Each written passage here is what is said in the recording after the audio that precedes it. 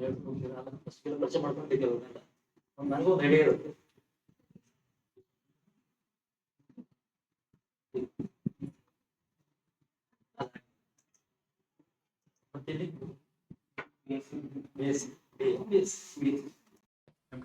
ಎಮ್.ಟೆಕ್. ನೀವು BSc B.Com. ಒಂದು ಸ್ವಲ್ಪ ಇವಾಗ ಸ್ವಲ್ಪ ಏನಂದ್ರೆ ಬೇರೆ ಬೇರೆ ಟೆಕ್ನಿಕಲಿ ಇದರೆಲ್ಲ ಬಂದಿದ್ದೀರಿ. ಇಲ್ಲಿ ಸರಳವಾಗಿ ಎಲ್ಲರನ್ನ ಒಂದು ಪರಿಗಣನೆಗೆ ತೊಗೊಂಡು ಇಲ್ಲಿ ಒಂದು ಕ್ಲಾಸ್ ಮಾಡಬೇಕಾಗುತ್ತೆ. ಇಲ್ಲಿ ನಿಮ್ಗೆ ಆಲ್ರೆಡಿ ಕೆಲವೊಂದು ಗೊತ್ತಿರೋ ವಿಚಾರಗಳಿರ್ತವೆ. ನೀವೆಲ್ಲ ಕನ್ನಡ ಮೀಡಿಯಮ್ ಆಗಿತ್ತು ಅಂತಂದರೆ ಕೆಲವೊಂದು ಕನ್ನಡ ಪದಗಳು ಭಾಳ ಚೆನ್ನಾಗಿ ಗೊತ್ತಿರ್ತವೆ. ಇಂಗ್ಲೀಷ್ ಮೀಡಿಯಮ್ ಆಗಿತ್ತು ಅಂದ್ರೆ ಸರ್ ಇಂಗ್ಲೀಷ್ ಗೊತ್ತು ನನಗೆ, ಯಾರೋ ಒಬ್ರು ಪಾಪ ತೋರಿಸಿದ್ರು, ಅವರೆಲ್ಲ ತೋರಿಸಿದ್ರು ಕನ್ನಡ ಅವ್ರಿಗೆ ಇಂಗ್ಲೀಷ್ನಲ್ಲಿ ಇಡ್ತಾ ಇದೆ, ಕನ್ನಡದಲ್ಲಿ ಇಡ್ತಾ ಇರೋದಿಲ್ಲ. ಈ ರೀತಿ ವ್ಯತ್ಯಾಸಗಳಾಗಿರ್ತವೆ. ಸೊ ಕೆಲವೊಬ್ರಿಗೆ ಕನ್ನಡದಲ್ಲಿ ಇಡ್ತಾ ಇರುತ್ತೆ, ಇಂಗ್ಲೀಷ್ನಲ್ಲಿ ಇಡ್ತಾ ಇರೋದಿಲ್ಲ. ಹೀಗಾಗಿ ಸ್ವಲ್ಪ ಅವರೆಲ್ಲ ಹುಡುಗರು ತೋರಿಸಿದ್ರು. ಯಾರೋ ಒಬ್ಬ ವಸತಿ ಎಲ್ಲ ವೊಕಬ್ಯುಲರಿ ಕೊಟ್ಟಿದ್ದೆ ನಾನು.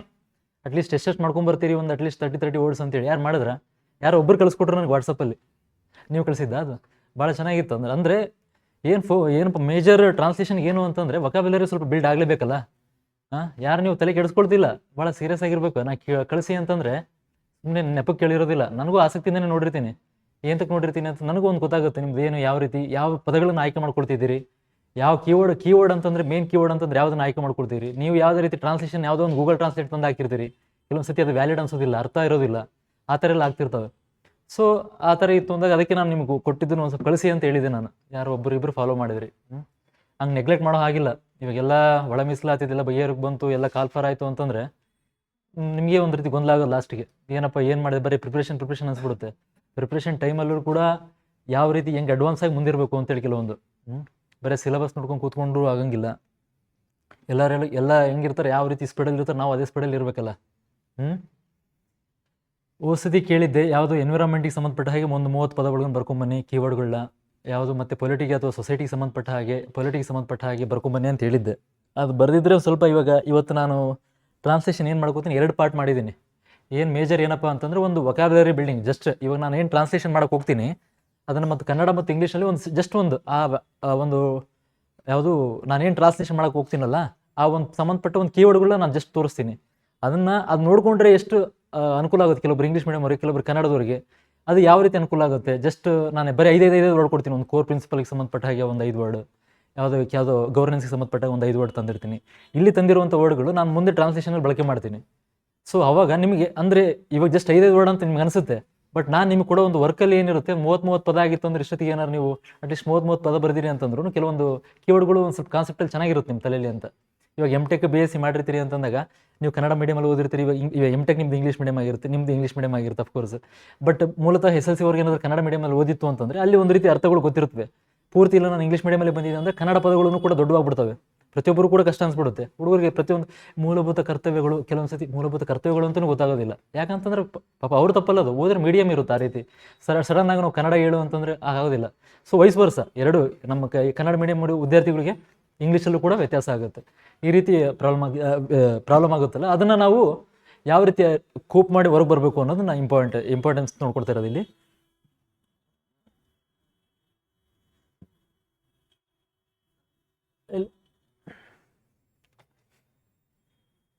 ಏನಪ್ಪ ಈ ಸತಿ ನಮ್ಮ ಈ ಒಂದು ಕ್ಲಾಸ್ನಲ್ಲಿ ಏನು ನಮ್ಮ ಮೇನ್ ಅಬ್ಜೆಕ್ಟಿವ್ ಏನಂತಂದರೆ, ಫಸ್ಟ್ ಪೊಲಿಟಿಕ್ಸ್ ಸಂಬಂಧಪಟ್ಟ ಹಾಗೆ ಇವಾಗ ನಾನು ಸಬ್ಜೆಕ್ಟ್ ವೈಸ್ ಬರ್ತೀನಿ ಕೆಲವೊಂದು ಸತಿ. ಯಾಕಂತಂದರೆ ನಿಮಗೆ ಇಲ್ಲಿ ಟ್ರಾನ್ಸ್ಲೇಷನ್ ಬರುತ್ತೆ ಅನ್ನೋದಾಯಿತು ಅಂದರೆ ಯಾವುದೋ ಮಲ್ಟಿಪಲ್ ಸಬ್ಜೆಕ್ಟ್ಸ್ ಬರೋದಿಲ್ಲ.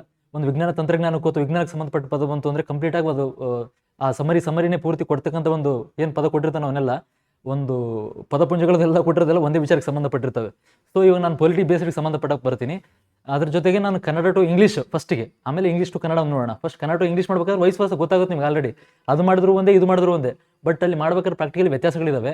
ಅದನ್ನಲ್ಲಿ ಯಾವ ರೀತಿ ಮಾಡ್ಬೋದು, ಎರಡು ಭಾಗ, ಒಂದು ಪ್ಯಾರಾಗ್ರಾಫನ್ನು ಮಾಡುವಂಥದ್ದು ಜೊತೆಗೆ ಇಲ್ಲಿ ವೊಕಾಬ್ಯುಲರಿ ಬಿಲ್ಡ್ ಮಾಡುವಂಥದ್ದು ಇವತ್ತು ಕಾನ್ಸೆಪ್ಟಲ್ಲಿ ಇದು ಮಾಡೋಣ. ಆಮೇಲೆ ಇವತ್ತು ಏನು ಕಲಿತೀವಿ ಎರಡನೇದು ವೊಕಾಬ್ಯುಲರಿ ಸಂಬಂಧಪಟ್ಟ ಸ್ವಲ್ಪ ಮಟ್ಟಿಗೆ ತಿಳ್ಕೊಳ್ತೀವಿ ಇವತ್ತು. Learn sentence and paragraph translation. ಒಂದು ಸಣ್ಣ ಪದಗಳನ್ನು ಫಸ್ಟ್ ಒಂದು ಸಣ್ಣ ವಾಕ್ಯಗಳನ್ನು ಮಾಡ್ಕೊಂಡು ಹೋಗೋಣ. ನಂತರದಲ್ಲಿ ಪ್ಯಾರಾಗ್ರಾಫ್ ಬರುತ್ತೆ. ಪ್ಯಾರಾಗ್ರಾಫನ್ನು ಅದನ್ನು ಯಾವ ರೀತಿ ಡಿವೈಡ್ ಮಾಡ್ಕೊಂಡು ಹೆಂಗೆ ಮಾಡೋಣ ಫಸ್ಟಿಗೆ ಅಂತೇಳಿ. ಇಲ್ಲಿ 2 ರೀತಿ ವ್ಯತ್ಯಾಸ. ನಾನು ಪದದಿಂದ ಪದಕ್ಕೆ ಮಾಡ್ತೀನಿ ಫಸ್ಟ್ಗೆ ಹೇಳಿದೆ, ಲಿಟ್ರಲ್ ಟ್ರಾನ್ಸ್ಲೇಷನ್ ನಮಗೆ ಬೇಕಾಗಿಲ್ಲ ಅಂತೇಳಿ. ಬಟ್ ನಿಮ್ಗೆ ಹೇಳ್ಬೇಕಾದ್ರೆ ನಾನು ಲಿಟ್ರಲ್ ಟ್ರಾನ್ಸ್ಲೇಷನ್ ಮಾಡ್ತೀನಿ ಫಸ್ಟು. ಅದರಲ್ಲಿ ನೀವು ನೋಡ್ತೀನಿ ಅಂದರೆ ಏನು, ಯಾವುದು ವರ್ಬ್ ಯಾವುದು, ಅದು ಯಾವ ಸಂಬಂಧಪಟ್ಟ ಯಾವ ಸಬ್ಜೆಕ್ಟ್ ಯಾವುದು, ಅಬ್ಜೆಕ್ಟ್ ಯಾವುದು, ಜಸ್ಟ್ ಮಿನಿಮಲ್ ವರ್ಬ್ ಯಾವುದು, ಆ ಫಾರ್ಮ್ಯಾಟಲ್ಲಿ ಇದೆಯಾ ಅದು, ಇವೆಲ್ಲ ಈ ಒಂದು ಅಂಶಗಳನ್ನ ಗಮನದಲ್ಲಿ ಇಟ್ಕೊಂಡು ನಾನು ಫಸ್ಟಿಗೆ ಒಂದು ಮಾಡಿರ್ತೀನಿ. ನೆಕ್ಸ್ಟ್ ಏನಪ್ಪ ಅಂತಂದರೆ ಪ್ರಾಕ್ಟೀಸ್ ಎಕ್ಸಾಮ್ ಓರಿಯೆಂಟೆಡ್ ಪ್ಯಾಸೇಜಸ್. ಅಂದರೆ ಎಕ್ಸಾಮ್ ಓರಿಯೆಂಟೆಡ್ ಅಂತಂದರೆ ಇವಾಗ ನಾನು ಸಿಲೆಬಸ್ ತಂದಿದ್ದೀನಿ. ಇಲ್ಲಿ ನಾನು ಹಳೆಯ ಪ್ರಶ್ನೆ ಪತ್ರಿಕೆ ತಂದು ನಿಮಗೆ ಸಡನ್ನಾಗಿ ಒಂದು ಡಿಫಿಕಲ್ಟಿನ ತಂದು ಅಥವಾ ಹೆಂಗೇ ಇರಲಿ, ಮಾಡರೇಟ್ ಇರಲಿ, ಡಿಫಿಕಲ್ಟ್ ಇರಲಿ, ಈಸಿ ಇರಲಿ, ಅದಂತ ನಿಮ್ಮ ಮುಂದೆ ಬಟ್ ಅದನ್ನು ಎದುರಿಸೋ ರೀತಿ ಇಲ್ಲ. ಒಂದು ಸರಳವಾಗಿರ್ತಕ್ಕಂಥ ವಾಕ್ಯಗಳನ್ನು ಹೆಂಗೆ ಸೆಂಟೆನ್ಸ್ಗಳನ್ನ ನೋಡಿಕೊಂಡು ಮಾಡೋ ರೀತಿಯಲ್ಲಿ ಫಸ್ಟ್ ಒಂದು ಸಣ್ಣದಾಗಿ ಮಾಡ್ಕೊಂಡು ಹೋಗಿರ್ತೀವಿ, ಸಣ್ಣ ಪ್ಯಾರಾಗ್ರಾಫ್ ಕೊಟ್ಕೊಂಡು ಅದನ್ನು ಯಾವ ರೀತಿ ಮಾಡ್ಕೊಂಡು ಯಾವ ರೀತಿ ಅದನ್ನು ನಾವು ಡೀಲ್ ಮಾಡ್ಕೊಂಡು ಹೋಗ್ಬೋದು ಅಂತೇಳಿ. ಆಮೇಲೆ ಯಾವನ್ನ ನಾವು ಕಾಮನ್ ಮಿಸ್ಟೇಕ್ನ ಯಾವ ಅವಾಯ್ಡ್ ಮಾಡಬೇಕು ಅನ್ನೋದನ್ನ ಇವತ್ತು ಫೋಕಸ್, ಈ 4 ವಿಚಾರಗಳ ಕುರಿತಾಗಿ ನಾನು ಇವತ್ತು ಡಿಸ್ಕಸ್ ಮಾಡ್ತೀನಿ ನಿಮ್ಮ ಜೊತೆ. ಇವತ್ತು ನಾನು ಪ್ಯಾರಾಗ್ರಾಫ್ ಒಂದು ಮಾಡ್ತೀನಿ. ಈ ಪ್ಯಾರಾಗ್ರಾಫ್ ಡೀಲ್ ಮಾಡೋದಕ್ಕಿಂತ ಮುಂಚಿತವಾಗಿ ನಿಮಗೆಲ್ಲ ಗೊತ್ತಿರುತ್ತೆ, ಕಾನ್ಸ್ಟಿಟ್ಯೂಷನ್ ಅಂತಂದರೆ ಕನ್ನಡ ಇಂಗ್ಲೀಷ್ ಮೀಡಿಯಮ್ ಅವ್ರಿಗೆ ಸಂವಿಧಾನ. ಇದು ಎಷ್ಟು ಜನ ಇಂಗ್ಲೀಷ್ ಮೀಡಿಯಮಲ್ಲಿ ಇದ್ದೀರಾ? ಬರೆಯೋರು ಯಾರು ಎಕ್ಸಾಮಿಗೆ ಬರೆಯೋರು ಎಷ್ಟು ಜನ ಇದ್ದೀರಾ? 3 ಜನ ಇದ್ದೀರಾ, 4 ಜನ ಇದ್ದೀರಿ. ನೀವು ಇಂಗ್ಲೀಷ್ ಮೀಡಿಯಮಲ್ಲಿ ಬರೀತೀರಿ. ಒಂದು ಕನ್ನಡ ಪದಗಳ ಬಗ್ಗೆ ಅದು ವಯಸ್ ವರ್ಷ ಏನು ಸಮಸ್ಯೆ ಇಲ್ಲ, ಎರಡನ್ನೂ ನೋಡ್ತಿರ್ತೀವಿ. ಇದರಲ್ಲಿ ಎರಡು ಕೂಡ ಗೊತ್ತಿರಲೇಬೇಕು ಕೂಡ. ಕಾನ್ಸ್ಟಿಟ್ಯೂಷನ್ ಅಂತಂದರೆ ಸಂವಿಧಾನ. ಇದನ್ನು ನೀವು ಇನ್ನೊಂದು ಹೇಳ್ತೀನಿ, ಇವರು UPSC ನಾನು ಇದು ಮಾಡ್ತಿರ್ತೀರಿ, ಅಲ್ಲೂ ಕೂಡ ನಿಮಗೊಂದು ಟ್ರಾನ್ಸ್ಲೇಷನ್ ಬಂದೇ ಬರುತ್ತೆ, ಅಲ್ಲಿ ನೀವು ಪಾಸ್ ಆಗಲೇಬೇಕು. ನಮ್ಮ ಒಬ್ಬ ಸ್ನೇಹಿತರನ್ನು ನೋಡಿದ್ದೆ, ಅವ್ರು ಫಿಲಿಮ್ಸ್ ಕ್ಲಿಯರ್ ಮಾಡೋರು, ಎಲ್ಲ ಕ್ಲಿಯರ್ ಮಾಡೋರು, ಫಸ್ಟ್ ಪೇಪರಲ್ಲಿ ಇದರಲ್ಲಿ ಸಾಮಾನ್ಯ ಕನ್ನಡದಲ್ಲಿ ಫೇಲ್ ಆಗಿರೋರು ಒಂದ್ಸತಿ. ಅದಕ್ಕೆ ಅಂತಲೇ ಅವ್ರು ಹ್ಯಾಂಡ್ ರೈಟಿಂಗ್ ಕ್ಲಾಸ್ ಹೋಗಿ, ಅದು ಕನ್ನಡ ಕ್ಲಾಸ್ ಹೋಗಿ ಅದನ್ನೇ ತಿಳ್ಕೊಂಡ್ರು ಇಂಗ್ಲೀಷ್ ಮೀಡಿಯಂ ಹುಡುಗ. ಅಂದರೆ ಹಂಗೂ ಆಗ್ತವೆ. ಸೊ ಯಾವುದನ್ನು ಕೂಡ ನಾವು ಸರಳವಾಗಿ ಪರಿಗಣಿಸುವಂಥದ್ದಲ್ಲ. ಕಾನ್ಸ್ಟಿಟ್ಯೂಷನ್ ಅಂತಂದರೆ ಮಲ್ಲೆ ಮಾತು. ಇದು ಈ ಕೀಟನ್ನು ನೋಡ್ಕೊಳ್ಳೋಣ. ಫಸ್ಟು ಏನು ಹೇಳ್ತೀವಿ? ಸಂವಿಧಾನ ಅಂತ ಹೇಳ್ತೀವಿ. ಡೆಮೋಕ್ರಸಿ ಅಂತಂದರೆ ಪ್ರಜಾಪ್ರಭುತ್ವ. ಈ ಕೀವರ್ಡ್ಗಳನ್ನ ನಾನು ಹೇಳ್ತಿರೋದನ್ನ ಪದೇ ಹೇಳ್ತೀನಿ. ಒಂದು ಸಮ್ಟೈಮ್ಸ್ ಸಡನ್ನಾಗಿ ಯಾವುದೋ ಒಂದು ಪೀಠಿಗೆನ ತಂದು ಇಟ್ಬಿಡ್ತಾನೆ. ಪೀಠಿಗೆ ಅಂದರೆ ಅದನ್ನು ಯೂಸ್ ಮಾಡಿಕೊಂಡು ಒಂದು 10 ಪದಗಳ ತಂದು ಒಂದು 10 ಸೆಂಟೆನ್ಸ್ ಇಟ್ಬಿಡ್ತಾನೆ. ಸೊ ಒಂದು ಕೀವರ್ಡ್ ಗೊತ್ತಿಲ್ಲ ಅಂತಂದ್ರೆ ನಿಮ್ಮ ಕೈ ಓಡೋದಿಲ್ಲ ಅಲ್ಲಿ ಎಕ್ಸಾಮಲ್ಲಿ. ಇಲ್ಲಿ ಸರಳ ಅನ್ಸ್ಬಿಡ್ತವೆ ಎಲ್ಲ ನೋಡಲಿಕ್ಕೆ, ಎಷ್ಟು ಈಸಿ ಇದೆ, ಎಷ್ಟು ಇದೆಯಲ್ಲ ಅಂತ. ಅಲ್ಲಿ ಕೈ ಇಟ್ಟಾಗ ಏನಪ್ಪ ಈ ಕೀವರ್ಡ್ ಏನು ಕೀವರ್ಡ್ ಏನೋ ಮುಂದಕ್ಕೆ ಹೋಗೋದಿಲ್ಲ, ಸೆಂಟೆನ್ಸ್ ಮುಂದಕ್ಕೆ ಹೋಗೋದಿಲ್ಲ, ನಿಂತು ಬಿಡುತ್ತೆ ಅಲ್ಲಿ ಸ್ಟ್ರಕ್ಕಾಗಿ. ಸರಳ ಅಂದರೂ ಕೂಡ ಎಲ್ಲನೂ ಒಂದು ಬೇಸಿಕ್ಕಿಂದನೇ ಹೋಗೋಣ. ಇಲ್ಲಿ ಎಲ್ಲರೂ ಹೊಸಬರಿದ್ದೀರಿ, ಈಗ ತಾನೇ ಮುಗಿಸ್ಕೊಂಡ್ಬಂದವರಿದ್ದೀರಿ. ಪಾರ್ಲಿಮೆಂಟ್ ಅಂದರೆ ಸಂಸತ್ತು. ಸಮ್ಟೈಮ್ಸ್ ಪಾರ್ಲಿಮೆಂಟ್ ಸ್ಪೆಲ್ಲಿಂಗ್ ತಪ್ಪರೆ ಸಾಧ್ಯತೆಗಳಿರ್ತವೆ, ಅದನ್ನು ಸರಿಯಾಗಿ ನೋಡ್ಕೋಬೇಕು. ಇಲ್ಲಿ ಬಂದು ಇಲ್ಲಿ ಸೇರಿರುತ್ತೆ ಯಾವುದು?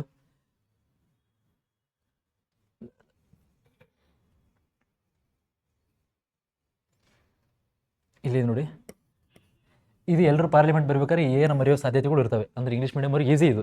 ಕನ್ನಡ ಮಾಧ್ಯಮದವ್ರಿಗೆ ಪಾರ್ಲಿಮೆಂಟ್ ಬರೀರಿ ಅಂತ ಏನಾರು ಕೊಟ್ಟಾಗ ಸಡನ್ನಾಗಿ ಇದು ಸಣ್ಣ ಮಿಸ್ಟೇಕ್ ನೋಡ್ತಾರ ಸರ್ ಅಂತಂದ್ರೆ ಕೆಲವೊಂದು ಸತಿ ಗಮನಕ್ಕೆ ಬರುತ್ತೆ. ನೀವು ಎಷ್ಟರ ಮಟ್ಟಿಗೆ ಒಬ್ಬ ಸಬ್ ಇನ್ಸ್ಪೆಕ್ಟರ್ ಆಗೋರಂಥವ್ರು ಏನೋ ಸರಳವಾಗಿ ಯಾವ ತಪ್ಪುಗಳು ಮಾಡ್ತೀರಿ ಅಂದಾಗ ನಾನು ಇಂಪ್ರೆಷನ್ ಹೋಗುತ್ತೆ ನಿಮ್ಗೆ ವ್ಯಾಲ್ಯೂಯೇಷನ್ ಮಾಡಬೇಕಾದ್ರೆ. ಆ ರೀತಿ ಹೇಳ್ತಾರೆ. ಸಣ್ಣ ತಪ್ಪುಗಳು ಹೇಳಿದೆ, ನೀವು ಎಕ್ಸಾಂಪಲ್ ಕೊಟ್ಟಿದ್ದೆ ಹೊಸತಿ, ರಿಸೀವ್ ಆ ಥರ ಸಣ್ಣ ಪದಗಳನ್ನು ತೋರಿಸಿದಾಗ ಅಯ್ಯೋ ಮನುಷ್ಯ ಇಷ್ಟು ಗೊತ್ತಿಲ್ವ ಇವನಿಗೆ ಅಂತ ಅನಿಸುತ್ತೆ. ಅಂದರೆ ಇವಾಗೆಲ್ಲ ನಮ್ಮ ಆಫೀಸರ್ ಹೋಗೋದಾಗ ನಮ್ಮ ಸಿಬ್ಬಂದಿಗಳು ನಮ್ಮ ನೋಡ್ತಿರ್ತಾರೆ. ಸೊ ಹೇಳ್ತಾ ಇರೋದು ನಾವು ಆಫೀಸರ್ ರೀತಿನ ನಾವು ವರ್ತನೆ ಮಾಡಬೇಕಲ್ಲ, ಎಲ್ಲೋ ಮುಂದೆ ಹೋದ್ರು ಕೂಡ ಅದೇ ರೀತಿಯಲ್ಲಿ ಇರಬೇಕು ನಾವು.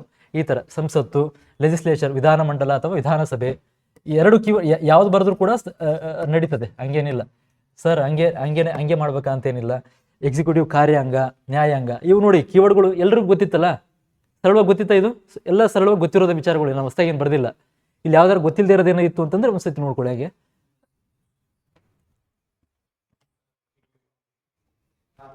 ಸರಿ,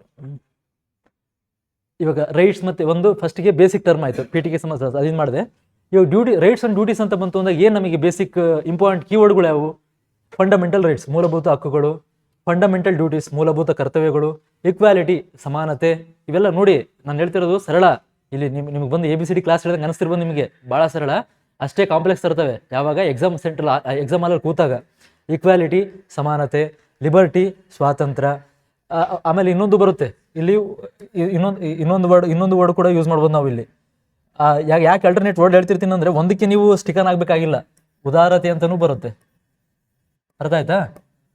ಉದಾರತೆ ಅಂತಲೂ ಬರುತ್ತೆ, ನಾವು ಬಳಸ್ಬೋದು, ಬಳಸೇನೂ ಇರ್ಬೋದು ಅಂತಲ್ಲ. ಬಟ್ ಕೆಲವೊಂದು ಪುಸ್ತಕದಲ್ಲೂ ಕೂಡ ನೇರವಾಗಿ ಕೊಟ್ಟಿದ್ದಾನೆ ಉದಾರತೆ, ಆ ಥರನೂ ಬಳಸ್ಬೋದು. ಜಸ್ಟಿಸ್, ನ್ಯಾಯ.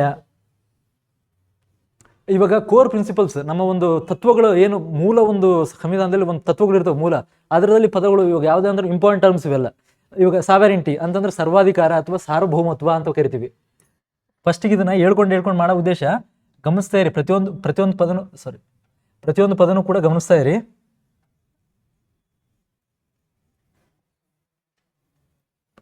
ಇಲ್ಲಿ ನೋಡಿ ಯಾವ್ದಿತ್ತಲ್ಲ ಇದು,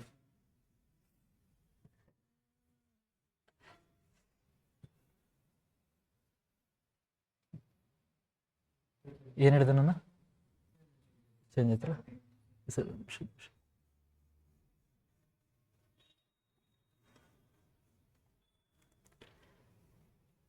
ಸರ್ವಾಧಿಕಾರ ಅಥವಾ ಸಾರ್ವಭೌಮತ್ವ, ಈ ಎರಡು ಪದಗಳು ಕೂಡ ಗೊತ್ತಿರಲಿ.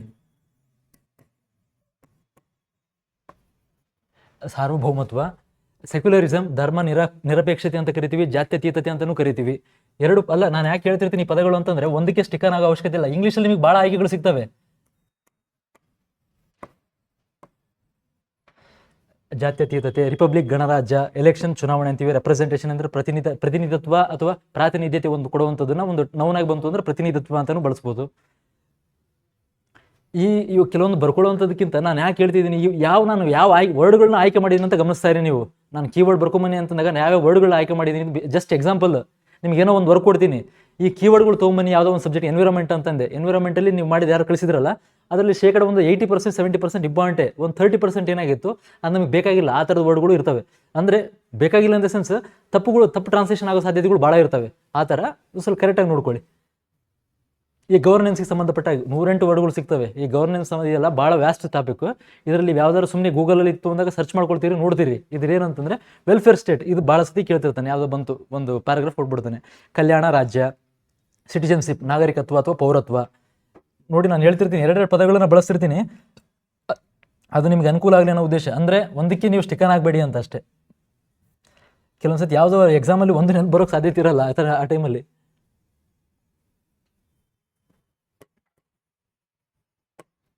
ಪೌರತ್ವ, ಕಮಿಟಿ ಅಂತ ಇದು ಸ್ಪೆಲ್ಲಿಂಗ್ಗಳು ಅವೇರ್ ಇರಬೇಕು. ನಾನೇನು ಬಳಸ್ತಿರ್ತೀನಿ, ಕಮಿಟಿ, ಸಮಿತಿ, ಪಾಲಿಸಿ, ನೀತಿ ಅಥವಾ ನಿಯಮಗಳು, ರೂಲ್ಸ್ ಅಂತ ಬಳಸ್ತೀವಿ, ಅಥವಾ ನೀತಿ ನಿಯಮ. ಈ ಕೀವರ್ಡ್ಗಳನ್ನ ನಾನು ನೋಡ್ಕೊಳ್ತೀರಿ. ವೆಲ್ಫೇರ್ ಸ್ಟೇಟ್, ಸಿಟಿಜನ್ಶಿಪ್, ಕಮಿಟಿ, ಅದು ನಾನು ಒತ್ತಿ ಹೇಳ್ತಿರ್ತೀನಿ. ಕೆಲವೊಂದನ್ನು ನೋಡ್ಕೋತೀರಿ. ಕಮಿಟಿ, ಪಾಲಿಸಿ, ಈ ಥರ ಒಂದು ಕೀವರ್ಡ್ಗಳು ಆಯ್ತಲ್ಲ.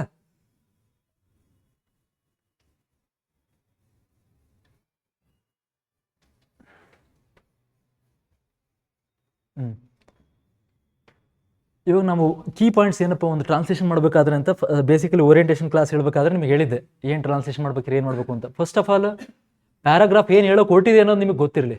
ಯಾವ ವಿಚಾರದ ಬಗ್ಗೆ ಡಿಸ್ಕಸ್ ಮಾಡೋಕೆ ಕೊಟ್ಟಿದ್ದಾರೆ ಅವ್ರು ಪ್ಯಾರಾಗ್ರಾಫಲ್ಲಿ ಅಂತೇಳಿ ಗೊತ್ತಿರಲಿ. ಆ ಬೇಸಿಕ್ ಐಡಿಯಾ ಇತ್ತು ಅಂತಂದ್ರೆ ಹೇಳಿದೆ ಒಂದು ಚೀಟು ಕೂಡ ಮಾಡ್ಬೋದು ನಾವು ಅದರಲ್ಲಿ. ಕೆಲವೊಂದು ಸತಿ ವಾಕ್ಯ ಪದದಿಂದ ಹೋಗಿ ಅದನ್ನು ನಾವು ಹಿಂಬಾಲಿಸೋ ಅವಶ್ಯಕತೆ ಇರೋದಿಲ್ಲ. ಅವ್ನು ಏನು ಹೇಳೋ ಕೊಟ್ಟಿದ್ದಾನೆ ಅಂತ ಒಂದು ಕಾನ್ಸೆಪ್ಟ್ ಗೊತ್ತಾಯಿತು ಅಂದರೆ, ಲಾಸ್ಟಿಗೆ ಏನೂ ಗೊತ್ತಾಗಲಿಲ್ಲ ಅಂತಂದ್ರೆ ಅವ್ನು ಏನು ಹೇಳೋ ಕೊಟ್ಟಿದ್ದಾನೆ ಅಂತ ಒಂದು ಮೆಸೇಜ್ ಗೊತ್ತಾಯಿತು ಅಂದರೂ ಕೂಡ ಕನ್ವೆ ಮಾಡ್ಬರ್ಬೋದು. ಅಂದರೆ ಪೂರ್ತಿ ಇದು ಲಾಸ್ಟ್ ರಿಸಲ್ಟಲ್ಲಿ ಇಡ್ಬೇಕು. ಇದನ್ನು ಫಸ್ಟಿಗೆ ಅದು ಮಾಡೋವಂಥದ್ದಿಲ್ಲ. ಈ ಫಸ್ಟ್ ಏನಪ್ಪ ಪ್ಯಾರಾಗ್ರಾಫ್ನ ಕಂಪ್ಲೀಟಾಗಿ ಓದೋವಂಥದ್ದು. ಆಮೇಲೆ ಕೀವರ್ಡ್, ಇವಾಗ ಹೇಳಿದ ಕೀವರ್ಡ್ಗಳು ಅರ್ಧ ಸಿಕ್ತು ಅಂದರೆ ನಿಮ್ಗೆ ಅರ್ಧ ಟ್ರಾನ್ಸ್ಲೇಷನ್ ಆದಂಗೆ. ಯಾಕಂತಂದ್ರೆ ನಿಮ್ಗೆ ಒಂದು ಕಾನ್ಫಿಡೆನ್ಸ್ ಬಂದ್ಬಿಡುತ್ತೆ. ಒಂದು ಕೀವರ್ಡ್ಸ್ ಬಿಡ್ಬೇಕಾದ್ರೆ ಯಾವ್ದಾರು ಈ ಪದ ಗೊತ್ತಿದೆ ಅಂತ ಎಷ್ಟು ಗೊತ್ತಾಯಿತು ಅಂದರೆ, ನಿಮಗೆ ಗೊತ್ತಿರುವಂಥ ಸರಳ ಇಂಗ್ಲೀಷಲ್ಲೇ. ಏನು ಸರಳ ಇಂಗ್ಲೀಷ್ ಅಂತಂದರೆ, ಟೆನ್ಸ್ಗಳು ಐಡೆಂಟಿಫೈ ಮಾಡೋದು ಗೊತ್ತಾಯಿತು ಅಂತಂದ್ರೆ ನಿಮ್ಗೆ ಅದೇ ಸರಳ ಇಂಗ್ಲೀಷು. ಅಷ್ಟು ಕೀವರ್ಡ್ ಗೊತ್ತಿತ್ತು, ಟೆನ್ಸ್ಗಳು ಐಡೆಂಟಿಫೈ ಮಾಡೋದು ಐಡಿಯಾ ಇತ್ತು ಅಂತಂದರೆ ನಿಮ್ಗೆ ಈಸಿನೇ ಆಗೋಗುತ್ತೆ ಟ್ರಾನ್ಸ್ಲೇಷನ್. ಶೇಕಡ ಒಂದು 70% 80% ಚೆನ್ನಾಗಿ ಆಗೋಗ್ಬಿಡುತ್ತೆ. ಅದು ನೀವು ಭಾಳ ಗಮನ ಇಟ್ಕೊಂಡು ಇಷ್ಟು ಉದ್ದ ಬರೀಬೇಕಾ, ಅವಶ್ಯಕತೆ ಇಲ್ಲ. ಸರಳ ವಾಕ್ಯಗಳನ್ನೇ ಬಿಡಿಸಿ ಬರೆದ್ರು ಕೂಡ ಸಣ್ಣ ವಾಕ್ಯಗಳ ರಚನೆ ಮಾಡಿ. ನೀವು ದೊಡ್ಡದು ಮಾಡಬೇಕು ಅಂತ ಅವಶ್ಯಕತೆ ಇಲ್ಲ. ಇಂಗ್ಲೀಷ್ ಆಗಲಿ ಕನ್ನಡ ಆಗಲಿ ಸರಳ ವಾಕ್ಯನೇ ಮಾಡ್ಕೊಂಡು ಹೋಗಿ. ನೀವು ಕಾಂಪ್ಲೆಕ್ಸ್ ಮಾಡಿ ಅವ್ರು ಕೊಟ್ಟಿದ್ದಾರೆ ಸರ್, ಒಂದು ಅಲ್ಪವಿರಾಮ ಮುಂದಕ್ಕೆ ಹಂಗೆ ಹೋಗಿದ್ದಾರೆ ಸರ್, ಅಷ್ಟು ಉದ್ದ ಹೋಗಲಿ, ತಪ್ಪೇನಿಲ್ಲ. ವಾಕ್ಯಗಳು ನಿಮಗೆ ಸರಿ ಅನಿಸ್ತು ಅಂದರೆ ಒಂದು ಕಲ್ಲಿಗೆ ಫುಲ್ ಸ್ಟಾಪ್ ಆಗಿ ನಿಲ್ಲಿಸಿ. ಅದನ್ನು ನಾವು ತಪ್ಪು ಮಾಡ್ತಾ ಇಲ್ಲ. ಇಲ್ಲಿ ಅರ್ಥ ಕೆಡದ ಹಾಗೆ ನಾವು ಒಂದು ಸಣ್ಣ ವಾಕ್ಯಗಳನ್ನು ಮಾಡಿಕೊಂಡು ಅದನ್ನು ನಾವು ಕಂಪ್ಲೀಟ್ ಮಾಡ್ತಾ ಇದ್ದೀವಿ ಸೆಂಟೆನ್ಸ್ನ. ನಮ್ಮ ನಾಲೆಜ್ ನೋಡ್ತಿದ್ದಾನೆ, ಒಪ್ಕೊಂತೀನಿ. ಅದ್ರ ಜೊತೆಗೆ ಅರ್ಥ ಕೆಡ್ತಾ ಇದೆಯಾ ಅಂತಲೂ ನೋಡ್ತಿರ್ತಾನೆ ಅವನು. ಅರ್ಥ ಕೆಡಲಿಲ್ಲ ಅಂದ್ರೆ ಸಾಕು, ಅರ್ಧ ನೀವು ಆ ರೂಟಲ್ಲಿ ಕರೆಕ್ಟಾಗಿದ್ದೀರಿ ಅಂತಲೇ ಅರ್ಥ. ಐಡೆಂಟಿಫೈ ದ ಮೇನ್ ಕೀವರ್ಡ್ಸ್ ಆಯಿತಾ. ಬ್ರೇಕ್ ಇಂಟು ಶಾರ್ಟ್ಸ್ ಹೇಳಿದೆ ನಾನು. ಸರಳವಾದಂಥ ಸೆಂಟೆನ್ಸ್ಗಳನ್ನ ಶಾರ್ಟ್ ಮಾಡ್ಕೊಳ್ಳಿ. ಆಮೇಲೆ ಫಸ್ಟಿಗೆ ನಾನು ರೀಅರೇಂಜ್ ದ ಕನ್ನಡ ವರ್ಡ್ಸ್ ಅಂತ ಹೇಳ್ತೀನಿ. ಯಾಕೆ ಹೇಳ್ತೀನಿ ಅಂತಂದರೆ, ಫಸ್ಟಿಗೆ ಟ್ರಾನ್ಸ್ಲೇಷನ್ ಮಾಡಬೇಕಾದ್ರೆ ನಿಮಗೊಂದು ಫಸ್ಟಿಗೆ ವರ್ಡ್ ಬೈ ವರ್ಡ್ ಮಾಡಿ ತೋರಿಸ್ತೀನಿ. ಆಮೇಲೆ ವಾಕ್ಯಗಳು ರಚನೆ ಮಾಡಬೇಕಾದ್ರೆ ಆ ಕಡೆ ಈ ಕಡೆ ಮಾಡಬೇಕಾದ್ರೆ ಯಾವ ರೀತಿ ಇಂಗ್ಲೀಷ್ ಆಗಲಿ ಕನ್ನಡ ಆಗಲಿ ಫಸ್ಟಿಗೆ ಒಂದು ವರ್ಡ್ ಅರ್ಥ ನೋಡ್ಕೊಂಡು ಹೋಗ್ತೀವಿ. ಆಮೇಲೆ ಅದರಲ್ಲಿ ಈಸ್ ಅಲ್ಲೋಗಿರುತ್ತೆ, ಇಲ್ಲೋಗಿರುತ್ತೆ. ಲಾಸ್ಟಿಗೆ ನಾವು ಒಂದೇ ಆದಂಥ ಒಂದು ವಾಕ್ಯ ರಚನೆ ಮಾಡೋ ರೀತಿ ಅದು ಬೇರೆ ಆಗುತ್ತೆ. ಆಮೇಲೆ ವರ್ಡ್ ಆರ್ಡರ್ ಆಯಿತು. Translate sentence by sentence first ಹೇಳಿದೆ. ಫಸ್ಟಿಗೆ ನಾನು ಪದದಿಂದ ಪದ ಅಂತ ಹೇಳಿಲ್ಲ ನಿಮಗೆ. ಅದು ಏನು ಕಲಿಕೆ ಸಂದರ್ಭದಲ್ಲಿ ಪದದಿಂದ ಪದವನ್ನು ಮಾಡೋಣ. ಬಟ್ ಅಲ್ಲಿ ಹೋದ ತಕ್ಷಣ ಅದನ್ನೇ ಮಾಡ್ಕೊಂಡು ಕೂತ್ರೆ ಇಲ್ಲಿ ಟೈಮು ಅದಿದಾಗುತ್ತೆ. ಇಲ್ಲಿ ಫಸ್ಟಿಗೆ ನಿಮ್ಗೆ ತಿಳಿಸೋ ಉದ್ದೇಶದಿಂದ ಬೇರೆ ರೀತಿ ಮಾಡ್ತೀನಿ ನಾನು. ಅಲ್ಲಿ ನೋಡ್ಬೇಕಾದ್ರೆ ನೀವು ಒಂದು ವಾಕ್ಯನ ಓದ್ಕೊಳ್ಳುವಂಥದ್ದು, ಅದು ವಾಕ್ಯ ಏನು ಹೇಳುತ್ತೆ ಅಂತೇಳಿ ನಿಮ್ಮದೇ ಆದಂಥ ಸೆಂಟೆನ್ಸಲ್ಲಿ ಬರೆಯುವಂಥದ್ದು ಹಂಗೆ ಆಗ್ತಿರ್ಬೇಕಲ್ಲಿ.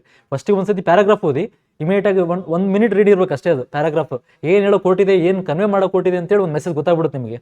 ಅದಾದ ನಂತರದಲ್ಲಿ ನೀವು ಸೆಂಟೆನ್ಸ್ ಬೈ ಸೆಂಟೆನ್ಸ್ ಹೋಗಿ. ವರ್ಡ್ ಬೈ ವರ್ಡ್ ಯಾವಾಗ ಅಂತಂದ್ರೆ ಕೀವರ್ಡ್ಸ್ಗಳಿಗೆ ಬೇಕಾದ್ರೆ ಮಾರ್ಕ್ ಮಾಡ್ಕೊಂಡು ಹೋಗಿ. ಈ ಪ್ರೆಸೈಸ್ ರೈಟಿಂಗ್ ಬರೀತಿರ್ತೀರಿ, ಹೇಳಿದೆ 1/3 ಮಾಡಬೇಕಾಗಿರುತ್ತೆ. ಅಲ್ಲಿ ನೀವು ಕಸನೆಲ್ಲ ತೆಗಿಬೇಕು ಅಂತ ಹೇಳಿದೆ ನೀವು. ಆ ಟೈಮಲ್ಲಿ ಎಲ್ಲ ಬೇರೆ ರೀತಿ ಡಬಲ್ ಆಗಿರುತ್ತೆ, ವರ್ಡ್ಗಳನ್ನ ಭಾಳ ಪುನರ್ಬಳಕೆ ಮಾಡಿರ್ತಾನೆ, ಅವೆಲ್ಲ ಅವಶ್ಯಕತೆ ಇರೋದಿಲ್ಲಲ್ಲ. ಸೊ ನಾವು ಅಲ್ಲಿ ಕೀವರ್ಡ್ಗಳು ಮಾಡ್ಕೊಂಡು ಹೋಗ್ತೀವಿ. ಯಾಕಂದರೆ 90 ಪದ ಇದ್ದು 30 ಪದ ಮಾಡಬೇಕಪ್ಪ, ಅರ್ಥ ಕೆಡದ ಹಾಗೆ ಮಾಡ್ಬೇಕು. ಅದನ್ನು ಅವಾಗ ಏನು ಮಾಡ್ಬೇಕು ಸಾಧ್ಯ, ಮತ್ತು ಕೀವರ್ಡ್ಗಳು ಯೂಸ್ ಮಾಡ್ಕೊಳ್ಳೇಬೇಕು, ಮಾರ್ಕ್ ಮಾಡ್ಕೊಳ್ಳೇಬೇಕು, ಅದೇ ಸ್ಟ್ರಾಟಜಿ ಇರೋದು. ಅದರ್ವೈಸ್ ನೀವೇನು ಮಾಡ್ತೀರಿ, 10ಕ್ಕೆ 8-9 ಮಾರ್ಕ್ 8-9 ಬರೋ ಮಾರ್ಕ್ಸ್ 5-4ಕ್ಕೆ ನಿಲ್ತ್ಬಿಡುತ್ತೆ. ಈ ಒಂದು ಪ್ರೆಸೆಸ್ ರೇಟಿಂಗಲ್ಲೂ ಕೂಡ ನಿಮಗೆ ಹೇಳಿದೆ ಕೂಡ 30 ಮಾರ್ಕ್ಸ್ ಅವನ್ನ ಮುಂದೆನೇ ಇಟ್ಟಿರ್ತಾನೆ, ತಗೊಳ್ಳೋದು ನಮಗೆ ಬಿಟ್ಟಿದ್ದಷ್ಟೇ. ಇಂಗ್ಲೀಷಿಂದ ಕನ್ನಡ ಕೊಡ್ತಾನೆ, ಇನ್ನು ಇದಕ್ಕಿಂತ ಹೆಚ್ಚಿಂದ ಏನು ಬೇಕು ಹೇಳಿ. 30 ಮಾರ್ಕ್ಸ್ ಅವನೇ ಕೊಟ್ಟು ನಿಮ್ಮ 30 ಮಾರ್ಕ್ಸ್ ತಗೊಳ್ಳಿ ಅಂತ ಹೇಳ್ತಾನೆ. 20 ಮಾರ್ಕ್ಸ್ ನಿಮ್ಮ ಒಂದು ಎಬಿಲಿಟಿ ಏನು ಪ್ರಬಂಧ ಹೇಳಿದೆ ಅದು ನಿಮ್ಮ ಒಂದು ಸಾಮರ್ಥ್ಯದ ಮೇಲೆ ಹೋಗುತ್ತೆ. ಅದು ನಿಮ್ಮ ಒಂದು ಪದಗಳ ಎಷ್ಟು ಮಟ್ಟಿಗೆ ಸಂಗ್ರಹ ಐತೆ ನಿಮ್ಮ ಹತ್ರ, ಪದಪುಂಜ ಹೆಂಗೆ ಬಳಸ್ತೀರಿ, ಯಾವ ರೀತಿ ಇರುತ್ತೆ ಅನ್ನೋದ್ರ ಮೇಲೆ ಪ್ರಬಂಧ ಹೋಗುತ್ತೆ. ಆಮೇಲೆ ನಾನು ಹೇಳಿದೆ, ಒಂದು ನೀವು ಆಯಿತು ಇಂಗ್ಲೀಷ್ ಟು ಕನ್ನಡ ಮಾಡ್ತಿದ್ದೀರಿ, ಅವಾಗ ನೀವು ಬರ್ತಿರ್ತಕ್ಕಂಥ ವಾಕ್ಯ ಸರಿ ಇದೆಯಾ. ಇವಾಗ ನನ್ನ ಎಬಿಲಿಟಿ ಏನಪ್ಪ, ನಾನು Kannada medium student, English to Kannada ನನಗೆ ಭಾಳ ಸರಳ ಆಗುತ್ತೆ, ಕನ್ನಡ ಟು ಇಂಗ್ಲೀಷ್ ನಮಗೆ ಟಫ್ ಆಗುತ್ತಲ್ಲ. ನಾನು ಬರ್ದಿರುವಂಥ ಕನ್ನಡ ಒಂದು ವಾಕ್ಯನಾದರೂ ನಾನು ಕರೆಕ್ಟಾಗಿ ಬರ್ದಿದ್ದೀನ. ಯಾಕಂದ್ರೆ ಸ್ಕೋರ್ ನೀವು ಅಟ್ಲೀಸ್ಟ್ 10ಕ್ಕೆ 8 ಮಾರ್ಕ್ಸ್ ತೊಗೊಂಡಿರ್ಬೇಕಿಲ್ಲ ಇಂಗ್ಲೀಷ್ ಟು ಕನ್ನಡ ಆದಾಗ. ಕನ್ನಡ ಟು ಇಂಗ್ಲೀಷ್ ಆಯ್ತು, ನನ್ನ ಎಬಿಲಿಟಿ ಎಷ್ಟಿದೆಯಪ್ಪ, 4ಕ್ಕೆ ಬರಲಿ 5 ಬರಲಿ, ಬಟ್ ಬರೋ ಸ್ಕೋರ್ ಇಲ್ಲೇ ಆಗ್ಬಿಟ್ಟು ಆವ್ರೇಜ್ ಒಂದು 6-7 ಯಾಕೆ ಮಾಡ್ಕೋಬಾರ್ದು. ಅರ್ಥ ಆಯ್ತಾ ನಾನು ಹೇಳೋದು.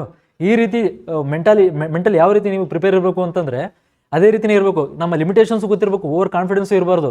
ಕಲಿಯೋದಕ್ಕೆ ಎಷ್ಟಾಗುತ್ತೋ ಅಷ್ಟು ಚೆನ್ನಾಗೂ ಕಲಿಬೇಕು, ಲಿಮಿಟೇಷನ್ಸ್ ಗೊತ್ತಿರಬೇಕು. ಹಂಗಂತ ಹೇಳ್ಬಿಟ್ಟು ನಾನು ಎನಿ ಟೈಮ್ ಪಾಸಿಟಿವ್ ಇರೋಣ ಹಂಗಂತ ಹೇಳ್ಬಿಟ್ಟು ಈಗೋಯಿಸ್ಟಿಕ್ ಆಗಬಾರ್ದಲ್ಲ. ಕಲಿಯೋ ಟೈಮಲ್ಲಿ ಕಲಿಯೋಣ, ಗೊತ್ತಿರೋ ಪದಗಳನ್ನ ತಿಳ್ಕೊಳ್ಳೋಣ. ಏನೋ ಆಯಿತು ಅಂತಂದರೆ ನನ್ನ ಲಿಮಿಟೇಷನ್ಸ್ ಇಲ್ಲಿದೆ, ಎಷ್ಟು ಕಲ್ತ್ರೂ ನನಗೆ ಇಂಥ ಬರ್ತಾ ಇದೆಯಾ, ಇಂಗ್ಲೀಷ್ ಎಡೌಟ್ ಆಗ್ತಿದೆಯಾ, ಈ ಎಡೌಟಿಂದ ಬರಲಿಕ್ಕೆ ನಾನು ಪರ್ಯಾಯವಾಗಿ ಏನು ಮಾಡ್ಬೋದು, ಅಲ್ಟರ್ನೇಟಿವ್ ಮೆಥಡ್ ಏನು. ನಾನು ನಿಮಗೆ ಎಕ್ಸಾಂಪಲ್ ಹೇಳಿದ್ದೆ, ನಾನು ಫಸ್ಟ್ ಪೇಪರ್ ಕೇವಲ 30 ಮಾರ್ಕ್ಸ್ ಬಂದು. ಯಾಕೆ ಬಂದು, ಫಸ್ಟ್ ಟೈಮ್ ನಾನು ಬರೆದಿದ್ದೆ, ಡಿಗ್ರಿ ಮುಗಿದ ತಕ್ಷಣ ನಂದು ಆಗಿದ್ದು ಸಬ್ ಇನ್ಸ್ಪೆಕ್ಟರ್. ಆ ಟೈಮಲ್ಲಿ ಬರೆದಾಗ ನನಗೇನಾಗಿತ್ತು, 50 ಮಾರ್ಕ್ಸಿಗೆ ಬರೀಬೇಕಾಗಿತ್ತಲ್ಲ, 40 ಮಾರ್ಕ್ಸಿಗೆ ಬರೆದು ಬಂದೆ.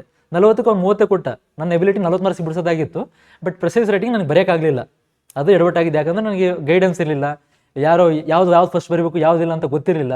ಇರೋದೇ 3 ಇರೋದಲ್ಲಿ, ಇಂಗ್ಲೀಷ್ ಟು ಕನ್ನಡ ಒಂದು, ಕನ್ನಡ ಟು ಇಂಗ್ಲೀಷ್ ಒಂದು, ಪ್ರೆಸೈಸ್ ರೇಟಿಂಗ್ ಒಂದು, ಎಸ್ಸೆ ಒಂದು, ಏನೋ ಒಂದು ಒಣ ಅಂತಲ್ಲ, ಹೇಳೋರು ಯಾರೋ ಗೊತ್ತಿರಲಿಲ್ಲ, ನಾನು ಕೇಳೋಕೆ ಹೋಗಿರಲಿಲ್ಲ, ಗೊತ್ತಿಲ್ಲ. ಆ ಟೈಮಲ್ಲಿ ಅಷ್ಟು 2015-16 ಆ ರೇಂಜಿಗೆ 14 ಬ್ಯಾಚಲ್ಲಿ ಲಾಸ್ಟ್ ಆಗಿತ್ತು PSI ಇದು. ಒಂದು 15 ಬ್ಯಾಚ್ ಯಾವಾಗ ಒಂದು HK ಆ ಗ್ಯಾಪಲ್ಲಿ ನಮಗೂ ಅಷ್ಟು ತಿಳಿದಿರೋರು ಯಾರು ಇರಲಿಲ್ಲ ಆ ರೇಂಜ್ಗಲ್ಲಿ. ಸೊ ಹೇಳಿದಾಗ ಒಂದು ಸಣ್ಣ ಒಂದು ಗೈಡೆನ್ಸ್ ಕೂಡ ಭಾಳ ಹೆಲ್ಪ್ ಆಗ್ಬಿಡುತ್ತೆ ಎಕ್ಸಾಮಲ್ಲಿ. ನೋಡಪ್ಪ ನೀನು ಫಸ್ಟು ಪ್ರಬಂಧನ ಬರೀತೀಯಾ, ಆಯ್ತು ಪ್ರೆಸೆಸ್ ರೈಟಿಂಗ್ ಹೋಗ್ಬಿಡ್ತೀಯಾ, ಆಮೇಲೆ ಇಂಗ್ಲೀಷ್ ಟು ಕನ್ನಡ ಬರೀತೀಯಾ, ನಿನಗೆ ಟಫ್ ಆಯಿತು ಒಂದು 15 ನಿಮಿಷ ಕನ್ನಡ ಟು ಇಂಗ್ಲೀಷ್ ಇಟ್ಕೋ, ಹಿಂಗೆ ಯಾರು ಹೇಳಿತ್ತು ಅಂತಂದರೆ ನನಗೆ ಅಲ್ಲಿ ಕವರ್ ಮಾಡಿಬಿಡ್ತಿದೆ. ಅಂದರೆ ನಾನು ಪೂರ್ತಿ ರಿಸಲ್ಟ್ ಬಿಡೋವರೆಗೂ ನನಗೆ ಗೊಂದಲ ಅವಶ್ಯಕತೆ ಇರಲಿಲ್ಲ. ಆಯಿತು ಸಂಭವ. ಬಟ್ ನಾನೇನು ಹೇಳಕ್ಕೆ ಕೊಟ್ಟಿದ್ದೆ, ಅಲ್ಟರ್ನೇಟಿವ್ ಏನಪ್ಪ, ನನ್ನ ಲಿಮಿಟೇಷನ್ಸ್ ಗೊತ್ತಾಯ್ತಲ್ಲ ನನಗೆ. ಫಸ್ಟಿಗೆ 40 ಮಾರ್ಕ್ಸಿಗೆ ಬಿಡಿಸಿದ್ದೀನಿ, ನಂದು ಸ್ಕೋರ್ ಎಷ್ಟು ಮಾಡಿದ್ರು ಅವ್ನು 30 ಕೊಡ್ತಾನೋ ಇಲ್ಲ ಗೊತ್ತಿಲ್ಲ, 30 ಅಥವಾ 30 ಮೇಲೆ ದಾಟೋದಿಲ್ಲ ಗೊತ್ತಿಲ್ಲ. ನನ್ನ ಒಂದು ಸೆಕೆಂಡ್ ಪೇಪರಲ್ಲಿ ನಾನು ಎಷ್ಟಾಗುತ್ತೋ ಅಷ್ಟು ಸ್ಕೋರ್ನ ಮಾಡ್ಕೋಬೇಕು. ನನ್ನ ಲಿಮಿಟೇಷನ್ಸ್ ಏನು ಗೊತ್ತಿತ್ತು, ಫಸ್ಟ್ ಪೇಪರ್ ಅಷ್ಟೇ ಅಂತ ಗೊತ್ತಾಯ್ತಲ್ಲ, ನಾನು ಏನು ಮಾಡೋಕ್ಕಾಗುತ್ತೆ ಸಾಧ್ಯ. ಆದರೆ ಇವಾಗ ಏನಾರ ಪೇಪರ್ನ 50 ವರ್ಷ ಬಿಡ್ಸೋಕ್ಕಾಗುತ್ತಾ, ಕೊಟ್ಟು ಬಂದುಬಿಟ್ಟಿದ್ದೀನಿ ಆಲ್ರೆಡಿ, ಕೈಯಲ್ಲಿ ಕಿತ್ಕೊಂಡು ಹೋಗಿದ್ದಾಯ್ತು. ನನ್ನ ಕೈಯಲ್ಲಿ ಮಾಡೋಕ್ಕೆ ಆದರೂ ಏನಿರೋದು, ಸೆಕೆಂಡ್ ಪೇಪರ್ ಅಷ್ಟೇ ಒಂದೇ ಆಯ್ಕೆ ನನಗಿದ್ದದ್ದು. ಅವಾಗ ನನ್ನ ಎಬಿಲಿಟಿ ಏನಿತ್ತು, ಬೇರೆ PC ಎಕ್ಸಾಮ್ ಬರೆದಿದ್ದೆ, ಅದರಲ್ಲಿ 89, 90 ಹಿಂಗೆಲ್ಲ ಸ್ಕೋರ್ ಆಗಿತ್ತು 100ಕ್ಕೆ. ಅವಾಗ ನನಗೇನು ಕಾನ್ಫಿಡೆನ್ಸ್ ಬಿಲ್ಡ್ ಆಯಿತು, ಸೆಕೆಂಡ್ ಪೇಪರ್ ಒಂದು ಹೇಗಿದ್ರು ಚೆನ್ನಾಗುತ್ತೆ ಅನ್ನೋ ಒಂದು ಬಿಲ್ಡ್ ಇರಬೇಕಲ್ಲ. ನಾವು ಇರಬೇಕಲ್ಲ. ಬೆಳಿಗ್ಗೆ ಟಿಫಿನ್ ಹೋಗ್ತಿಲ್ಲ, ಆದರೂ ಸೆಕೆಂಡ್ ಪೇಪರ್ ಚೆನ್ನಾಗಿ ಮಾಡಬೇಕು, ಇಲ್ಲಾಂದ್ರೆ ಆಯ್ಕೆ ಆಗಲ್ಲ. 418 ಪೋಸ್ಟ್ಗಳು ಕರೆದ್ಬಿಟ್ಟಿದ್ರು ಆ ಟೈಮಲ್ಲಿ, ಬೇರೆ ಅಷ್ಟು ಕರೀದವ್ರು ಎಲ್ಲೋ ಗೊತ್ತಿಲ್ಲ, ಆ ಥರ ಕರೆದ್ಬಿಟ್ಟಿದ್ರು. ಆ ಪೋಸ್ಟ್ನ ಕರೆದಾಗ ಯೂಸ್ ಮಾಡ್ಕೋಬೇಕಲ್ಲ, ಇಲ್ಲಾಂದ್ರೆ ಮತ್ತೆ ಯಾವ ಕರಿತವ್ರೆಲ್ಲ ಗೊತ್ತಿಲ್ಲ, ಮತ್ತೆ 2 ವರ್ಷ ಆಗುತ್ತೆ. ಬಟ್ ಅದೃಷ್ಟವಶಾತ್ ಅವಾಗ ಎಲ್ಲರೂ ಚೆನ್ನಾಗಿ ಕರೆದ್ರು, ಒಂದು 5-6 ಸತಿ ಪೋಸ್ಟ್ಗಳೆಲ್ಲ ಕಾಲ್ಫರ್ ಆಯಿತು. ಈ ರೀತಿ ಈ ಗೊಂದಲದಿಂದ ಹೊರಗೆ ಬರಬೇಕು ಅಂತಂದರೆ ನಮ್ಮ ಲಿಮಿಟೇಷನ್ಸು ಗೊತ್ತಿರಬೇಕು, ನಮ್ಮ ಸ್ಟ್ರೆಂತ್ಗಳು ಗೊತ್ತಿರಬೇಕು. ಆಗ ಮಾತ್ರ ನಾವೇನು ಮಾಡ್ಲಿಕ್ಕೆ ಸಾಧ್ಯ, ನಾವೇನು ಇಂಪ್ರೂವೈಸ್ ಮಾಡ್ಕೊಳ್ಳಿಕ್ಕೆ ಅನುಕೂಲ ಆಗುವಂಥದ್ದು. ಇವಾಗ ಎಕ್ಸಾಂಪಲ್ ಪ್ಯಾರಾಗ್ರಾಫನ್ನ ನಿಮ್ಗೆ ಹೇಳ್ತೀನಿ. ಇವಾಗ ಎಲ್ಲರೂ ನಿಮಗೆ ಎಷ್ಟು ತಿಳಿಯುತ್ತೆ ಒಂದು ನಿಮಿಷ ಅದನ್ನು ಓದ್ಕೊಳ್ಳಿ. ಇವಾಗ ನಾನು ಏನು ಫಸ್ಟಿಗೆ ಒಂದು ವರ್ಡ್ಗಳು ಹೇಳ್ಕೊಂಡು ಬಂದೆ, ನಿಮಗೆ ಆ ಕೀವರ್ಡ್ಗಳನ್ನ ಯೂಸ್ ಮಾಡ್ಕೊಂಡು ಈ ಟ್ರಾನ್ಸ್ಲೇಷನ್ ಮಾಡ್ತೀನಿ ಅಂತ ಹೇಳಿದ್ದೆ. ಎಷ್ಟಾಗುತ್ತೆ ಅದನ್ನು ಅದನ್ನು ನೋಡ್ಕೊಂಡು ಹೋಗಿ. ಇವಾಗ ಆಲ್ಮೋಸ್ಟ್ ಆಲ್ ಇಂಗ್ಲೀಷ್ ಅಂತ ಏನು ಹೇಳಿದೆ, ಒಂದು ಫಾರ್ಮೇಟ್ ಇರುತ್ತೆ, ನಿಮಗೆಲ್ಲ ಗೊತ್ತಿರುವಂಥದ್ದು. ರಚನೆ, ಒಂದು ವಾಕ್ಯ ರಚನೆ ನಮ್ಮಲ್ಲಿ ಕರ್ಮಣಿ ಇದು ಕರ್ತೃ ಕ್ರಿಯಾ ಅಂತ ಹೇಳ್ತೀವಲ್ಲ, ಆ ಥರ ಇಲ್ಲೇನಿರುತ್ತೆ, ಒಂದು ಸಬ್ಜೆಕ್ಟ್, ವರ್ಬು. ಇಲ್ಲಿ ಇಂಗ್ಲೀಷ್ ಫಾರ್ಮೇಟ್ ಹೇಳ್ತಾ ಇದ್ದೀನಿ. ಸಬ್ಜೆಕ್ಟ್, ವರ್ಬ್, ಅಬ್ಜೆಕ್ಟ್ ಇರುತ್ತಾ, ಇಲ್ಲಿ ಈ ರೀತಿ ಇರುತ್ತೆ. ಅಲ್ಲಿ ಕನ್ನಡದಲ್ಲಿ ಸಬ್ಜೆಕ್ಟ್, ಅಬ್ಜೆಕ್ಟ್ ಪ್ಲಸ್ ವರ್ಬ್, ಈ ಫಾರ್ಮ್ಯಾಟಲ್ಲಿ ಬರುತ್ತೆ.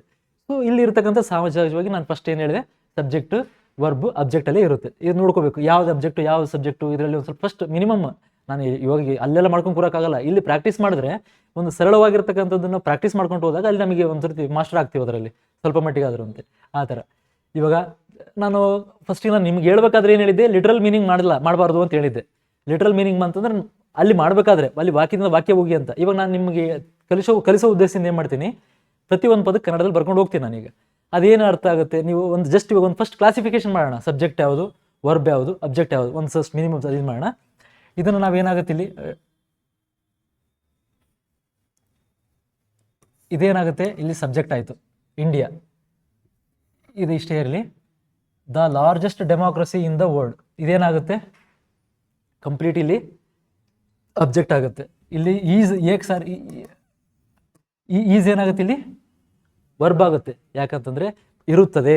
ಈಸ್ ಮೀನ್ಸ್ ಅದು ಕನ್ನಡದಲ್ಲಿ ಏನು ಹೇಳುತ್ತೆ ನಮಗೆ, ಇರುತ್ತದೆ, ಆಗಿದೆ, ಈ ರೀತಿ ಬರುತ್ತೆ. ಆಗಿದೆ ಇನ್ ದ ಸೆನ್ಸ್ ಇಲ್ಲಿ ಇದನ್ನು ನಾವು ವರ್ಡಾಗಿ ತೊಗೊಳ್ತೀವಿ. ಇರುತ್ತದೆ ಮೀನ್ಸ್ ಅದೊಂದು ನಮಗೆ ಒಂದು ವರ್ಬ್ ಫಾರ್ಮ್ನ ತಂದು ಕೊಡುತ್ತೆ. ಸೊ ಇಲ್ಲಿ ಸಬ್ಜೆಕ್ಟ್ ಆಯಿತು, ಇದು ವರ್ಬ್ ಆಯಿತು, ಇದು ಅಬ್ಜೆಕ್ಟ್ ಆಯಿತು. ಇಷ್ಟು ಫಸ್ಟ್ ಇಲ್ಲಿ ಇಷ್ಟು ಗುರುಸಿದ್ವಲ್ಲ,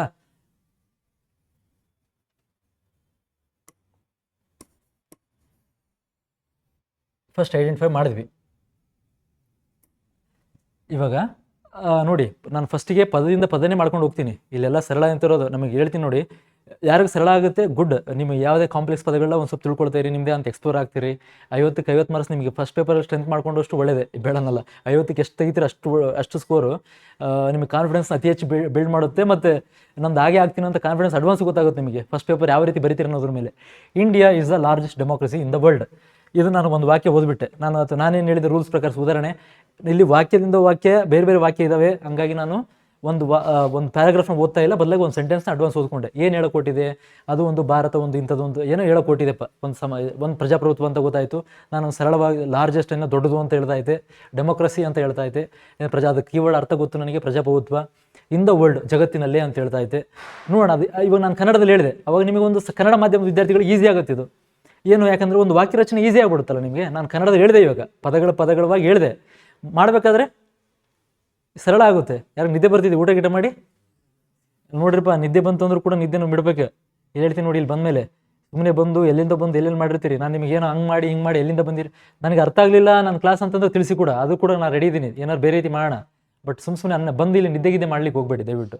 ಏನಕ್ಕಂದ್ರೆ ಅರ್ಥ ಇರೋದಿಲ್ಲ ಅಲ್ಲಿ, ನೀವು ಬಂದಿರೋ ಉದ್ದೇಶನೇ ಬೇರೆ, ಇಲ್ಲಿ ಮರ್ತೋಗ್ಬಿಡ್ತೀರಿ. ಆಮೇಲೆ ಕಾಲಾದಾಗ ಹೇಳ್ತೀನಲ್ಲ, ಎಕ್ಸಾಮ್ ಯಾವ್ದಾರು ಕಾಲ್ಫರ್ ಆಯಿತು ಅಂದಾಗ ಎಲ್ಲರೂ ಆಮೇಲೆ ಗಾಬರಿ ದುಡ್ಡಾಡ್ತೀರಿ, ಅವಾಗ ಏನು ಪ್ರಯೋಜನ ಇರೋದಿಲ್ಲ. ಫಸ್ಟಿಗೆ ಇದ್ರ ಪ್ರಕಾರ ಹೋಗೋಣ. ಭಾರತ ಈಸ್ ಅಂತಂದರೆ ಇದೆ ಅಂತ ನೋಡೋಣ. ಅದು ಇದೆ ಅಂತಂದ್ರೆ ಹೇಳಿದೆ ನಾನು, ವಾಕ್ಯದ ಬಳಸ್ಕೊಳ್ಳೋಣ. ದಿ ಲಾರ್ಜೆಸ್ಟ್ ದೊಡ್ಡ, ಅತಿ ದೊಡ್ಡ, ಅಥವಾ ಏನು ಬಳಸ್ಬೋದು, ಅತಿ ದೊಡ್ಡ ಅಂತ ಬಳಸೋಣ.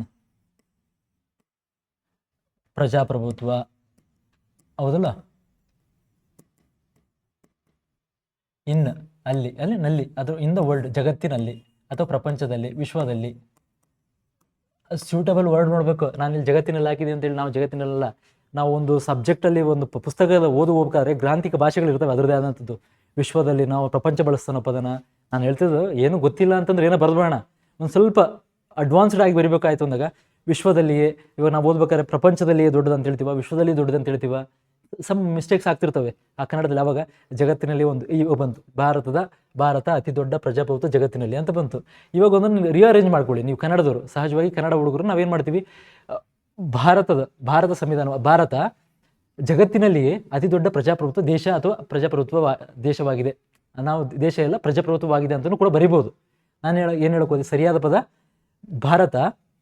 ನಾನು ನೋಡಿ, ಇಲ್ಲಿ ಸಬ್ಜೆಕ್ಟ್ ವರ್ಬ್ ಅಬ್ಜೆಕ್ಟ್ ಇತ್ತು. ನಾನು ಕನ್ನಡದಲ್ಲಿ ಮಾಡ್ತಿರ್ಬೇಕಾದ್ರೆ ಭಾರತ ಜಗತ್ತಿನಲ್ಲಿಯೇ ಅತಿ ದೊಡ್ಡ ಪ್ರಜಾಪ್ರಭುತ್ವ ರಾಷ್ಟ್ರ. ಹಿಂಗೆ ನಾನು ಹೇಳೋದು ಅರ್ಥ ಆಗ್ತಿದೆ. Bharat first subject object plus verb ಇಲ್ಲಿ ಕನ್ನಡದಲ್ಲಿ ಆಗ್ಬೇಕಾದ್ರೆ ಈ ಫಾರ್ಮೆಟಲ್ಲಿ ಚೇಂಜ್ ಆಗ್ತಿರ್ತವೆ. ಸೊ ಈ ಥರ ಒಂದು ಟ್ರಾನ್ಸ್ಲೇಷನ್ ಮಾಡ್ಬೇಕಾದ್ರೆ ನಮ್ಗೆ ಏನು ಗೊತ್ತಿಲ್ಲ ಅಂದರೆ ಪೆನ್ಸಿಲ್ ಆದರೂ ಬರ್ಕೊಂಡು ಹೋಗಿ ಅಲ್ಲೇ. ಬಟ್ ಅಲ್ಲಿ ಮಾಡ್ಕೊಂಡು ಕೂತ್ರೆ ಟೈಮ್ ಹಿಡಿಯುತ್ತೆ. ಇಲ್ಲಿ ನಿಮಗೆ ಪ್ರಾಕ್ಟೀಸ್ ಪರ್ಪಸ್ ಹೇಳ್ತಾ ಇದ್ದೀನಿ. ಅಲ್ಲಿ ಏನು ಮಾಡಬೇಕು ಅಂತಂದರೆ ಸ್ವಲ್ಪ ಅಡ್ವಾನ್ಸ್ ಇರಬೇಕು. ಇಲ್ಲೆಲ್ಲ ಪ್ರಾಕ್ಟೀಸ್ ಮಾಡಿರ್ತೀರಿ, ನೋಡಿರ್ತೀರಿ. ಸ್ಪೀಡಪ್ ಆಗಿರ್ಬೇಕು ನಿಮ್ಮ ಒಂದು ಪ್ರೋಸೆಸ್. ಓದೋದು, India is largest democracy, the largest ಅಂದರೆ ಬೇರೆ ಯಾವುದೂ ಇಲ್ಲ, ಇದೇ ಒಂದೇ ಸೂಪರೇಟಿವಲ್ಲಿ ಇದೆ, ಇದು ಒಂದೇ ಇರೋದು, ಬೇರೆ ಯಾವುದಿಲ್ಲ ಅಂತ ಹೇಳ್ತಿದ್ದೆ ನಾವು. ಆ ಥರ ದ ಕಾನ್ಸ್ಟಿಟ್ಯೂಷನ್, ಸಂವಿಧಾನ ಗಿವ್ಸ್ ಏನು ಕೊಡುತ್ತದೆ ಅಂತೈತೆ. ಫಸ್ಟ್ ನೋಡಿ, ನಾನು ಕೊಡುತ್ತದೆ ಅಂತ ಯಾಕೆ ಬಂದ್ಬಿಟ್ಟೆ, ಜಡ್ಮೆಂಟಲ್ಲಿ ಯಾಕೆ ಬಂದ್ಬಿಟ್ಟೆ. ನಾನು ಫಸ್ಟಿಗೆ ಒಂದ್ಸತಿ ವಾಕ್ಯ ಓದಿದ್ರೆ ನಾನು ಏನು ಕೊಡುತ್ತದೆ ಬದಲಾಗಿ ಏನು ಆಗ್ಬೋದು ಅಂತ ಒಂದು ಅರ್ಥ ಗೊತ್ತಾಗುತ್ತೆ. The constitution gives every citizen the right to equality and freedom. ಇಲ್ಲಿ ಕೊಡುತ್ತದೆ ಬದಲಾಗಿ ಏನು ಬಳಸ್ಬೋದಾಯಿತು, ನೀಡುತ್ತದೆ ಅಂತ ಬಳಸ್ಬೋದಾ. ಈ ಥರ ನಾನು ಹೇಳ್ತಾರಂತ ನಾನು ಬ್ಲೈಂಡಾಗಿ ವರ್ಡ್ ಟು ವರ್ಡ್ ಹೋದಾಗ ಆಗ ಬ್ಲೆಂಡರ್ ಇವೆಲ್ಲ. ಅದ್ರ ಬದಲಾಗಿ ಒಂದು ಸತಿ ವಾಕ್ಯ ಓದ್ಕೊಂಡು ಟ್ರಾನ್ಸ್ಲೇಷನ್ ಮಾಡೋಕೆ ಹೋದಾಗ ಯಾವ ಪದ ಕೊಡುತ್ತದೆಯೋ ನೀಡುತ್ತದೆಯೋ ಅರ್ಥ ಆಯ್ತಲ್ಲ. ನಮ್ಮ ವಾಕ್ಯ ರಚನೆ ನಮಗೆ ಸೆನ್ಸ್ ಬಂದ್ಬಿಡುತ್ತಾಗಲೇ, ನಾವು ಮಾಡ್ತಾ ಇರೋ ತಪ್ಪಿಲ್ಲಿ. ನನ್ನ ವಾಕ್ಯ ರಚನೆ ಚೆನ್ನಾಗಿದೆ, ಈ ವರ್ಡ್ ಟು ವರ್ಡ್ ನೋಡಿದಾಗ ಲಿಟ್ರಲ್ ಟ್ರಾನ್ಸ್ಲೇಷನ್ ಮಾಡೋಕೆ ಹೋಗ್ತೀವಲ್ಲ, ಇಲ್ಲಿ ತಪ್ಪಾಗುತ್ತೆ. ಅದಕ್ಕೆ ಸೊ ಈ ಉದಾಹರಣೆ ಹೇಳಿ ನಿಮಗೆ, ಇಲ್ಲಿ ನೀಡುತ್ತದೆ ಅಂತ ಬಳಸೋಣ. ನೀಡುತ್ತದೆ. ಎವರಿ ಸಿಟಿಜನ್, ಪ್ರತಿಯೊಬ್ಬ. ನೋಡಿ, ಸಿಟಿಜನ್ ಅಂದರೆ ಪ್ರತಿಯೊಬ್ಬ ಬರಲಿ ಅಂತ, ಪ್ರತಿ ನಾಗರಿಕ ಅಂತ ಬಳಸ್ಬೋದು. ಅಷ್ಟು ಸರಿ ಅನ್ಸೋದಿಲ್ಲ. ನಾನು ನನ್ನ ಕೆಲವೊಂದು ಚೇಂಜ್ ಮಾಡ್ತಾ ಇರೋ ರೀತಿಗಳನ್ನ ನೋಡ್ಕೊಳ್ತೀನಿ. ನಾನು ಯಾವ ರೀತಿ ಒಂದೊಂದು ಪದಕ್ಕೆ ಹೋಗ್ತಿರ್ತೀನಿ. ಪ್ರತಿಯೊಬ್ಬ ನಾಗರಿಕ. ದ ರೈಟ್, ಹಕ್ಕು. ಟು ಈಕ್ವಾಲಿಟಿ, ಸಮಾನತೆಗೆ ಏನು ಬಳಸ್ಬೋದು? ದ ರೈಟ್ ಟು ಈಕ್ವಾಲಿಟಿ ಅಂದರೆ ಸಮಾನತೆ ಹಕ್ಕು ಅಂತ ಬಂತಿಲ್ಲಿ. ಈ ಒಂದು ವರ್ಡನ್ನು ತಗೊಳ್ಳೋಣ. ಅಂಡ್ ಮತ್ತು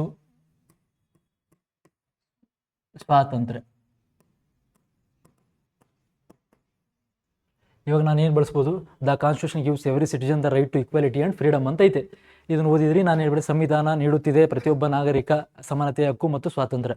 ಹಿಂಗಾಯ್ತು. ಇವಾಗ ಏನಿದೆ? ಸಬ್ಜೆಕ್ಟ್ ಇಂಗ್ಲೀಷ್ ಫಾರ್ಮಲ್ಲೇ ಐತೆ. ಅದು ಸಬ್ಜೆಕ್ಟ್ ವರ್ಬ್ ಪ್ಲಸ್ ಸಬ್ಜೆಕ್ಟಲ್ಲೇ ಇದೆ. ಇವಾಗ ನಾನು ಹೇಳಿದೆ ಸಬ್ಜೆಕ್ಟ್ ಅಬ್ಜೆಕ್ಟ್ ಪ್ಲಸ್ ವರ್ಬ್, ಆ ಫಾರ್ಮೆಟಿಗೆ ತನ್ನಿ. ಸಂವಿಧಾನವು, ಇದು ಬಂದ್ಬಿಡಿ, ಗಿವ್ಸ್ ಅನ್ನೋದು ವರ್ಬ್ ಆಯ್ತಾ? ಇದು ಇಲ್ಲಿ ವರ್ಬ್ ಐಡೆಂಟಿಫೈ ಮಾಡಿದ್ರಾ? ಇದು ಸಬ್ಜೆಕ್ಟ್ ಆಯ್ತಾ?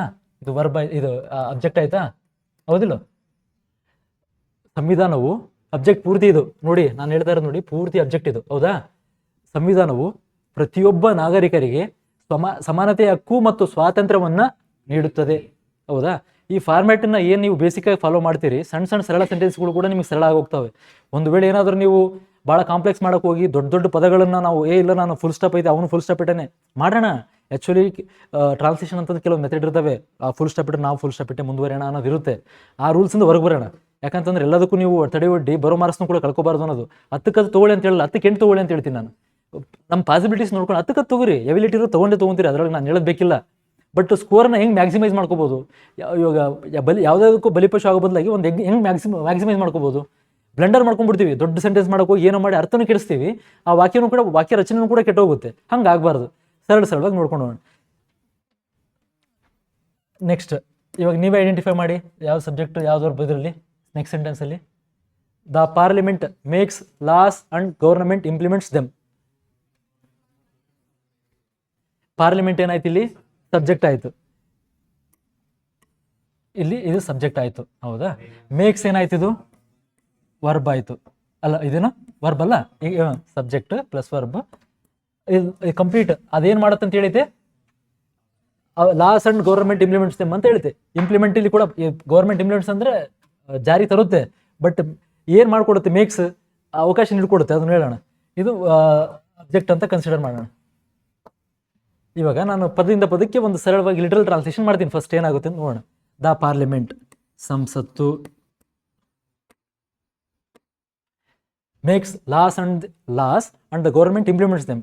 ಇಲ್ಲಿ ನೋಡಿ, ಎರಡು ಸೇರ್ಕೊಂಡು ಅದಕ್ಕೆ ಕಂಬೈನ್ ಆಗಿದೆ ಅನಿಸುತ್ತೆ. ಬಟ್ ಒಂದು ವಾಕ್ಯ ರಚನೆ ಮಾಡ್ಬೇಕಾದ್ರೆ ನೋಡಿ, ಸಂಸತ್ತು ಮೇಕ್ಸ್ ಲಾಸ್. ಇಲ್ಲಿ ಮೇಕ್ಸ್ ಅನ್ನೋದನ್ನು ಯಾವ ರೀತಿ ತರ್ಬೋದು? ಮಾಡುತ್ತದೆ ಅಂತ ತರ್ಬೋದು. ನಾನು ಇಲ್ಲಪ್ಪ, ನಾನು ಒಂದು ಗ್ರಾಂಥಿಕ ಪದ ಭಾಷೆ ಸ್ವಲ್ಪ ಭಂಡಾರ ಚೆನ್ನಾಗೈತೆ ನನ್ನ ಪದ ಅಂತಂದ್ರೆ ಏನು ಬಳಸ್ಬೋದು? ಅಲ್ಲಿ ರೂಪಿಸುತ್ತದೆ. ಚಲೋ ಅನ್ಸುತ್ತಿಲ್ಲ ಪದ? ನಾನು ಹೇಳ್ತಾರದು ಅರ್ಥ ಆಯ್ತು. ಅಂದರೆ ನಾನು ನೀವು ಮಾಡುತ್ತದೆ ಅಂತಲೇ ಬರೀರಿ, ಏನು ತಲೆಗೊಳ್ಳಿಲ್ಲ ಅಂದ್ರೆ ಬರೀರಿ, ಹಂಗಂತ ಹೇಳಿದ್ರೆ ನೀವು ಕನ್ನಡದಲ್ಲಿರೋರು ನಿಮಗೆ ಇಡ್ತಾ ಇರೋ ಭಾಷೆ ಏನಂತ ಹೇಳಿದ್ರೆ, ನಮ್ಮ ಕನ್ನಡ ಮಾಧ್ಯಮ ವಿದ್ಯಾರ್ಥಿಗಳಿಗಾಗಲಿ ಇಂಗ್ಲೀಷವ್ರಿಗೆ ಅವ್ರದೇ ಆದಂಥ ರೀತಿ ಪದಗಳು ಬಳಸ್ಕೋತಾರೆ. ಕನ್ನಡ ಮಾಧ್ಯಮದವ್ರು ಏನು ಬಳಸ್ಬೋದು? ಇಲ್ಲಿ ಎಷ್ಟು ಇಂಪ್ರೂವೈಸ್ ಮಾಡ್ಲಿಕ್ಕೆ ಸಾಧ್ಯನೋ ಅಷ್ಟು ಕನ್ನಡದಲ್ಲಿ ಮಾಡ್ಕೊಳ್ಳಿ. ಇಂಗ್ಲೀಷ್ ಟು ಕನ್ನಡನೇ ನಿಮಗೆ ಅವಕಾಶ ಇರೋದು. 10ಕ್ಕೆ 8 ಮಾರ್ಕ್ಸ್ 7 ಮಾರ್ಕ್ಸ್ ಅವಕಾಶ ಇರೋದು. ಇಲ್ಲ ನನಗೆ ಎಬಿಲಿಟಿ ಇದೆ ಅಂದರೆ 2ರಲ್ಲಿ 10 ಮಾರ್ಕ್ಸ್ ತೊಗೊಳ್ಳಿ, ಬೇಡ ಅನ್ನಲ್ಲ. ಬಟ್ ನಮ್ಮ ಎಬಿಲಿಟೀಸ್ ನೋಡ್ಕೊಳ್ಬೇಕು. ಹಾಗೆ ನಮಗೆ ರೂಪಿಸುತ್ತದೆ ಅಂತ ಬಳಸ್ಬೋದಲ್ಲ. ಪತ್ರಿಕೆಲ್ಲ ಓದ್ಬೇಕಾದ್ರೆ ಒಂದು ಸರಳವಾದ ಪ್ರಜಾವಾಣಿ ಓದ್ಬೇಕಾದ್ರೆ ಎಷ್ಟು ಚಂದ ಬಳಸ್ತಿರ್ತಾನೆ ಅವನು. ಯಾವುದೋ ಒಂದು ಸಂಪಾದಕೀಯ ಓದ್ಬೇಕಾದ್ರೆ ನೀವು ಕನ್ನಡನ ಭಾಳ ಚಂದ ಬಳಸ್ತಿರ್ತಾರೆ. ಅದು ನೋಡೋಣ, ಓದ್ತಿರೋಣ, ಭಾಷೆ ಬಳಸೋ ರೀತಿ ಕಲಿಯೋಣ. ಇವಾಗ ಸಡನ್ನಾಗಿ ಹೇಳಿದೆ, ನೀವು ಪ್ರಬಂಧ ಬರೀರಿ ಅಂದರೆ ಎಷ್ಟು ಚೆನ್ನಾಗಿ ಬರೀತೀರಿ. ಅವಾಗ ನೀವು ಗೊತ್ತಿಲ್ಲ ನಂಗೆ ಬೇರೆ ಪದಗಳನ್ನೆಲ್ಲ ಹಾಕ್ತೀರಿ. ಅದು ಯಾಕೆ ಬರುತ್ತೆ? ಒಂದು ಫ್ಲೋ ಇರುತ್ತದು. ಆ ಫ್ಲೋನ ನಾವು ಇಲ್ಲಿ ಮೇಂಟೈನ್ ಮಾಡಿಕೊಂಡು ಇದೇನಾಗುತ್ತೆ ಅಂತ ನೋಡಬೇಕು. ಸಂಸತ್ತು ಮೇಕ್ಸ್ ರೂಪಿಸುತ್ತದೆ ಅಂತ ಇರ್ಬೋದಾ? ಇಲ್ಲಿ ರೂಪಿಸುತ್ತದೆ ಅಂತ ತೆಗಿತೀನಿ. ಇಲ್ಲ ನೀವು ಮಾಡುತ್ತದೆ ಅಂತ ಹೇಳ್ತೀನಿ ನಾನು. ಅದು ಅರ್ಥ ಏನು ಕೆಡುತ್ತೆ ಅಂತೇಳಿ. ಲಾಸ್ ನಿಯಮಗಳನ್ನು ಅಥವಾ ಕಾನೂನುಗಳನ್ನು ಮತ್ತು ಗೌರ್ನಮೆಂಟ್ ಸರ್ಕಾರ. ಇಂಪ್ಲಿಮೆಂಟ್ ಅಂತಂದ್ರೆ ಏನು ಬಳಸ್ತೀರಿ? ಜಾರಿ. ನೋಡಿ, ಅದೇ ಇದು ನಮ್ಮಲ್ಲಿ ಏನು ಬೇಕು, ನಮ್ಮ ಕನ್ನಡ ಪದದಲ್ಲಿ ಒಂದು ಸ್ವಲ್ಪ ಪ್ರಬುದ್ಧತೆ ಬಂತು ಅಂದಾಗ ಜಾರಿ ಅನ್ನೋದು ಬರ್ತೀವಿ. ಅದ್ರ ಬದಲಾಗಿ ಬೇರೆ ಏನೋ ಬಳಸ್ಬೋದಾಗಿತ್ತಾ? ಯಾಕೆ ಓದಿರ್ತೀವಿ, ತಿಳ್ಕೊಂಡಿರ್ತೀವಿ, ಇಂಥ ಪದಗಳನ್ನೇ ಕೇಳೋದು. ಜಾರಿ, ಇಂಪ್ಲಿಮೆಂಟ್ಸ್ ಜಾರಿ ಮಾಡುತ್ತೆ. ದೆಮ್ ಇಂಪ್ಲಿಮೆಂಟ್ಸ್ ಅಂತಂದ್ರೆ ಇಲ್ಲಿ ಆ್ಯಕ್ಚುಲಿ ವರ್ಬೇ ಇದು. ಇಂಪ್ಲಿಮೆಂಟ್ಸ್ ಅಂದರೆ ಇಲ್ಲಿ ವರ್ಬ್ ಬರುತ್ತೆ. ಮತ್ತೆ ನೋಡಿ ಇಲ್ಲಿಂದ ಇಲ್ಲಿಗೆ ಇದು ಒಂದಾಯಿತು, ಇಲ್ಲಿಂದ ಇಲ್ಲಿಗೆ. ಬಟ್ ಎಲ್ಲದಕ್ಕೂ ನೀವು ಸಬ್ಜೆಕ್ಟ್ ನೋಡ್ಕೊಂಡು ಪರವಾಗಿಲ್ಲ, ಟೈಮ್ಸ್ ಸಬ್ಜೆಕ್ಟ್ ಮೀರಿ ಹೋಗುತ್ತೆ. ಬಟ್ ಇಲ್ಲಿ ಸಬ್ಜೆಕ್ಟು ಇದೆ, ಸಬ್ಜೆಕ್ಟ್ ವರ್ಬ್ ದೆಮ್ ಅಂದ್ರೆ ಅವುಗಳನ್ನು, ಯಾವುದನ್ನ, ಇದು ಅಬ್ಜೆಕ್ಟ್ ಬಂತು. ಸೊ ಜಾರಿ ಅವುಗಳನ್ನು,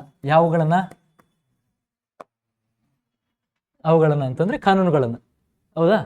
ಇವಾಗ ನಾನು ಹಿಂಗೆ ಹೋಗ್ತೀನಿ, ವರ್ಡ್ ಟು ವರ್ಡ್ ಹೋಗ್ತೀನಿ. ಸಂಸತ್ತು ರೂಪಿಸುತ್ತದೆ, ಕಾನೂನು ಮತ್ತು ಸರ್ಕಾರ ಜಾರಿ ಅವುಗಳನ್ನು. ನಾನು ಒಂದು ಜಸ್ಟ್ ಇವಾಗ ರಿಅರೇಂಜ್ ಮಾಡ್ಕೊಳ್ಳಿ ವರ್ಡನ್ನ. ನಮ್ಮ ಫಾರ್ಮೆಟ್ ಏನಿದೆ, ಸಬ್ಜೆಕ್ಟು ಒಬ್ಜೆಕ್ಟು ಪ್ಲಸ್ ವರ್ಬ್ ಮಾಡ್ಕೊಳ್ಳಿ.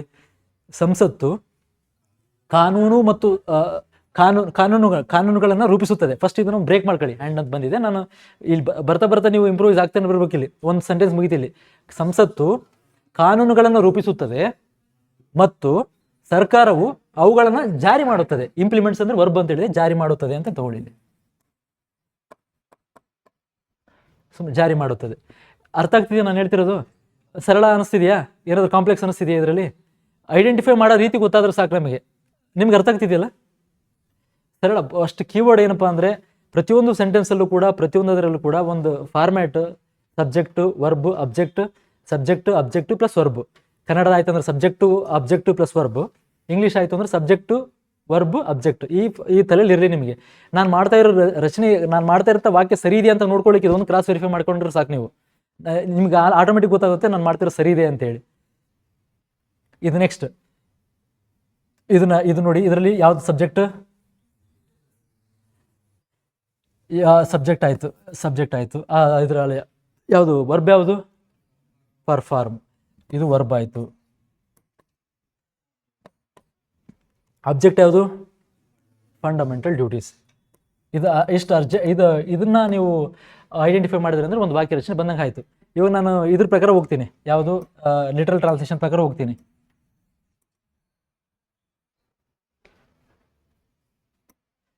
ಸಿಟಿಜನ್ಸ್ ಅಂದರೆ ಕನ್ನಡದಲ್ಲಿ ಏನು ಹೇಳ್ತೀರಿ? ನಾಗರಿಕರು. ಎಷ್ಟಿದೆ ಗಮನಿಸಿರ್ಬೇಕು ನೀವು. ನಾಗರಿಕರು ಅಥವಾ ನಾಗರಿಕರು. Must also. ಮಸ್ಟ್ ಅಂತಂದರೆ ಇಲ್ಲಿ ಕಡ್ಡಾಯವಾಗಿ ಅಂತ ಹೇಳುತ್ತೆ.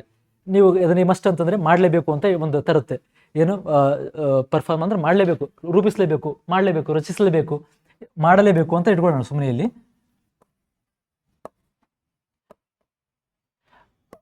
ಜೊತೆಗೆ ಆಲ್ಸೋ. ಏನಾಗ್ತೀರಿ ಆಲ್ಸೋಗೆ? ಜೊತೆಗೆ, ಕೂಡ, ಆ್ಯಸ್ ವೆಲ್ ಥರನೇ ಯೂಸ್ ಮಾಡ್ತೀವಿ. ಜೊತೆಗೆ, ಅದರೊಂದಿಗೆ ಯಾವ ಥರ ಬಳಸ್ಬೋದು? ಅರ್ಥ ಆಯ್ತಲ್ಲ ನಾನು ಹೇಳ್ತಾ ಇರೋದು? ಅದರೊಂದಿಗೆ. ಪರ್ಫಾರ್ಮ್ ಅಂತಂದ್ರೆ ಏನಾಗ್ತೀರಿ ಇಲ್ಲಿ? ನೀವು ಪರ್ಫಾರ್ಮ್ ಅಂತ ನಿಮಗೆ ಸಡನ್ನಾಗಿ ಆ ವರ್ಡ್ ಗೊತ್ತಾಗಲ್ಲಪ್ಪ, ಅಲ್ಲಿ ಆ ಕ್ಷಣದಲ್ಲಿ ಗೊತ್ತಾಗಲ್ಲ ಅಂದಾಗ ವಾಕ್ಯ ರಚನೆ ನೋಡ್ಕೊಳ್ಳಿ ಒಂದ್ಸತಿ. Citizens must also perform there fundamental duties. ನಿಮಗೆ ಒಂದು ಸಡನ್ನಾಗಿ ಪೂರ್ತಿ ಬರೆದ್ಬಿಡ್ತೀನಿ, ನಾನು ನಿಮ್ಗೆ ಹೇಳ್ತೀನಿ. ಪರ್ಫಾರ್ಮ್ ಅಂತಂದ್ರೆ ಇದು ಕೀವರ್ಡ್ ಬಿಟ್ಟಿರ್ತೀನಿ ನಾನು, ನಿಮ್ಗೆ ಏನು ಗೊತ್ತಾಗ್ಲಿಲ್ಲಪ್ಪ ಅಲ್ಲಿ. ಅವರ, ದೇರ್ ಅಂತಂದ್ರೆ ಅವರ ಫಂಡಮೆಂಟಲ್ ಡ್ಯೂಟೀಸ್, ಮೂಲಭೂತ ಕರ್ತವ್ಯಗಳನ್ನು.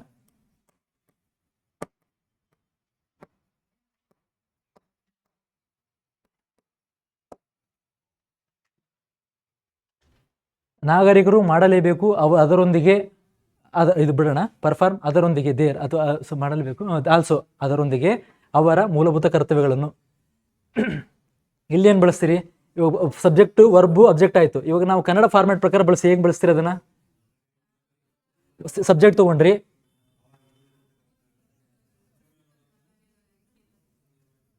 Citizens must also perform there fundamental duties. ಇವಾಗ ಏನು ಕನ್ನಡದಲ್ಲಿ ಯಾರು ಒಬ್ರು ಹೇಳ್ತೀರಾ ಅಥವಾ ತಿಳಿಸಿ ಹೇಳಿ?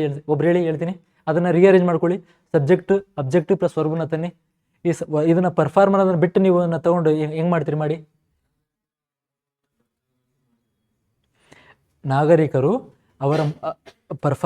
ಅವರ ಮೂಲಭೂತ ಕರ್ತವ್ಯಗಳನ್ನು ಕಡ್ಡಾಯವಾಗಿ ನಿರ್ವಹಿಸಬೇಕು. ಇಲ್ಲಿ ಸರಿಯಾದ ವರ್ತ ಏನು ಬಂತಿಲ್ಲಿ? ನನಗೆ ಪರ್ಫಾರ್ಮ್ ಗೊತ್ತಾಗಿಲ್ಲ, ಬಟ್ ವಾಕ್ಯ ರಚನೆ ಮಾಡಬೇಕಾದ್ರೆ ಏನು ಬಂತದು? ನಿರ್ವಹಿಸಬೇಕು ಅಂತ ಆಟೋಮೆಟಿಕ್ಕಾಗಿ ನಮಗೊಂದು ಗ್ರಾಂಥಿಕ ಪದ ಸಿಕ್ತು. ಈ ಥರ ನಮಗೆ ಒಂದು ಗೊತ್ತಾಗಲಿಲ್ಲ, ಆ ಗ್ಯಾಪ್ ಬೇಡ. ಆ ಒಂದು ವಾಕ್ಯ ಏನು ಹೇಳುತ್ತೆ ಅಂತ ಒಂದು ಸೆಂಟೆನ್ಸ್ ಮೇಲೆ ಪರ್ಫಾರ್ಮ್ ಅಂತ ನಿರ್ವಹಿಸಬೇಕು. ಇದು ಆಲ್ಟರ್ನೇಟ್ ವರ್ಡ್ ಹುಡುಕಿದ್ರು ಕೂಡ ಅದ್ರ ಏನು ಮಾಡ್ಬೋದು? ಬೇರೆ ಏನು ವರ್ಡ್ ತರ್ತೀರಿ? ನಿರ್ವಹಿಸಬೇಕು ಬದಲಾಗಿ ನಿಭಾಯಿಸಬೇಕು, ಪಾಲಿಸಬೇಕು, ಅವೆಲ್ಲ ಬರುತ್ತವೆ. ನೀವು ಸ್ಪೆಸಿಫಿಕ್ಕಾಗಿ ಇವು ಮೂರು ಕೂಡ ಪರ್ಯಾಯ ಪದಗಳೇ. ಪಾಲಿಸಬೇಕು, ನಿರ್ವಹಿಸಬೇಕು, ಇದೆಲ್ಲ ಯಾವಾಗ ಬರುತ್ತೆ? ನಮ್ಮಲ್ಲೂ ಸ್ವಲ್ಪ ಪದಪುಂಜ ನಮ್ಗೆ ಗೊತ್ತಿರಬೇಕು, ಸಣ್ಣ ಪುಟ್ಟ. ಅದಕ್ಕೆ ನಾಗರಿಕರು ಅವರ ಮೂಲಭೂತ ಕರ್ತವ್ಯಗಳನ್ನು ಕಡ್ಡಾಯವಾಗಿ ಅದರೊಂದಿಗೆ ಅಂದ್ರೆ ಯಾವ್ದು ಹೇಳ್ತಾ ಇದ್ದಾನೆ ನೋಡಿ, ಟಾಪಿಕ್ ಬೇರೆ ಇದೆ ಅನ್ಕೊಂಡು ಅದರೊಂದಿಗೆ ಇವುಗಳನ್ನು ಕೂಡ ಪಾಲಿಸಬೇಕು ಅಂತ ಹೇಳ್ತಾ ಇದ್ದಾನೆ ಅವನು. ಹೌದಾ? ಈ ಒಂದು ಆ ಟೋನನ್ನು ಅರ್ಥ ಮಾಡಿಕೊಂಡು ಈ ರೀತಿ ವಾಕ್ಯ ರಚನೆ ಮಾಡ್ಬೇಕು, ಏನು ಹೇಳೋ ಕೊಟ್ಟಿದ್ದಾನೆ ಅಂತೇಳಿ. ನೆಕ್ಸ್ಟ್ ಇಲ್ಲಿ democracy becomes strong when people participate actively in elections and governance. ಇಲ್ಲಿ ಫಸ್ಟ್ ಸಬ್ಜೆಕ್ಟ್ನ ಹುಡುಕಿ. ಡೆಮೋಕ್ರಸಿ ಸಬ್ಜೆಕ್ಟ್ ಆಯಿತು, ಬಿಕಮ್ಸ್ ಸ್ಟ್ರಾಂಗ್ ಆಗುತ್ತಾರೆ ಅಂತ ಹೇಳ್ತಾನೆ, ಇದು ಫಸ್ಟ್ ಸಬ್ಜೆಕ್ಟ್ ಆಯ್ತು. ಇದು ವರ್ಬ್ ಯಾವುದು ಇದು ಮಾಡ್ತೀರಿ? ಪಾರ್ಟಿಸಿಪೇಟ್, ಹೌದಾ? Verb completely actively in elections and governance, ಇದು ಅಬ್ಜೆಕ್ಟ್. Democracy become strong. ಇವಾಗ ಇಷ್ಟು ಒಂದು ನೋಡಿ, ಈ ಮಿಡ್ಲಲ್ಲಿ ಇವೆಲ್ಲ ಬರುವಂಥದ್ದು ನಮಗೆ ಕಂಜಕ್ಷನ್ ಥರ ಏನಂತಂದ್ರೆ ಬಂದು ನಿಮ್ಮನ್ನು ವರ್ಡ್ಗಳ ಜಾಯಿಂಟ್ ಮಾಡಿಸಿರ್ತವೆ. ಆ ಪದಗಳ ಅರ್ಥ ನಿಮಗೆ ಸಣ್ಣ ಸಣ್ಣದಾಗಿ ಬರ್ತಾ ಗೊತ್ತಾಗ್ತದೆ. There of, there in, there by, ಕೆಲವೊಂದು ಪದಗಳು ಬರ್ತಿರ್ತವೆ. ಸಣ್ಣ ಸಣ್ಣ ಪದಗಳನ್ನು ಅವನು ಕೂಡ ಅರ್ಥ ಮಾಡ್ಕೊಂಡು ಹೇಳಿದೆ ನಾನು. ಈಸ್ ಅಂದ್ರೆ ಕೂಡ ವರ್ಬೇ ಅದು ಆಗಿರುತ್ತೆ, ಹೋಗಿರುತ್ತೆ ಅಂತಲೇ ತಂದು ಹೇಳುತ್ತೆ ಅಂದಾಗ ಪ್ರತಿಯೊಂದು ಫಸ್ಟ್ ಈ ಐಡೆಂಟಿಫೈ ಮಾಡಿದ್ಮೇಲೆ ಇವು ಸಣ್ಣ ಸಣ್ಣ ಪದಗಳ ಅರ್ಥನ ಹಾಕೊಂಡೋಗಿ. ಡೆಮೋಕ್ರಸಿ ಅಂತಂದ್ರೆ ಏನಾಯ್ತು ಇಲ್ಲಿ? ಪ್ರಜಾಪ್ರಭುತ್ವ. ಇವಾಗ ವರ್ಡ್ ಟು ವರ್ಡ್ ಬರ್ತೀನಿ, ಅದು ನೀವು ರಚನೆ ಮಾಡಿ. ಮತ್ತೆ ಪ್ರಜಾಪ್ರಭುತ್ವ,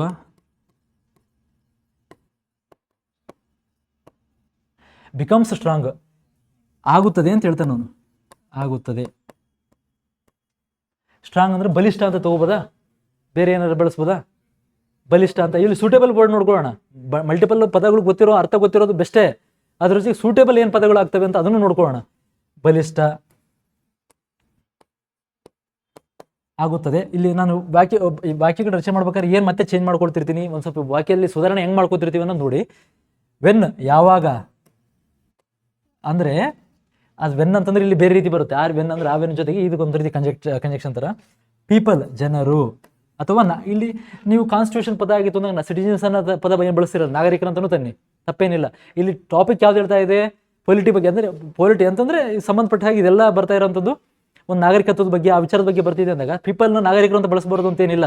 ಸಿಟಿಜನ್ಸೇ ಬಳಸಬೇಕು ಅಂತೇನಿಲ್ಲ. ನಿಮ್ಮಲ್ಲಿ ಇನ್ನೂ ಭಾಳ ಚೆಂದ ಕಾಣುತ್ತೆ, ವಾಕ್ಯ ಚೆನ್ನಾಗಿ ಕಾಣಬೇಕು ಅಂತ ನಾಗರಿಕರಂತನೂ ಬಳಸಿ, ಜನರು ಅಂತಲೂ ಬಳಸಿ. ಪಾರ್ಟಿಸಿಪೇಟ್ ಭಾಗವಹಿಸು. ಆಕ್ಟಿವ್ಲಿ ಯಾವಾಗ? ಕನ್ನಡ ಪದ ಸಕ್ರಿಯವಾಗಿ, ಭಾಳ ಸೂಟೇಬಲ್ ಅನ್ಸುತ್ತೆ, ಸಕ್ರಿಯವಾಗಿ. ಇನ್ ಎಲ್ಲಿ? ನಲ್ಲಿ ಅಂತ ಎಲ್ಲಿ? ಇನ್ ಎಲೆಕ್ಷನ್ಸ್ ಅಂಡ್ ಗವರ್ನೆನ್ಸ್, ಚುನಾವಣೆ ಮತ್ತು ಆಡಳಿತದಲ್ಲಿ ಅಂತ ಹೇಳ್ತಾನವ.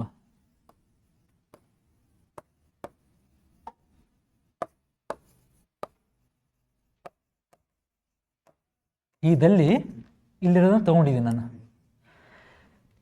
ಇವಾಗ ನೋಡಿ, ಫಸ್ಟು ಸಬ್ಜೆಕ್ಟ್ ತನ್ನಿ, ಸಬ್ಜೆಕ್ಟ್ ಆಯಿತು, ಇದು ವರ್ಬ್ ಆಯಿತು, ಅಬ್ಜೆಕ್ಟ್ ಆಯ್ತಲ್ಲ. ಇವಾಗ ನಾನೇನು ಕನ್ನಡದ್ದೇನಿದೆ ನಮಗೆ ಸಬ್ಜೆಕ್ಟ್ ಅಬ್ಜೆಕ್ಟು ಪ್ಲಸ್ ವರ್ಬ್ ಅಲ್ಲ. ಇವತ್ತನ್ನಿ ಪ್ರಜಾಪ್ರಭುತ್ವವು ಚುನಾವಣೆ ಮತ್ತು ಆಡಳಿತದಲ್ಲಿ ಯಾವಾಗದು ಬಲಿಷ್ಠ ಚುನಾವಣೆ ಮತ್ತು ಆಡಳಿತದಲ್ಲಿ ಸಕ್ರಿಯವಾಗಿ ಪ್ರಜಾಪ್ರಭುತ್ವವು ಸಕ್ರಿಯವಾಗಿ ಚುನಾವಣೆ ಮತ್ತು ಆಡಳಿತದಲ್ಲಿ ಭಾಗವಹಿಸಬೇಕು ಅಂತ ಹೇಳುತ್ತೆ. ಮತ್ತು ಪೂರ್ತಿ ವಾಕ್ಯ ಓದಾಗ ಏನು ಹೇಳ್ತಾ ಇದೆ ಅಲ್ಲಿ ನೋಡಿ? ಪ್ರಜಾಪ್ರಭುತ್ವ ಆಗುತ್ತದೆ ಬಲಿಷ್ಠ ಯಾವಾಗ ಜನರು ಭಾಗವಹಿಸಿ ಸಕ್ರಿಯವಾಗಿ ಚುನಾವಣೆ ಮತ್ತು ಆಡಳಿತದಲ್ಲಿ. ಇವಾಗ ನಾನು ಅದನ್ನು ರೀಅರೇಂಜ್ ಮಾಡ್ಕೊಳ್ತೀನಿ. ಆ ಪದಗಳನ್ನ ರೀಅರೇಂಜ್ ಮಾಡ್ಕೊಳ್ಳೋ ರೀತಿ ಯಾವುದು? ಒಂದು ವಾಕ್ಯ ಚಲೋ ಆಗಬೇಕಪ್ಪ ಅಂತಂದಾಗ ಆ ಫಾರ್ಮೇಟೇ ಇದೆ. ಇವಾಗ ನಾ subject objective plus verb format ಮಾಡೋಣ. ಬಟ್ ಆ ಮಧ್ಯದ ವರ್ತಿಗಳ ಮಧ್ಯ ಪದಗಳನ್ನ ಎಲ್ಲ ಸೇರಿಸ್ಕೊಂಡು ಒಂದು ಚಂದವಾದಂಥ ವಾಕ್ಯ ಮಾಡೋದು ಯಾವ ರೀತಿ? ಪ್ರಜಾಪ್ರಭುತ್ವವು ಚುನಾವಣೆ ಮತ್ತು ಸಕ್ರಿಯವಾಗಿ ಪ್ರಜಾಪ್ರಭುತ್ವವು ಜನರು ಚುನಾವಣೆ ಯಾವಾಗಂದ್ರೆ ಯಾವಾಗ ಜನರು ಸಕ್ರಿಯವಾಗಿ ಚುನಾವಣೆ ಮತ್ತು ಆಡಳಿತದಲ್ಲಿ ಪಾಲ್ಗೊಳ್ತಾರೋ ಆಗ ಪ್ರಜಾಪ್ರಭುತ್ವ ಅಂತ ಹೇಳಿದ್ನಲ್ಲ, ಅವಾಗ ಬಲಿಷ್ಠಗೊಳ್ಳುತ್ತದೆ ಅಂತ ಹೇಳ್ಬೇಕು. ಈ ಥರ ಪ್ರಜಾಪ್ರಭುತ್ವವು ಜನರು ಸಕ್ರಿಯವಾಗಿ ಚುನಾವಣೆ ಮತ್ತು ಆಡಳಿತದಲ್ಲಿ ಭಾಗವಹಿಸಿದಾಗ ಆಟೋಮೆಟಿಕ್ ಆಗಿ ಅದು ಯಾವುದು? ಪ್ರಜಾಪ್ರಭುತ್ವ ಬಲಿಷ್ಠ ಆಗುತ್ತೆ. ಅರ್ಥ ಆಯ್ತಾ? ಪ್ರಜಾಪ್ರಭುತ್ವ ಫಸ್ಟಿಗೆ ಬಳಸಿರ್ತೀರಿ ಅಥವಾ ಹಿಂಗೂ ಬಳಸಿ. ಪ್ರಜಾಪ್ರಭುತ್ವ ಬಲಿಷ್ಠವಾಗುತ್ತದೆ ಯಾವಾಗಂದ್ರೆ ಹಂಗೂ ಬಳಸ್ಬೋದು, ಬಟ್ ವಾಕ್ಯ ರಚನೆ ಸುಧಾರಿಸಲಿ ಅಂತೇಳಿ ನಾನು ಹೆಂಗೆ ಹೇಳಿದೆ. ಇವಾಗ ಹಿಂಗೂ ಬಳಸೋದು ನಾನು ಹೇಳಿದೆ, ಆ ಸರಳ ವಾಕ್ಯ ಮಾಡ್ತೀನಿ ನಾನು. ಪ್ರಜಾಪ್ರಭುತ್ವವು ಬಲಿಷ್ಠ ಆಗುತ್ತದೆ ಯಾವಾಗ ಅಂತಂದರೆ ಜನರು ಸಕ್ರಿಯವಾಗಿ ಎಲೆಕ್ಷನ್ನು ಮತ್ತು ಅಂದರೆ ಚುನಾವಣೆ ಮತ್ತು ಆಡಳಿತದಲ್ಲಿ ಭಾಗವಹಿಸ್ತಿದ್ರಾಗ ಮಾತ್ರ. ಹಿಂಗೂ ಬಳಸ್ಬೋದು, ಬಟ್ ಯಾವಾಗ? ಯಾಕಂದರೆ ಅವನು ಓನ್ಲಿ ಅಂತ ಹೇಳಿದ್ರೆ ಮಾತ್ರ ಅಂತಲೂ ಬಳಸಿ. ಓನ್ಲಿ ಬಿಕಮ್ ಸ್ಟ್ರಾಂಗ್ ಅಂತ ಏನೋ ಬಳಸಿದಾಗ ಅಂದ್ರೆ ಬೇಕಾದ್ರೆ ಮಾತ್ರ ಹಂಗೂ ಬಳಸ್ಬೋದು. ನಾನು ಹೇಳೋದು ಅರ್ಥ ಆಯ್ತಲ್ಲ. ರಿಯರೇಂಜ್ ಸೆಂಟೆನ್ಸ್ ಅಂತ ತಕ್ಷಣ ಮೂಲ ಅರ್ಥ ಕೆಡದೇ ಇದ್ದ ಅಂತಂದ್ರೆ ಸಾಕು, ಕೆಲವೊಂದು ರೂಲ್ಸನ್ನ ಫಾಲೋ ಮಾಡದೇ ಇದ್ರೂ ಕೂಡ ನಡೀತದೆ.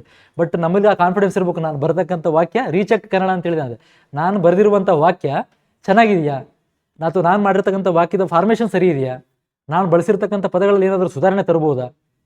ಹೇಳಿದೆ ಸಕ್ರಿಯ ಆಗಿದೆ, ಇಂಥವೆಲ್ಲ ಪದಗಳನ್ನೇ ಮತ್ತೆ ಸುಧಾರಿತ ಪದಗಳೇ ಅನ್ನೋದು. ಇವನ್ನ ಸಕ್ರಿಯ ಅಂತಾಗಲಿ, ಭಾಗವಹಿಸುವಂತಾಗಲಿ, ಬಲಿಷ್ಠ ಅನ್ನೋದಾಗಲಿ, ಈ ಜಾರಿ ಅನ್ನೋ ಪದಗಳಾಗಲಿ, ಇವೆಲ್ಲ ಸುಧಾರಿತ ಪದಗಳೇ. ನಮಗೆ ಸಡನ್ನಾಗಿ ಯಾವುದೋ ಓದ ತಕ್ಷಣ ಬರೋದಿಲ್ಲ.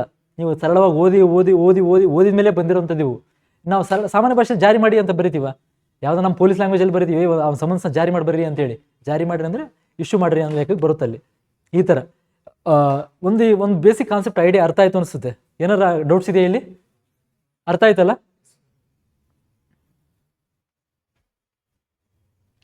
ಅದನ್ನು ನಾನು ಹೇಳಿದೆ, ಅದು ಕನ್ನಡದಲ್ಲಿ ಕೊಟ್ಟಿದ್ದೀನಿ. ಭಾರತ ವಿಶ್ವದ ಅತ್ಯಂತ ದೊಡ್ಡ ಪ್ರಜಾಪ್ರಭುತ್ವ ದೇಶವಾಗಿದೆ. ನಾನು ದೇಶವಾಗಿದೆ ಅಂತ ಸೇರಿಸ್ಕೋಬೋದು. ನಾನು ಇನ್ನು ಸುಧಾರಿಸಲಿ ಅಂತ ಪ್ರಜಾಪ್ರಭುತ್ವವಾಗಿದೆ ಅಂತ ಬಳಸ್ಬೋದು. ಪ್ರಜಾಪ್ರಭುತ್ವ ದೇಶ ಅನ್ನೋದು ಒಂದು ಸುಧಾರಿತ ಮಟ್ಟ ಅಂತೇಳಿ ಅಷ್ಟೇ. ಸಂವಿಧಾನವು ಪ್ರತಿಯೊಬ್ಬ ನಾಗರಿಕನಿಗೂ ಸಮಾನತೆ ಮತ್ತು ಸ್ವಾತಂತ್ರ್ಯ ಹಕ್ಕನ್ನು ನೀಡುತ್ತದೆ. ಸಂಸತ್ತು ಕಾನೂನುಗಳನ್ನು ರಚಿಸುತ್ತದೆ ಮತ್ತು ಸರ್ಕಾರವನ್ನು ಜಾರಿಗೆ ಮಾಡುತ್ತದೆ, ಜಾರಿಗೆ ತರುತ್ತದೆ. ನಾಗರಿಕರು ಕೂಡ ತಮ್ಮ ಮೂಲಭೂತ ಕರ್ತವ್ಯಗಳನ್ನು ನೆರವೇರಿಸಬೇಕಾಗಿದೆ ಅಥವಾ ಅದು ಪಾಲನೆ ಮಾಡಬೇಕಾಗಿದೆ. ಚುನಾವಣೆಗಳು ಮತ್ತು ಆಡಳಿತದಲ್ಲಿ ಜನರು ಸಕ್ರಿಯವಾಗಿ ಭಾಗವಹಿಸಿದಾಗ ಪ್ರಜಾಪ್ರಭುತ್ವವು ಬಲವಾಗುತ್ತದೆ, ಬಲಿಷ್ಠವಾಗುತ್ತದೆ. ಇದೆಲ್ಲ ಹೆಂಗೆ ಸುಧಾರಿತವಾಗಿ ಬಳಸ್ತಾ ಬಂದಾಗ ನಿಮ್ಮ ಕನ್ನಡನೂ ಕೂಡ ಹೇಳ್ತೀನಲ್ಲ, 10ಕ್ಕೆ 8 ಮೇಲೆ ಆರಾಮ್ ತೆಗಿಬೋದು. 7+ ಪಕ್ಕ ಆಗುತ್ತೆ ಏನೇ ಅದು ಮಾಡಿದ್ರು ಕೂಡ. ಯಾಕಂತಂದ್ರೆ ನಮ್ಮ ಹಿಡ್ತಾ ಯಾವುದು ಕನ್ನಡ ಭಾಷೆ. ನಮ್ಮ ಇಂಗ್ಲೀಷ್ ಮೀಡಿಯಂ ಹುಡುಗರಿಗೆ ಇಂಗ್ಲೀಷ್ ಭಾಷೆ, ಅವ್ರದ್ದು ಕನ್ನಡ ಕೊಟ್ಟರೆ ಇಂಗ್ಲೀಷ್ ಬೀಗ ಮಾಡ್ಕೊಂಡು ಹೋಗ್ತಾರೆ. ನಮ್ಮಲ್ಲಿ ಅಲ್ಲಿ ಬಂತು ಅಂದ್ರೆ ಇಂಗ್ಲೀಷ್ ತಕ್ಕಾಯಿತು ಅಂದ್ರೆ ಇಲ್ಲಿ ನಿಲ್ಲಿಸ್ಬೋದು ನಾವು. ಈ ಒಂದು ಹೇಳಿದ್ನಲ್ಲ ಲಿಮಿಟೇಷನ್ಸ್ ಗೊತ್ತಿದ್ದು ಮುಂದುವರಿಯೋದು ನಮ್ಮ ಬಲ ತೋರಿಸ್ಕೊಡುತ್ತೆ. ಇದನ್ನು ನೀವು ಒಂದ್ಸತಿ ನೋಡಿ ಮಾಡ್ತೀರಾ? ಜಸ್ಟ್ ಒಂದು ಮಾಡಿ ನೀವು ಯಾರು ಒಬ್ಬರು ತಿಳಿಸಿ ಹೇಳಿ. ಕನ್ನಡ ಟು ಇಂಗ್ಲೀಷ್ ಈಸಿ ಇದೆ, ಇದು ಜಸ್ಟ್ ಸರಳ ಅಂದ್ಕೊಳ್ಳಿ. ಪ್ರಾಕ್ಟೀಸ್ ಏನಂತಂದರೆ, ಒಂದು parliament represents the people of India, laws are made to protect the rights of citizens, every citizen should respect the law and work for the welfare of the society. ಈ ಥರ ಒಂದು ಸರಳವಾಗಿ ಮಾಡ್ತೀರಾ? ಅಥವಾ ಫಸ್ಟ್ ನೋಡ್ಕೊಳ್ಳಿ, ಕೀವರ್ಡ್ಗಳನ್ನ identify ಮಾಡ್ಕೊಳ್ಳಿ. ಇಲ್ಲಿ ಕೀವರ್ಡ್ಗಳನ್ನ ಯಾವ ಹೇಳ್ತೀರಿ? ಪಾರ್ಲಿಮೆಂಟ್ ಐತೆ ನೋಡಿ, ನಾನು ಸುಮ್ಮನೆ ಬರಿತಾ ಇರೋದಾಗೆ ನೋಡ್ತೀರಿ. ಪಾರ್ಲಿಮೆಂಟ್ ಪ್ರತಿನಿಧಿಸುತ್ತದೆ ಪೀಪಲ್ ಆಫ್ ಇಂಡಿಯಾ, ಭಾರತದ ಜನರು. ಲಾಸ್ ಏನು ಹೇಳಿದೆ, ಇದು ನನಗೆ ಒಂದು ಸತಿ ಕೀವರ್ಡ್ ಹೇಳ್ಕೊಂಡು ಹೋಗ್ತಿರ್ತೀನಿ, ಹಾಗೆ ನೋಡ್ಕೊಳ್ಳಿ. ಲಾಸ್ ಕಾನೂನುಗಳು, ಪ್ರೊಟೆಕ್ಟ್ ರಕ್ಷಿಸುತ್ತವೆ ನಾಗರಿಕರ ಹಕ್ಕುಗಳನ್ನು. ಪ್ರತಿಯೊಬ್ಬ ನಾಗರಿಕ ಗೌರವಿಸಬೇಕು ಯಾವುದನ್ನ? ಕಾನೂನನ್ನ ಮತ್ತು work for the welfare of society. Law work ಅಂದರೆ ಕಲ್ಯಾಣ ರಾಜ್ಯಕ್ಕಾಗಿ ಏನು ಮಾಡ್ಬೋದು ಅವನು ಅಂತೇಳಿ. ಅದು ಕೀವರ್ಡ್ಗಳು. ಇವಾಗ ನೋಡ್ಕೊಂಡಾಗ ನೀವು ವಾಕ್ಯ ರಚನೆ ಯಾವ ರೀತಿ ಮಾಡ್ತೀರಿ ಒಂದು ಜಸ್ಟ್ ಹಂಗೆ ಪ್ರಾಕ್ಟೀಸ್ ಮಾಡಿ. ನಾನು ಏನೆಲ್ಲ ಹೇಳಬೇಕು ಅಂತೇನಿಲ್ಲ. ನೀವು ಮಾಡಿದ್ರಿ ಆ ಥರ ಆಯಿತು ಅಂತಂದರೆ, ನಾನು ಮಾಡಿದ್ದೀನಿ ಸರಿ ಅನಿಸ್ತು ಅಂತಂದ್ರೆ ಅಟ್ಲೀಸ್ಟ್ ಒಬ್ಬೊಬ್ಬರು ಒಂದೊಂದು ವಾಕ್ಯ ಹೇಳಿದ್ರೆ ಸಾಕು ನನಗೆ. ನಿಮ್ಗೆ ಐಡಿಯಾ ಅರ್ಥ ಆಗಿದೆ ಅಂತ ಗೊತ್ತಾಗುತ್ತೆ. ಆ ಕೀವರ್ಡ್ಗಳನ್ನು ಐಡೆಂಟಿಫೈ ಮಾಡ್ಕೊಳ್ಳಿ, ವಾಕ್ಯವನ್ನು ಓದ್ಕೊಳ್ಳಿ, ವಾಕ್ಯ ಏನು ಹೇಳೋ ಕೊಟ್ಟಿದೆ ಅಂತ ನೋಡ್ಕೊಳ್ಳಿ. ಹಾಗೆ ಇವಾಗ ನಾನು ಯಾವುದೇ ಹೊಸ ಪದಗಳನ್ನ ಯಾವುದೂ ಸೇರಿಸಿಲ್ಲ, ನಿಮಗೆ ಹಿಂದೆ ಬಳಸಿರುವಂಥ ಪದಗಳನ್ನೇ ಸೇರಿಸಿದ್ದೀನಿ.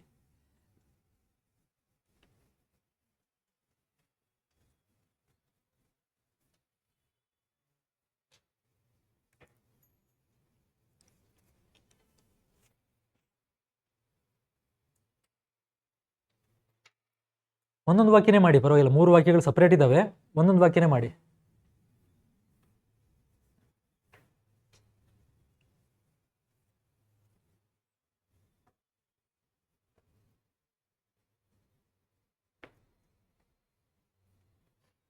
ಒಂದ್ಸತಿ ವಾಕ್ಯ ಓದ್ಕೊಂಬಿಡಿ, ಕನ್ನಡ ಈಸಿ ಆಗಿಬಿಡುತ್ತೆ. ಪದ ಹೋದಾಗ ಅರ್ಥಗಳು ಕೆಡೋ ಸಾಧ್ಯತೆಗಳಿರ್ತವೆ. ಒಂದ್ಸತಿ ವಾಕ್ಯ ಓದ್ಕೊಳ್ಳಿ. ಸಹಜವಾಗಿ ಬರೆಯೋಬೇಕು. ನಾವು ನಮ್ಮ ಕೆಲಸ ಬಂತು ಅಂದಾಗ ತಲೆ ಜಾಸ್ತಿ ಬಿಡೋದಿಲ್ಲ. ಸರಳ ಇದ್ರೂ ಕೂಡ ಕಷ್ಟ ಅನಿಸ್ತಿರುತ್ತೆ ಕೆಲವೊಂದು ಸತಿ. ಸೊ ಅದಕ್ಕೆ ಪ್ರಾಕ್ಟೀಸ್ ಇತ್ತು ಅಂದಾಗ ಇವೆಲ್ಲ ತಲೆಯನ್ನು ಬರೋದಿಲ್ಲ. ನೆನಪಿರಲಿ, ನಾನು ಯಾವುದೇ ಹೊಸ ಪದಗಳನ್ನು ಬಳಸಿಲ್ಲ. ಇಲ್ಲಿವರೆಗೆ ಏನು ಕ್ಲಾಸ್ ಹೇಳ್ಕೊಂಡ್ಬಂದಿದ್ದೆ ಅದೇ ಪದಗಳೇ ಬಳಸಿದ್ದೀನಿ ನಾನು.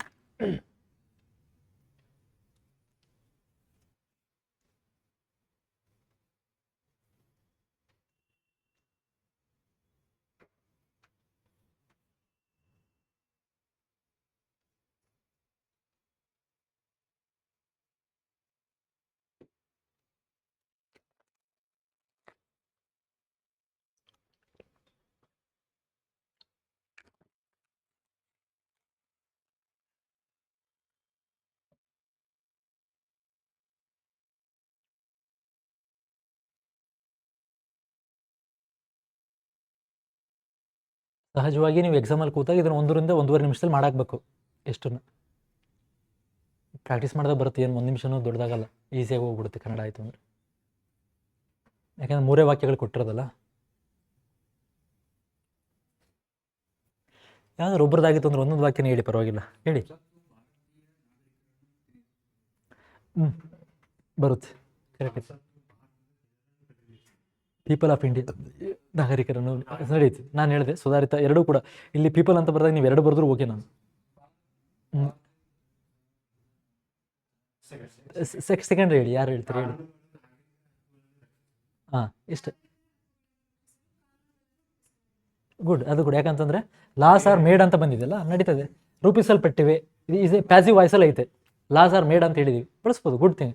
ನೀವು ಅದನ್ನು ನೀವು ಹೇಳಿದ್ರಲ್ಲ, ಅದು ಆ್ಯಕ್ಚುಲಿ ಅದೇನು ಸೆಂಟೆನ್ಸ್ ಇದೆ ಅದೇ ಫಾರ್ಮೇಟಲ್ಲಿ ಹೇಳಿದಾರೆ ಅವರು. ಇವಾಗ ಪ್ಯಾಸಿವ್ ವಾಯ್ಸಲ್ಲೇ ಇದೆ, ಲಾಸ್ ಆರ್ ಮೇಡ್ ಅಂತ ಹೇಳಿದ್ದಾರೆ ಅವ್ರು ಹೇಳೋ ರೀತಿನ ಸರಿ ಇದೆ. ಇವಾಗ ನೀವು ಹೇಳಿದ್ರೆ ನೀವು ಆ್ಯಕ್ಟಿವಲ್ಲಿ ಮಾಡಿದ್ರಿ, ತಪ್ಪಿಲ್ಲ.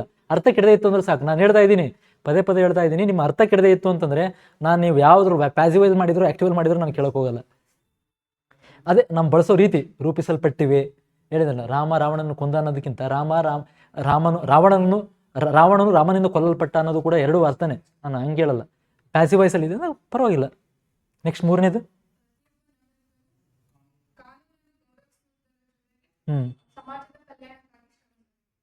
ವರ್ಕ್, ಶ್ರಮಿಸಬೇಕು. ಇಲ್ಲಿ ವರ್ಕ್ ನೋಡಿ, ವರ್ಕ್ ಅನ್ನೋ ಏನು ಹೇಳ್ತಾ ಇದೆ ಇಲ್ಲಿ, ಮಾಡಬೇಕು ಅಂತ ಬರುತ್ತೆ ಅನ್ನೋದಕ್ಕಿಂತ ಶ್ರಮಿಸಬೇಕು ಅನ್ನೋದು ಎಷ್ಟು ಒಂದು ಗ್ರಾಂಥಿಕವಾಗಿದೆ, ಎಷ್ಟು ಚೆನ್ನಾಗಿ ಅನಿಸ್ತದೆ ಪದ.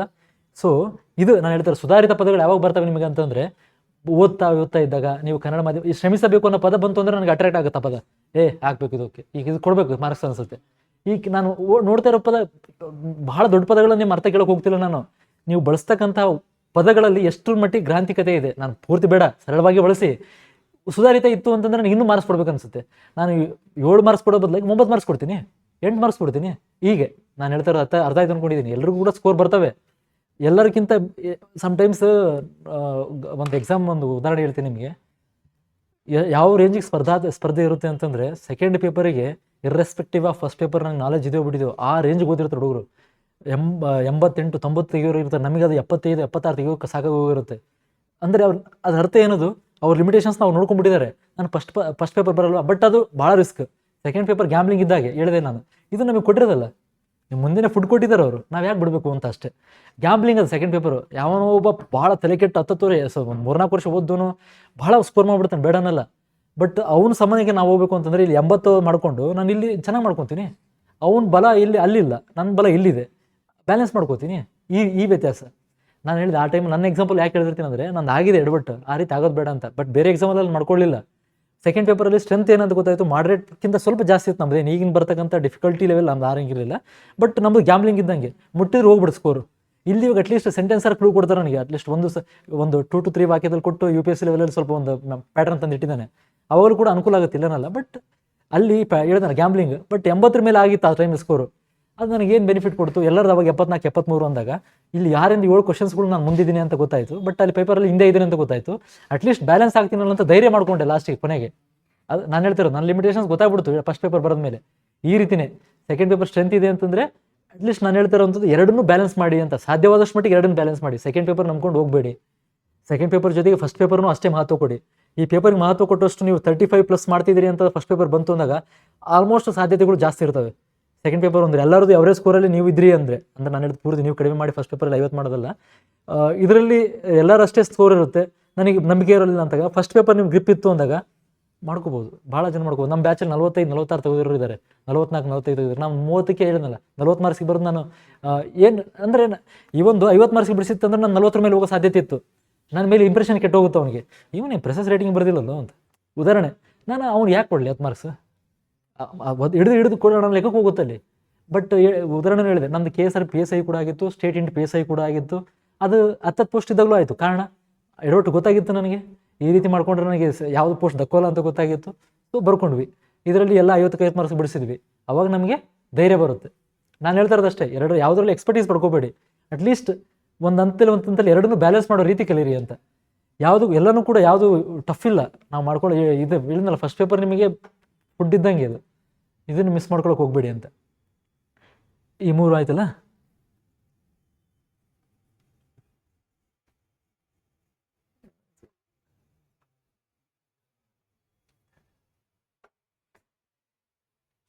ಇದಾಯ್ತು ಬೇಡ ಇದು ಹೋಗಿದ್ದೀನ. ನಾವು ಕಾಮನ್ ಮಿಸ್ಟೇಕ್ಸ್ ಸ್ಟಾರ್ಟಿಂಗ್ ಓರಿಯೆಂಟೇಷನ್ ಕ್ಲಾಸಲ್ಲೂ ಕೂಡ ಹೇಳಿದ್ದೆ, ನಾನು ಅದನ್ನೇ ಹೇಳ್ತಿರೋದು ಪದೇ ಪದೇ. ವರ್ಡ್ ಟು ವರ್ಡ್ ಟ್ರಾನ್ಸ್ಲೇಷನ್ ನಿಮ್ಗೆ ಹೇಳ್ಬೇಕಾದ್ರೆ ನಾನು ವರ್ಡ್ ಟು ವರ್ಡ್ ಟ್ರಾನ್ಸ್ಲೇಷನ್ ಮಾಡಿದೆ, ಏನು ಸಬ್ಜೆಕ್ಟು ಒಬ್ಜೆಕ್ಟು ವರ್ಬು ಅಂತೇಳಿ.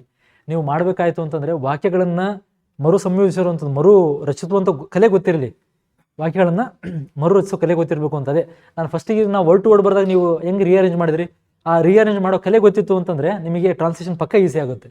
ಯಾಕಂತಂದ್ರೆ ಸಮ್ಟೈಮ್ಸ್ ಒಂದು ಕೀವರ್ಡ್ ಯಾವುದೋ ಗೊತ್ತಿಲ್ಲಪ್ಪ, ಆದರೂ ನಾನು ಅದನ್ನು ಸ್ಕಿಪ್ ಮಾಡಿ ಹೋಗೋ ಸಾಧ್ಯತೆ ಇರುತ್ತೆ. ಯಾಕೆ ಗೊತ್ತಾಗಿರುತ್ತೆ, ಒಂದು ವಾಕ್ಯಗಳನ್ನು ಓದಿರ್ತೀವಿ ಅಥವಾ ಒಂದು ಪ್ಯಾರಾಗ್ರಾಫ್ ಓದಿದಾಗ ಏನು ಹೇಳೋ ಕೊಟ್ಟಿದೆ ಅನ್ನೋ ಥೀಮ್ ಗೊತ್ತಾಯಿತು ಅಂದಾಗ ಒಂದು ಸ್ಕಿಪ್ ಮಾಡೋ ಧೈರ್ಯ ಬರುತ್ತೆ. ಅಂದರೆ ಏನು ಗೊತ್ತಿಲ್ಲದೆ ಇದ್ದಾಗ ಹೇಳ್ತಿದ್ದೆ ನಾನು. ಅದರ್ವೈಸ್ ಬರೀಬೇಕು, ಬರೆಯೋಣ ಸ್ಕೋರ್ಗೆ ಅದನ್ನ ಮಾಡಲಿಕ್ಕೆ ಅದಕ್ಕೆ ಅದ್ರ ಬದಲಾಗಿ ವರ್ಡ್ ಟು ವರ್ಡ್ ಬದಲಾಗಿ ಏನಿರಲಿ, ನಮಗೆ ಅರ್ಥಬದ್ಧವಾಗಿರ್ತಕ್ಕಂಥ ವಾಕ್ಯ ರಚನೆ ಮಾಡೋ ಕಲೆ ನಮಗೆ ಗೊತ್ತಿರಲಿ. ಆಮೇಲೆ ನಾನು ಹೇಳಿದೆ, ಇವಾಗ ಯಾವ ಟೆನ್ಸಲ್ಲಿದೆ, ಭೂತಕಾಲ ಇದೆಯಾ, ಭವಿಷ್ಯ ಇದೆಯಾ, ಅಥವಾ ಪ್ರೆಸೆಂಟಲ್ಲಿ ಇದೆಯಾ, ವರ್ತಮಾನದಲ್ಲಿ ಇದೆಯಾ, ಆ ಟೆನ್ಸ್ಗಳ ಬಗ್ಗೆ ನಮ್ಗೆ ಅವೇರ್ ಇರಲಿ.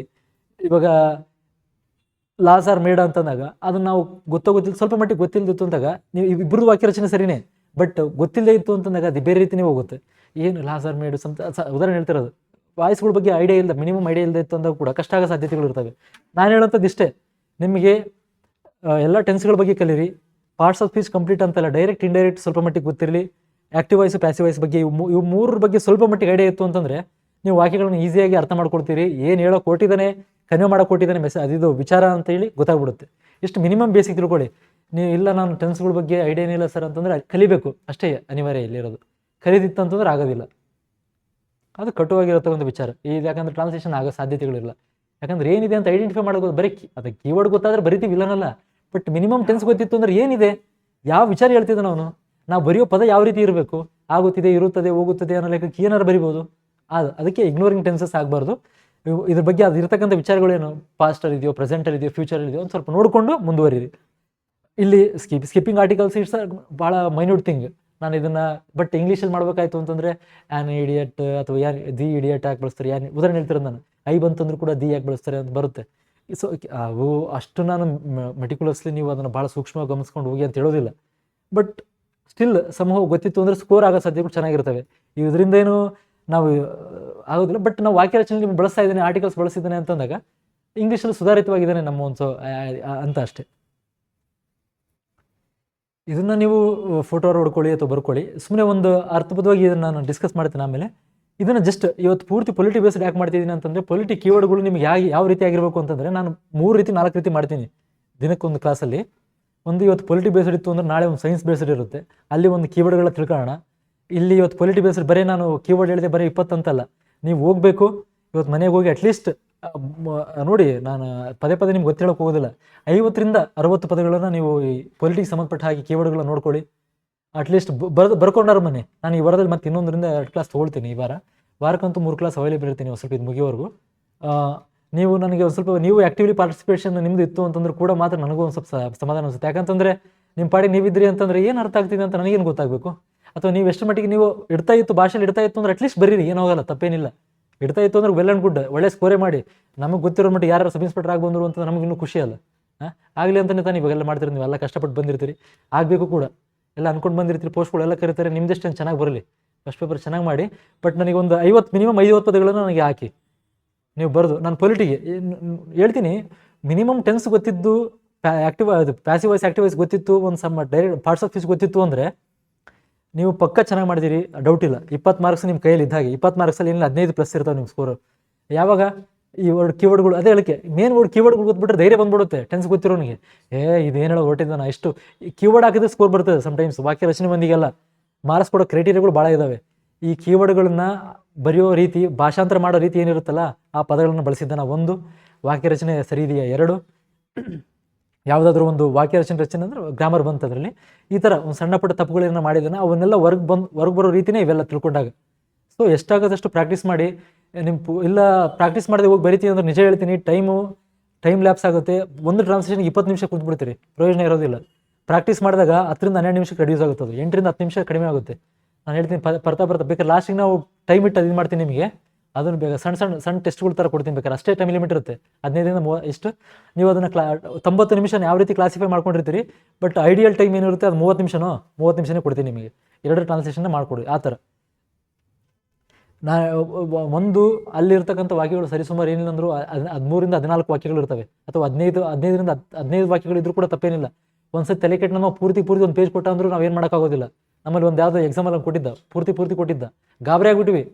ಅದು ನೋಡಿದಾಗ ಗಾಬರಿ ಆಗುತ್ತೆ, ಪ್ರೆಸಸ್ ರೈಟಿಂಗ್ ನಾ ಬರೆಯಲ್ಲ ಅಂತ ಗೊತ್ತಾಗ್ಬಿಡುತ್ತೆ ನನಗೆ, ಅಲ್ಲೇ ಹಂಗೂ ಆಗ್ಬಿಡ್ತವೆ. ಹಂಗೆಲ್ಲ ಆಗಬಾರ್ದು ಅಂತಂದರೆ ಪ್ರಾಕ್ಟೀಸ್ ಇರಬೇಕು ಅಂತಂದರೆ ಮಿನಿಮಮ್ ಕೀವರ್ಡ್ಸ್ಗಳು ಗೊತ್ತಿರಬೇಕು. ಅಲ್ಲಿ ಹೋಗಿ ಯಾವುದೋ ಒಂದು ವರ್ಡ್ ಕೂತ್ಕೊಳ್ಳೋಂಗೆ ಆಗಬಾರ್ದು. ಒಂದು ವರ್ಡೇ ಸ್ಟಕ್ಕಾಗಿ ನಿಂತ್ಬಿಡ್ತಲ್ಲಪ್ಪ ಅಂತೇಳಿ ತಲೆ ಮೇಲೆ ಭಾರ ಹೊತ್ಕೋಬಾರ್ದು. ಒಂದು ವೇಳೆ ಸ್ಟಕ್ಕಾಗಿ ನಿಂತರೂ ಕೂಡ ಆ ಸ್ಕಿಪ್ಪನ್ನು ಮಾಡಿ ವಾಕ್ಯ ಅರ್ಥ ಕೆಡದಂಗೆ ಯಾವ ರೀತಿ ತರಬೇಕು ಅನ್ನೋ ಕಲೆನೂ ಕೂಡ ಗೊತ್ತಿರಬೇಕು. ಇಷ್ಟೆಲ್ಲ ಯಾವಾಗ ಬರುತ್ತೆ? Practice involve. ನೀವು ಪ್ರಾಕ್ಟೀಸ್ ಮಾಡಿ ಅಂತ ಪೂರ್ತಿ ಇದಕ್ಕೆ ಕೂರಿ ಅಂತ ಹೇಳಲ್ಲ, ಸೆಕೆಂಡ್ ಪೇಪರು ಅಷ್ಟೇ ಮಹತ್ವವಾಗಿರುತ್ತೆ. ಜೊತೆಗೆ ಪ್ರಬಂಧ ಕೂಡ ಬರೋದು ಪ್ರಾಕ್ಟೀಸ್ ಮಾಡಿ ಇಟ್ಕೊಂಡಿರ್ಬೇಕು. ಆಗಲೇ ಒಂದು 15-20 ಪ್ರಬಂಧ ಇರಲೇಬೇಕು ನಿಮ್ಮ ಹತ್ರ. ಒಂದು ಸ್ಟ್ಯಾಂಡರ್ಡ್ ಪ್ರಬಂಧಗಳು ಇರಲೇಬೇಕು. ಐಡಿಯಾ ಇದೆಯಲ್ಲ ಸ್ಟ್ಯಾಂಡರ್ಡ್ ಪ್ರಬಂಧ ಅಂದರೆ ಯಾವ ಅಂತೇಳಿ? ಇರ್ರೆಸ್ಪೆಕ್ಟಿವ್ ಆಫ್ ಪ್ರಚಲಿತ ಅಥವಾ ಕರೆಂಟ್ ಅಫೇರ್ಸ್ಗೆ ಸಂಬಂಧವಿಲ್ಲದೇ ರೀತಿ ಇರತಕ್ಕಂಥ ಪ್ರಬಂಧಗಳು ಇದ್ದೇ ಇರ್ತವೆ. ಹಂಗಂತ ಹೇಳ್ಬಿಟ್ಟು ರೆಲೆವೆಂಟ್ 100% ಇರುತ್ತವೆ. ನಾನು ಹೇಳಿರ್ತಕ್ಕಂಥದ್ದು ಮಹಿಳಾ ದೌರ್ಜನ್ಯ ಹಿಂದೆನೂ ಇತ್ತು, ಮುಂದೆನೂ ಇದೆ, ಮುಂದೆನೂ ಇರುತ್ತೆ ಅನ್ನೋ ಲೆಕ್ಕಕ್ಕೆ ಆಗಬಾರ್ದು ಅಂತಂದಾಗ ನಾವು ಸುಧಾರಿಸ್ಬೇಕು. ಮುಂದೆನೂ ಇರುತ್ತವೆ, ಯಾಕಂದ್ರೆ ಎಲ್ಲ ಕೆಟ್ಟದಂದ್ರೆ ಒಳ್ಳೇದಿದ್ದೇ ಇರುತ್ತೆ, ಒಳ್ಳೇದಂದ್ರೆ ಕೆಟ್ಟದ್ದಿರುತ್ತೆ. ಸೊ ಈ ಪ್ರಬಂಧಗಳ ವಿಚಾರವಾಗಿ ಏನು ಬೇಕಾದ್ರೆ ಸ್ಟ್ಯಾಟಿಸ್ಟಿಕ್ಸ್ನ ಅಪ್ಡೇಟ್ ಮಾಡ್ಕೊಳ್ಳಿ ಅಷ್ಟೇ. ನೀವು ಅಪ್ಡೇಟ್ ಮಾಡೋ ರೀತಿಯಲ್ಲಿ ಸ್ಟ್ಯಾಟಿಸ್ಟಿಕ್ಸ್ ಏನಿರುತ್ತೆ ಅಂಕಿಅಂಶಗಳನ್ನ ಮಾಡ್ಕೊಳ್ಳಿ. ಯಾವುದೋ ಒಂದು NCRB ವರದಿ ಕೊಡ್ತಾ, ನಾನು ಹೇಳ್ತಾ ಇರೋದು ಇವಾಗ ಇದು ಕ್ಲಾಸ್ ಮುಗೀತಿದ್ದು ಹೋಮ್ವರ್ಕ್ ಇದು, ನಾನು ಹೇಳ್ತಕ್ಕಂಥ ಜನರಿಕಾಗಿ ಹೇಳ್ತಾ ಇದ್ದೀನಿ. ಇಲ್ಲಿ ಈ ಫಸ್ಟ್ ಪೇಪರ್ ನಾನು ಬತ್ತಿ ರಿಪೀಟ್ ಆದರೂ ಪರವಾಗಿಲ್ಲ, ನೀವು ನನ್ನ ಪಾಯಿಂಟ್ಸ್ಗಳನ್ನ ಕೇಳಿಸ್ಕೊತೀರಿ. 50ಕ್ಕೆ 35 40 ಮೇಲೆ ಅನ್ಕೊಳ್ಳಿ, 40 ಮೇಲೆ ಸ್ಕೋರ್ ಮಾಡಿ. ಎಷ್ಟು ಚೆನ್ನಾಗಿ ಸ್ಕೋರ್ ಮಾಡ್ತಿರೋ ಅಷ್ಟು ನೀವು ಸುಭದ್ರವಾಗಿ ನೀವು ಸಬ್ ಇನ್ಸ್ಪೆಕ್ಟರ್ ಅಥವಾ ಎಕ್ಸೈಸ್ ಸಬ್ ಇನ್ಸ್ಪೆಕ್ಟ್ರು ಏನೋ ಒಂದು ಆಗ್ತೀರಿ. ಫಸ್ಟ್ ಪೇಪರ್ ಅಂತೂ ಭಾಳ ಸ್ಟ್ಯಾಂಡರ್ಡ್ ಆಗಿ ಕೆಲಸ ಆಗುತ್ತೆ. ಹೇಳ್ತೀನಲ್ಲ, ಸೆಕೆಂಡ್ ಪೇಪರಿಗೆ ಭಾಳ ಜನ ಕಾಂಪೀಟ್ ಮಾಡ್ತಾರೆ. ನನಗೆ ಇಂಗ್ಲೀಷ್ ಗೊತ್ತಿಲ್ಲ ಅಂತಂದ್ರೆ ನಾನು ಸೆಕೆಂಡ್ ಪೇಪರ್ನ ಕಾಂಪೀಟ್ ಮಾಡ್ತೀನಿ. ಯಾಕಂತಂದರೆ CET ಓದ್ಕೊಳ್ಳೋಂಥ ರೀತಿ ಭಾಳ ಬೇರೆ ರೀತಿ ಇದ್ದಾವೆ. ಅದು 8-10 ವರ್ಷ ಇನ್ ಸರ್ವಿಸಲ್ಲಿ ಬಂದಿರತಕ್ಕಂಥ ಒಬ್ಬ ನಮ್ಮ ಬ್ಯಾಚುಲರ್ 91 ಮಾಡಿದ್ದ. ಏನು ಮಾಡ್ತೀರಿ? ಸ್ಕೋರ್ ಎಷ್ಟು? ಇನ್ ಸರ್ವಿಸಲ್ಲೇ ಎಷ್ಟು? ಓವರಾಲ್ ಹೋಯ್ತು ಅಂದ್ರೆ ಅವನೇ ಫಸ್ಟ್ ಪೇಪರಲ್ಲಿ ಎಷ್ಟು ಹೇಳ್ತಿರೋದು. ಯಾಕಂದ್ರೆ ಅವರಿಗೆ ಫಸ್ಟ್ ಪೇಪರ್ ಇಲ್ಲ ಅಂತ ಗೊತ್ತಾಯಿತು ಅಂದಾಗ ಸೆಕೆಂಡ್ ಪೇಪರ್ ಮಿತಿಮೀರಿ ಓದಿರ್ತಾರೆ. ಎಲ್ಲರ ನಡುವೆ ಸ್ಪರ್ಧೆ ಮಾಡ್ಬೇಕು ನೀವು. ಪದೇ ಹೇಳ್ತಿದ್ದೀನಿ, ಇಲ್ಲಿ ಯಾರು ನಿಮಗೆ ಭಯಪಡಿಸೋ ಉದ್ದೇಶ ನಮಗಿಲ್ಲ. ಬಂದಿರ್ತೀರಿ, ಪ್ರತಿಯೊಂದನ್ನು ನೆನೆಸ್ಕೊಳ್ಳಿ. ಏನು ಮಾಡಕ್ಕೆ ಬಂದಿದ್ದೀನಿ ಅಂತ ತಿಳ್ಕೊಳ್ಳಿ. 3 ಭಾಗ ಮಾಡಿಕೊಂಡು ಎಷ್ಟು ದಿನಕ್ಕೆ ಫಸ್ಟ್ ಪೇಪರ್ಗೆ ಎಷ್ಟು ಗಂಟೆ ನೀವು ಟೈಮ್ ಕೊಡ್ಕೋತೀರಿ ನೀವು ಓದೋ ಇದರಲ್ಲಿ? ಇಲ್ಲಿ ಕ್ಲಾಸ್ ಅಂತೂ 4 ಗಂಟೆ ಮುಗಿಯುತ್ತಲ್ಲ, ಮನೆಗೆಲ್ಲ ಹೋಗೋದ್ರೆ 5 ರೂಮಿಗೆ ಸುತ್ತ ಮಾಡಿದ್ರೆ 1 ಗಂಟೆಯಲ್ಲಿ ಇರ್ತೀರಿ, 5-5:30 ಇರ್ತೀರಿ. ಏನು ಅದಿದು ಅಂತಂದ್ರೂ ಕೂಡ, ಏನೋ ತಿರುಗಾಡಿದ್ರು ಕೂಡ 5:30-6 ಗಂಟೆ ಒಳಗೆ ಇರ್ತೀರಿ. ಆಯಿತು, ನೀವು ಓದಲಿಕ್ಕೆ ಅಂತ ಫಸ್ಟ್ ಪೇಪರ್ಗೆ ಎಷ್ಟು ಟೈಮ್ ಮೀಸಲಿಟ್ಟಿದ್ದೀರಿ? ಸಹಜವಾಗಿ ಅಂದರೆ ಒಂದು ಐಡಿಯಲ್ ಟೈಮ್ ಏನು ಇಟ್ಟಿದ್ದೀರಿ? ಆ್ಯಕ್ಚುಲಿ ಇಡ್ತಾ ಇದ್ದೀರಾ? ಸುಳ್ಳು ಹೇಳ್ತಿದ್ದೀರಾ? ಪಕ್ಕ ಅಲ್ಲ. ಯಾಕಂದ್ರೆ ಎಲ್ಲರೂ ಸೆಕೆಂಡ್ ಪೇಪರ್ಗೆ ಮೊರೆ ಹೋಗಿ ಕೂತ್ಕೊಂಡ್ಬಿಡೋದಲ್ಲ. ಫಸ್ಟ್ ಪೇಪರ್ ಅಟ್ಲೀಸ್ಟ್ ನೀವು ಪ್ರಬಂಧ ಪ್ರಿಪೇರ್ ಮಾಡಿ, 20 ಮಾರ್ಕ್ಸ್ ಇರುತ್ತೆ ಅದು. ಪ್ರಬಂಧ ಪ್ರಿಪೇರ್ ಮಾಡಿ ಅಟ್ಲೀಸ್ಟ್ 2-3 ಕಡೆ ಕೊಟ್ಟಿತ್ತು ಅಂದ್ರೆ ಕಟ್ ಆ್ಯಂಡ್ ಪೇಸ್ಟ್ ಮಾಡಿ. ಎಲ್ಲರೂ ಅದೇ ಬರೀತಾರೆ ಸರ್. ನಾವು ಮೊದಲು ಆಗಿತ್ತು, ಯಾರೋ ನಾಗರಿಕ ಸಮಿತಿ, ಏಕರೂಪ ನಾಗರಿಕ ಸಮಿತಿನ ಮತ್ತು GSTನ ಯಾವುದೋ ಶಂಕರಾನಂದ ಬನಶಂಕರಿ ಸಾಹೇಬ್ರೇನು ಬರೆದಿದ್ರು ಯಾವುದೋ ಒಂದು, ಎಲ್ಲರೂ ಅದೇ ಹೂವಿನ ಮೇಲೆ ದುಂಬೆ ಅಂತ ಯಾವುದೋ ಒಂದು ಕೋಟ್ ಇಟ್ಕೊಂಡು ಅದನ್ನೇ ಬರಿತಾ ಇದ್ರು ಎಲ್ಲರೂ ಅಂತ. ಅಂದರೆ ಒಂದು ಏನಿಲ್ಲ ಅಂದರು ಬರಿಬಾರ್ದು ಅಂತೆಲ್ಲ, ಸ್ಕೋರ್ ಬರಲ್ಲ ಅಂತನೂ ಅಲ್ಲ, ಸ್ಕೋರ್ ಕೊಡೋದಿತ್ತು ಅಂದ್ರೆ ಕೊಡ್ತಾರೆ ಅದೆಲ್ಲ. ಬಟ್ ನಿಮ್ಮದೇ ಆದಂಥ ಕಲೆ ರೂಪಿಸ್ಕೊಳ್ಳೋದು ಯಾವಾಗ? ಒಂದು 2 ರೀತಿ, ಯಾವುದೋ ಮ್ಯಾಗಝೀನಲ್ಲಿ ಒಂದು ಫ್ಯಾಕ್ಟ್ ಸಿಗುತ್ತೆ, ಇನ್ನೊಂದು ಯಾವುದ್ರಲ್ಲೂ ನೀವು ಕಂಪ್ಲೀಟ್ ಯಾವ್ದು ಸಿಗುತ್ತೆ, ಇನ್ನೊಂದು ಯಾವುದ್ರಲ್ಲಿ ಪ್ಯಾರಾಗ್ರಾಫ್ ಥರ ಕೊಟ್ಬಿಟ್ಟಿರ್ತಾನೆ. ಇವು 3 ಕಂಬೈನ್ ಮಾಡಿಕೊಂಡು ಒಂದು ಶೀಟಲ್ಲಿ, ನಿಮ್ಮದೇ ವೈಟ್ ಶೀಟಲ್ಲಿ ಒಂದು ಸ್ಟ್ಯಾಂಡರ್ಡ್ ಪ್ರಬಂಧನ ಕ್ರಿಯೇಟ್ ಮಾಡ್ಕೊಂಬಿಡಿ. ಇರ್ರೆಸ್ಪೆಕ್ಟಿವ್ ಎಲ್ಲದಕ್ಕೂ ಎಲ್ಲ ಕಾಲಕ್ಕೂ ಬರೋಂಗಿರ್ಬೇಕು ಅದು. ಅಂದರೆ ಎಲ್ಲ ಕಾಲಕ್ಕೆ ಅಂದರೆ ಇಂದಿನ ಒಂದು ವರ್ಷದ ಪ್ರಚಲಿತವನ್ನು, ಮುಂದಿನ ಒಂದು ಸ್ವಲ್ಪ ದಿನಗಳನ್ನು, ಸಮಿತಿಯನ್ನು ಯಾವ್ದು ರಚನೆ ಆಗಿತ್ತು ಅಂದ್ರೆ ಅಪ್ಡೇಟೆಡ್ ಮಾಹಿತಿ ನೀವು ಹೊಸದಾಗಿ ರಚನೆ ಮಾಡೋಕ್ಕಿಂತ ಪ್ರಬಂಧದಾಗ ಇರಬೇಕು ಅವು. ಅರ್ಥ ಆಯ್ತಲ್ಲ? ಇವಾಗ NCRB ಬರೆದು 2020 ಹಾಕಿದ್ರೆ ನಡೆಯುತ್ತಾ? ಈಗ ಅಪ್ಡೇಟ್ ಯಾವುದು 23 ಉದಾಹರಣೆ 23 ಬಂದಿರುತ್ತೆ ಅನ್ನೋ ಕಾರಣ 20 ಹಾಕಿದ್ರೆ ನಾನು ಯಾಕೆ ನನಗೇನು ಅನಿಸುತ್ತೆ, ಇವನು ಅಪ್ಡೇಟ್ ಇಲ್ಲ ಹುಡುಗ ಅನಿಸುತ್ತೆ. ಈ ಒಂದು ಪ್ರಬಂಧದಲ್ಲೂ ಕೂಡ ನನ್ನ ಮಾಹಿತಿ ಹಂಗೆ ಬರುತ್ತೆ. ಯಾಕಂದರೆ ಭಾಳಷ್ಟು ಬದಲಾವಣೆ ಆಗಿರ್ತವೆ. ಆ ಬದಲಾವಣೆ ನೀವು ಗಮನಿಸಿಲ್ಲ ಅಂತಂದ್ರೆ ತೊಗೊಂಡೇನು ಮಾಡಲಿ ನಾನು? ಇವಾಗ ಮಹಿಳೆ ಮೇಲಿನ ದೌರ್ಜನ್ಯಗಳು ಇಲ್ಲಿ 1000 ಪ್ರಕರಣಗಳು ಆಗೇನು ಅಂತ ಹೇಳೋಣ. 2020ರಲ್ಲಿ 1000 ಅಂತ ಕೊಟ್ಟಿರ್ತಾನೆ, ಈ ಟೈಮಲ್ಲಿ 700 ಅಂತ ಕೊಟ್ಟಿರ್ತಾನೆ. ಆವಾಗ 2020 NCRB ವರದಿ ಪ್ರಕಾರ ಅದು ಸರಿ. ಬಟ್ ಆಲ್ರೆಡಿ 23 ಬಿಟ್ಟಿದ್ದಾನಲ್ಲ, NCRB ಬಿಟ್ಟಿದ್ದಾನೆ. ಆ ಸುಧಾರಿತವಾದಂಥ ಕ್ರಮಗಳನ್ನು ನೀನು ಗಮನಿಸಿಲ್ಲಲ್ಲ. ಏನೋ ಒಂದು ಆಗಿದೆ, ಇಲ್ಲಿ ಬದಲಾವಣೆ ಆಗಿದೆ, ಆ ಬದಲಾವಣೆಯನ್ನು ಗಮನಿಸಿಲ್ಲಲ್ಲ. ಅರ್ಥ ಆಯ್ತಾ ನಾನು ಹೇಳ್ತಿರೋದು? ಆ ಬದಲಾವಣೆಯನ್ನು ಗಮನಿಸ್ಕೊಂಡು ನಾವು ಕೂಡ ಮುಂದುವರಿಬೇಕು. ಪ್ರಬಂಧಗಳು ಎಲ್ಲ ಕಾಲಕ್ಕೂ ಹೇಳಿದೆ, ಎಲ್ಲ ಕೋಮುವಾದ ಅಂದರೆ ಎಲ್ಲ ಟೈಮ್ ಕಮ್ಯುನಲಿಸಮ್ ಇದ್ದೇ ಇರುತ್ತೆ. ಆ ವಿಚಾರದಲ್ಲಿ ನಾವೆಲ್ಲ ಒಂದು ಸ್ಟ್ಯಾಂಡರ್ಡ್ ಪಾಯಿಂಟ್ಸ್ಗಳನ್ನ ತಂದು ಇಟ್ಕೊಂಡಿರ್ತೀವಿ. ಆ ಕೋಮುವಾದ ಅಂತಂದ್ರೆ ತಂದಿಡಿ. ಯಾವುದನ್ನು ತಂದಿಡ್ತೀರಿ? ಉದಾಹರಣೆ ತನ್ನಿ, ಕರ್ನಾಟಕದಲ್ಲಿ ಆಯಿತು, ನಾಗಮಂಗಲ ಪ್ರಕರಣ ಆಯಿತು, ಕೋಮುವಾದ ಯಾಕೆ ಆಗ್ತಾಯಿದೆ? ಯಾವುದು ಕಾನೂನು ಮತ್ತು ಸುವ್ಯವಸ್ಥೆಯಲ್ಲಿ ಆಗಿರ್ತಕ್ಕಂಥ ಭಂಗದ ಮೇಲೆ ಅದು ಯಾವ ರೀತಿ ಹೊಡೆತ ಕೊಡುತ್ತೆ? ತನ್ನಿ. ಮಂಡ್ಯ ಪ್ರಕರಣ ತನ್ನಿ, ಇತ್ತೀಚೆಗೆ ತಪ್ಪು ತರಬಾರ್ದು ಅಂತೇನಿಲ್ಲ, ಲೋಕಲ್ ನ್ಯೂಸ್ ಅಲ್ಲ. ಈ ಒಂದು ಲೋಕಲ್ ನ್ಯೂಸ್ ಆದರೂ ಕೂಡ ಇದು ರಾಜ್ಯ ಮಟ್ಟದಲ್ಲಿ ಸುದ್ದಿ ಆಗಿರ್ತಕ್ಕಂಥ ವಿಚಾರಗಳು. ಬಟ್ ನಿಮ್ಮ ಒಂದು ಪ್ರಬಂಧ ಬರಿಬೇಕಾದ್ರೆ ನೀವು ಯಾವುದೋ ಒಂದು ಧರ್ಮಕ್ಕೆ ಒಳಗಾಗಬೇಡ್ರಿ. ಒಂದು ನ್ಯೂಟ್ರಲ್ ಆಗಿ ಒಬ್ಬ ಆಫೀಸರ್ ಆಗಿ ಯಾವ ರೀತಿ ಬರ್ತಾರೆ, ಈ ಬಲಪಂಥಿ ಏನೂ ಅಲ್ಲ ಎಡಪಂಥಿ ಏನೂ ಅಲ್ಲ. ಯಾವುದು ಯೂಟ್ಯೂಬ್ ವಿಡಿಯೋಗಳು ನೋಡಿ ನೋಡಿ ನಾವು ಹೇಗೆ ಆಗಿದ್ದೀವಿ ಅಂತಂದರೆ ನಾನು ಬಲಪಂಥೀಯ ನಾನು ಎಡಪಂಥಿ ಅನ್ನೋಷ್ಟು ಮಟ್ಟಿಗೆ ಹೋಗ್ಬಿಟ್ಟಿದ್ದೀವಿ. ವಿದ್ಯಾರ್ಥಿ ಅಥವಾ ಅಧಿಕಾರಿಗಳಾಗಿದ್ದವ್ರು ನಾವು ಆ ರೀತಿ ನಾವು ರೂಪಿಸ್ಕೋಬಾರ್ದು. ನಮ್ಮ ಒಂದು ವ್ಯಕ್ತಿತ್ವವನ್ನು ಕೂಡ ಹಂಗೆ ರೂಪಿಸ್ಕೋಬಾರ್ದು. ಯಾವತ್ತಿದ್ರೂ ನ್ಯೂಟ್ರಲ್ ಆಗಿ ನೋಡ್ಬೇಕು. ನೀವು ಹಿಂದೂನೋ ಮುಸ್ಲಿಮು ನನಗೆ ಬೇಕಿಲ್ಲ, ನಾನು ಬರೆಯೋ ರೀತಿ ಒಂದೇ, ನ್ಯೂಟ್ರಲ್ ತಟಸ್ಥ ರೀತಿಯಲ್ಲಿ ಇರಬೇಕು. ತಟಸ್ಥ ಧೋರಣೆ ಯಾವಾಗ ತಾಳ್ತೀರಿ ಅವಾಗ ನೀವು ಆಫೀಸರ್ ಅಂತ ಬಿಹೇವ್ ಮಾಡೋದ ರೀತಿ ಕಲ್ತಂಗೆ. ಅಲ್ಲಿವರೆಗೆ ನೀವೇನಾಗುತ್ತೆ, ನೀವು ಇಲ್ಲ ನಾನು RSS ಭಕ್ತ, ನಾನು ಇದ್ರ ಭಕ್ತ ಅಂತ ಉದಾಹರಣೆ ಹೇಳ್ತೀವಿ. ಎಷ್ಟೋ ಹುಡುಗರು ಬಲಿ ಆಗ್ತಿರೋದು ಅಥವಾ ಈ ಮುಸ್ಲಿಂ ಸಂಘಟನೆ ಇದು ಅಂತ ಯಾವುದೇ ಆಗಲಿ ಯಾವುದೇ ರೀತಿ ಹೋಗೋ ಆಗಿಲ್ಲ, ಹೋಗಬಾರ್ದು ಕೂಡ. ತಿಳ್ಕೊಳ್ಳಿ ಏನು ಅದ್ರ ಉದ್ದೇಶಗಳು ತಿಳ್ಕೊಳ್ಳಿ, ಅಜೆಂಡಾಗಳು ತಿಳ್ಕೊಳ್ಳಿ. ಬಟ್ ತಿಳ್ಕೊಂಡು ಅದನ್ನು ಫಾಲೋ ಮಾಡಿ ಅಂತಲ್ಲ, ತಿಳ್ಕೊಂಡಿರಿ. ಮುಂದೆ ಯಾವ್ದಾದ್ರು ಒಂದು ಬಂತು ಅಂದಾಗ ಚರ್ಚೆ ಮಾಡಿ ಒಂದು ಕನ್ಕ್ಲೂಷನ್ಗೆ ಬರೋಕ್ಕೆ ಅವಕಾಶ ಇರುತ್ತೆ. ವಿಚಾರಗಳು ಗೊತ್ತಿಲ್ಲ ಹೆಂಗೆ ಕನ್ಕ್ಲೂಷನ್ ಮಾಡ್ತೀರಿ ನೀವು? ಯಾವ ಒಂದು ಪ್ರಬಂಧ ಇವಾಗ ಶಾಬಾನು ಪ್ರಕರಣ ರಾಜನೀತಿ ಅದ್ಯಾವುದು ಏಕರೂಪ ನಾಗರಿಕ ಸಂಹಿತೆ ಬರುತ್ತೆ, ಅಲ್ಲಿ ನೀವು ಬರೆಯೋ ರೀತಿ ಕರೆಕ್ಟಾಗಿ ಗೊತ್ತಿರಬೇಕು. ಅಲ್ಲಿ ಶಾಬಾನು ಪ್ರಕರಣ ಇರುತ್ತೆ, ಅದ್ಯಾವುದು ವಿಚ್ಛೇದನ ಬಗ್ಗೆ ಹೇಳುತ್ತೆ, ಆ ಜಡ್ಜ್ಮೆಂಟ್ ಏನು ಹೇಳುತ್ತೆ. ನೀವು ಪೂರ್ತಿ ಓದಿ ಅಂತ ಹೇಳಲ್ಲ ಜಡ್ಜ್ಮೆಂಟನ್ನು, ಒಂದು ಕೀ ಪಾಯಿಂಟ್ಸ್ ಏನಿದೆ ಪ್ರಮುಖಾಂಶಗಳನ್ನು ತಿಳ್ಕೊಂಡಿರಿ. ಒಂದು ನೀವು ಅನಲೈಸಿಸ್ ಮಾಡ್ಲಿಕ್ಕೆ ಬರುತ್ತೆ. ಯಾವ LGBTQ ಬರುತ್ತೆ, ಯಾಕೆ ಅವ್ರ ಬಗ್ಗೆ ಯಾಕೆ ಆ ಧೋರಣೆ ಇದೆ, ಸರ್ಕಾರದಲ್ಲಿ ಬದಲಾಗಿರೋ ಧೋರಣೆಗಳೇನು, ಅವ್ರ ಮೇಲೆ ಇವಾಗ ಅಭಿಪ್ರಾಯ ಯಾವ ರೀತಿ ಇದೆ, ಅವರಲ್ಲಿ ರಿಸರ್ವೇಷನ್ ಆಗಬೇಕಾಗುತ್ತೆ, ಅವ್ರ ಸುಧಾರಿತ ಕ್ರಮಗಳೇನು, ಇವಾಗ ಇಂಥ ನೌಕರಿಗಳಲ್ಲಿ ಇಷ್ಟು ಮಟ್ಟಿಗೆ ತರಕ್ಕೆ ಅವಕಾಶ ಕೊಟ್ಟಿದ್ದಾರೆ ಅವರಿಗೆ. ಈ ಥರ ಈ ಅಪ್ಡೇಟ್ ಇತ್ತು ಅಂತಂದಾಗ ನಿಮ್ಮ ಪ್ರಬಂಧ ಭಾಳ ಸಮೃದ್ಧಿಯಾಗಿರುತ್ತೆ ಹೊರತಾಗಿ ನೀವೇನೋ ಅಪ್ಡೇಟ್ ಇಲ್ಲದೆ ಮಾಹಿತಿ ಇಲ್ಲದೆ ತಂದು ಇಟ್ಟರೆ ಅಂತಂದ್ರೆ ನಿಜ ಹೇಳ್ತೀನಿ ಸ್ಕೋರ್ ಬರೋದಿಲ್ಲ. ಹತ್ರ ಮೇಲೆ ಕ್ರಾಸ್ ಆಗಲ್ಲ. ನೀವು ಏನೋ ಸ್ಟ್ಯಾಂಡರ್ಡ್ ಪಾಯಿಂಟ್ಸ್ ತಂದಾಕೋದು 10ರಿಂದ 12 ಮಾರ್ಕ್ಸ್ ಕೊಟ್ಟರೆ ನೀವೊಂದು ಪ್ರಚಲಿತ ಘಟನೆಗಳನ್ನು ಅಂಶಗಳನ್ನು ತಂದು ಎಷ್ಟಾಗ್ತಿರಲ್ಲ ಅಷ್ಟು ನಿಮಗೆ ಬಿಲ್ಡ್ ಮಾಡುವಂಥದ್ದೇ ಇವೆಲ್ಲ ಒಂದು ನಿಮ್ಮ ಸುತ್ತಮುತ್ತಲು ನಡೆದಿರ್ತಕ್ಕಂಥ ಅಂಶಗಳು. ಯಾವುದರ ಕಮಿಟಿ, ಸ್ಟ್ಯಾಟಿಸ್ಟಿಕ್ಸ್, ಯಾವುದಾದ್ರೂ ವರದಿ, ಇವೆಲ್ಲ ನೀವು ಕೋಟ್ ಮಾಡಿದಷ್ಟು ಉಲ್ಲೇಖ ಮಾಡಿದಷ್ಟೇ ಒಳ್ಳೆಯದು. ಅದು ಒಂದು ಸ್ಟ್ಯಾಂಡರ್ಡ್ ಪ್ರಬಂಧ ಆಗಿರುತ್ತೆ. ನನ್ನ ಪ್ರಕಾರ ನೀವೇನಾದರೂ 1 ಗಂಟೆ ಕೊಡ್ತಿದ್ರಿ ಅಂದರೆ ದಯವಿಟ್ಟು ಅದನ್ನು 2 ಗಂಟೆಗೆ ಮಾಡ್ಕೊಳ್ಳಿ. ಅವರವರ ಒಂದು ಐಸತ್ತು ಏನಂತಾರಲ್ಲ, ನಮ್ಮ ಬಲ ನಮ್ಗೆ ಗೊತ್ತಿತ್ತು ಅಂತಂದರೆ ಟ್ರಾನ್ಸ್ಲೇಷನ್ ನಾನು ಇಗ್ನೋರ್ ಮಾಡ್ತೀನಿ ಸರ್, ನನಗೆ ಇಲ್ಲಿ ಆಯಿತು. ಈ ಬೇರೆ ವಿಚಾರ ಕಡೆ ಗಮನ ಕೊಟ್ಟು ಸ್ಟ್ಯಾಂಡರ್ಡ್ ಒಂದು 20 ಪ್ರಬಂಧ ರೆಡಿ ಮಾಡಿ ಇಟ್ಕೊಂಬಿಡಿ. ಅದನ್ನು ಅವಾಗ ರಿವಿಷನ್ ಮಾಡ್ತೀರಿ. ಯಾವುದಾದ್ರೂ ಇಲ್ಲಿ ಟೆಸ್ಟ್ ಸೀರೀಸ್ ಕೊಡ್ತೀವಿ, ಭಾನುವಾರ ಟೆಸ್ಟ್ ಸೀರೀಸ್ ಇರುತ್ತಲ್ಲ, ಬಂದು ಬರೀರಿ. ಅಲ್ಲಿ ನಾನು ಬರ್ಕೊಂಡಿರೋ ಪಾಯಿಂಟ್ ಇಲ್ಲಿ ಬಂದು ಇಂಪ್ಲಿಮೆಂಟ್ ಮಾಡ್ತಿದ್ದೀನಿ ಅಂತ ನೋಡ್ಕೊಳ್ಳಿ. ಸುಮ್ಮನೆ ಬಂದು ಬ್ಲೈಂಡಾಗಿ ಏನೇನೋ ಬರೆದೋಗ್ಬಿಡ್ತೀವಿ ಗಾಬರಿಲಿ, ಹಂಗಾಗಬಾರ್ದು. ನಾನು ಬರೆದಿರ್ತಕ್ಕಂಥ ಡಾಟಾನ, ನಾನು ಬರೆದಿರ್ತಕ್ಕಂಥ ಸಮಿತಿಯನ್ನು, ನಾನು ಬರೆದಿರ್ತಕ್ಕಂಥ ಪಾಯಿಂಟ್ಗಳನ್ನು ತಂದು ಈ ಪ್ರಬಂಧದಲ್ಲಿ ಇಡ್ತಾ ಇದ್ದೀನಾ, ಸುಮ್ಮನೆ ನೋಟ್ಸ್ ಮಾಡ್ಕೊಂಡು ಹೋಗ್ತಿದ್ದೀನಾ, ಪ್ರಾಕ್ಟೀಸಲ್ಲಿ ತಿಳ್ಕೊಳ್ಳಿ. ಅಲ್ಲಿ ಇಂಪ್ಲಿಮೆಂಟ್ ಮಾಡೋದು ಸಾಧ್ಯ ಇಲ್ಲ. ಸಡನ್ನಾಗಿ ಬರ್ತೀರಿ. ಈ ಒಂದು ಎಕ್ಸಾಮ್ ಎನ್ವಿರಾನ್ಮೆಂಟ್ ಇರಲಿಲ್ಲ ಅಂದರೂ ಕೂಡ ಒಂದು ಸರಳವಾದ ಒಂದು ಟೆಸ್ಟ್ ಬಂದು ಅಟೆಂಡ್ ಮಾಡಬೇಕಾದ್ರೂ ಕೂಡ ಕೈ ಸರಿ ಓಡೋಲ್ಲ. ಅದು ಯಾವಾಗಲೂ ಕೂಡ ಬರೋದು ಯಾವಾಗ ನೀವು ರಿವೈಸ್ ಮಾಡಿದಷ್ಟು ಒಂದು 5ರಿಂದ 6 ಪೇಜ್ಗಳನ್ನು ಒಂದು ಪ್ರಬಂಧ ಬರೆದಿರ್ತೀರಿ ಅಂತಂದರೆ ಲಾಸ್ಟ್ ಒಂದು ಪೇಜಲ್ಲಿ ಒಂದು ಡ್ರಾಫ್ಟ್ ಇಟ್ಕೊಳ್ಳಿ. ಆ ಡ್ರಾಫ್ಟ್ ಪಾಯಿಂಟ್ಸ್ಗಳು ನೋಡ್ಕೊಂಡು ಹೋಯ್ತು ಅಂತಂದರೆ 6 ಪೇಜ್ ನೆನಪಿರಬೇಕು, 6 ಪೇಜ್ ಬರೆಯೋಗಿರಬೇಕು. ಈ ಪ್ರಮುಖಾಂಶಗಳು ಏನಿರ್ತವೆ, ದುಷ್ಪರಿಣಾಮಗಳು, ಯಾವುದಾರ ಒಂದು ಕಮಿಟಿ ಶಿಫಾರಸುಗಳು ಇತ್ತು ಅಂದ್ರೆ ಶಿಫಾರಸು, ಈ ರೀತಿ ಎಲ್ಲ ಅಂಶಗಳನ್ನು ಕೂಡ ನೀವು ಲಾಸ್ಟ್ ಒಂದು ಡ್ರಾಫ್ಟಲ್ಲಿ ಬಂದ್ಬಿಡ್ಬೇಕು. ಅದು ಆ ಶಾರ್ಟ್ ನೋಟ್ಸ್ ಮಾಡೋ ಕಲೆ ಗೊತ್ತಿತ್ತು ಅಂದ್ರೆ ಬರುತ್ತದೆ. ಬರ್ತಾ ಮಾಡ್ತಿರ್ತೀರಿ. ಇವಾಗ ಶಾರ್ಟ್ ನೋಟ್ಸ್ ಮಾಡೋ ಕಲೆ ಅದು. ಸುಮ್ಮನೆ ಏನು ನಾವೆಲ್ಲನೂ ಬರ್ಕೊಂಡು ಹೋಗೋದಕ್ಕಿಂತ ಶಾರ್ಟ್ ನೋಟ್ಸ್ ಏನು ಬೇಕು, 1945 ಅಂತಂದ್ರೆ ಏನು, ಆ ಘಟನೆಯಲ್ಲಿ ಹಿಸ್ಟಾರಿಕಲ್ ದಿನ ಏನಾಯಿತು, ಅಥವಾ ಸಾಮಾಜಿಕವಾಗಿ ಏನಿತ್ತು, ಸಾಂವಿಧಾನಿಕವಾಗಿ ಏನಿತ್ತು, ಆರ್ಥಿಕವಾಗಿ ಏನಿತ್ತು, 1945 ಅಂತ ವಿಶ್ವ ಬಂತು ಅಂದರೂ ಕೂಡ ಆ ಆ್ಯಂಗಲಲ್ಲಿ ಯೋಚನೆ ಮಾಡಬೇಕು ಈಗ ನೀವು. ಯಾಕಂದ್ರೆ ಪ್ರಬಂಧ ಯಾವ್ದು ಬರುತ್ತೆ ಅಂತ ಹೇಳೋಕ್ಕಾಗೋದಿಲ್ಲ. ಉದಾಹರಣೆ ಹಸಿರು ಕ್ರಾಂತಿ ಬಂತು 1 ವರ್ಷ ಆಯಿತು ಅಂದರೆ ಇಷ್ಟರಲ್ಲಿ ಏನೋ ಒಂದು ಘಟನೆ ನಡೆದಿರುತ್ತೆ. ಒಂದು ಲಿಂಕೇಜ್ ಇಂಟರ್ಲಿಂಕ್ ಮಾಡ್ಕೊಂಡು ಹೋದಾಗ ನಿಮ್ಗೆ ಇರ್ರೆಸ್ಪೆಕ್ಟಿವ್ ಆಫ್ ಸಬ್ಜೆಕ್ಟು ಒಂದು ಪ್ರಬಂಧ ಗಟ್ಟಿಯಾಗುತ್ತೆ. ಅರ್ಥ ಆಯ್ತಾ? ಯಾವುದೇ ಇರಲಿ ಎಲ್ಲ ವಿಚಾರಗಳನ್ನು ಕೂಡ ಇಂಟರ್ಲಿಂಕ್ ಮಾಡೋದು ಕಲೀರಿ. ಯಾವುದೋ ಒಂದು ಹೇಳ್ತಿದ್ರು, ಯಾವುದೋ ಪ್ರಬಂಧ ಬರೆಯೋಕೆ ಆರ್ಥಿಕವಾಗಿ, ಶೈಕ್ಷಣಿಕವಾಗಿ, ಸಾಮಾಜಿಕವಾಗಿ, ವೈಜ್ಞಾನಿಕವಾಗಿ ಬರೀರಿ, ಬೇಡನಲ್ಲ. ಬರೆಯೋ ರೀತಿಲಿ ಅದನ್ನು ನೀವು ತೋರಿಸ್ಕೋಬೇಡಿ ನಾನು ವೈಜ್ಞಾನಿಕವಾಗಿ ಬರಿತಾ ಇದ್ದೀನಿ ಅಂತಲ್ಲ. ಬರೆಯೋ ರೀತಿಲೂ ಕೂಡ ಒಂದು ವಿಚಾರಗಳು ಎಲ್ಲನೂ ಬಂದೋಗಿರಬೇಕು. ನಾನು ಏನೋ ಒಂದು ಫಾರ್ಮೆಟ್ ಬರಿತಾ ಪೀಠಿಕೆ ಇದು ಹಂಗೆಲ್ಲ.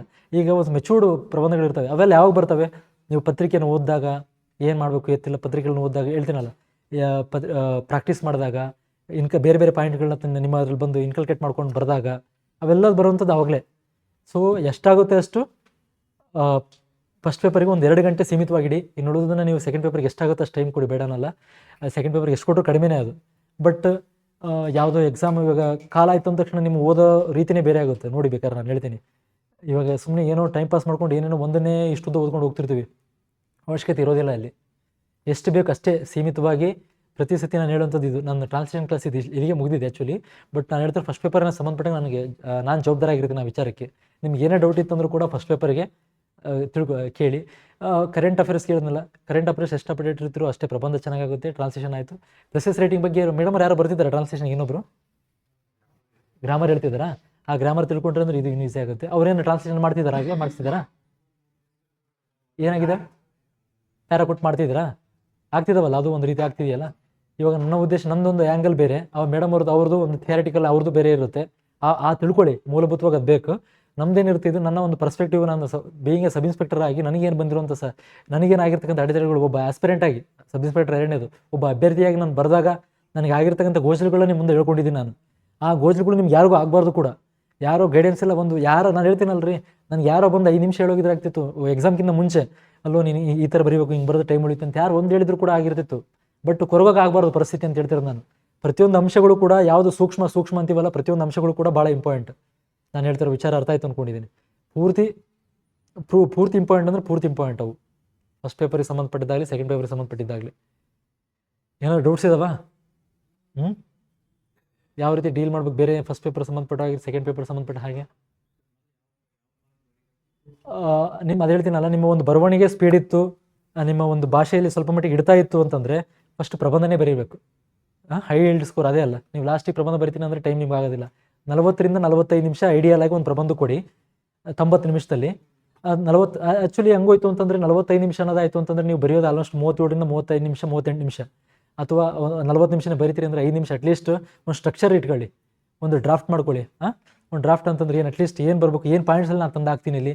ಆ ವಿಚಾರ ಕೇಳಿರೋದು ಯಾವುದು, ಅವನು ಇವಾಗ ಒಂದು ಯಾವುದು GST ವಿಚಾರವನ್ನು ಎಕನಾಮಿಕ್ ಲಿಂಕ್ ಮಾಡ್ತಿದ್ದಾನೆ ಅಂತಂದ್ರೆ ಯಾವ ವಿಚಾರ ತಂದು ನಾನು ಕೊಡಬೇಕು, ಅವ್ನು ಕೇಳಿರ್ತಕ್ಕಂಥ ವಾಕ್ಯ ರಚನೆ ಯಾವುದು, ಅವನೇನು ಕೇಳಿದ್ದಾನೆ. ಫಸ್ಟ್ ಆಫ್ ಆಲ್ ಆ ಪ್ರಬಂಧದ ಮೇಲೆ ನಾನು ಕೇಳಿರೋ ವಾಕ್ಯದ ಮೇಲೆ ಹೋಗುತ್ತೆ. ನಾನು ಯಾವ ಪರಿಣಾಮಗಳನ್ನ, ದುಷ್ಪರಿಣಾಮಗಳನ್ನ, ಸಮಿತಿಗಳನ್ನ ಎಲ್ಲದಕ್ಕೂ ಬಂತು ಒಂದೇ ಡಿಟ್ಟೋ ಬರ್ಕೊಂಡು ಹೋಗ್ತೀನಿ ಅನ್ನೋದಲ್ಲ.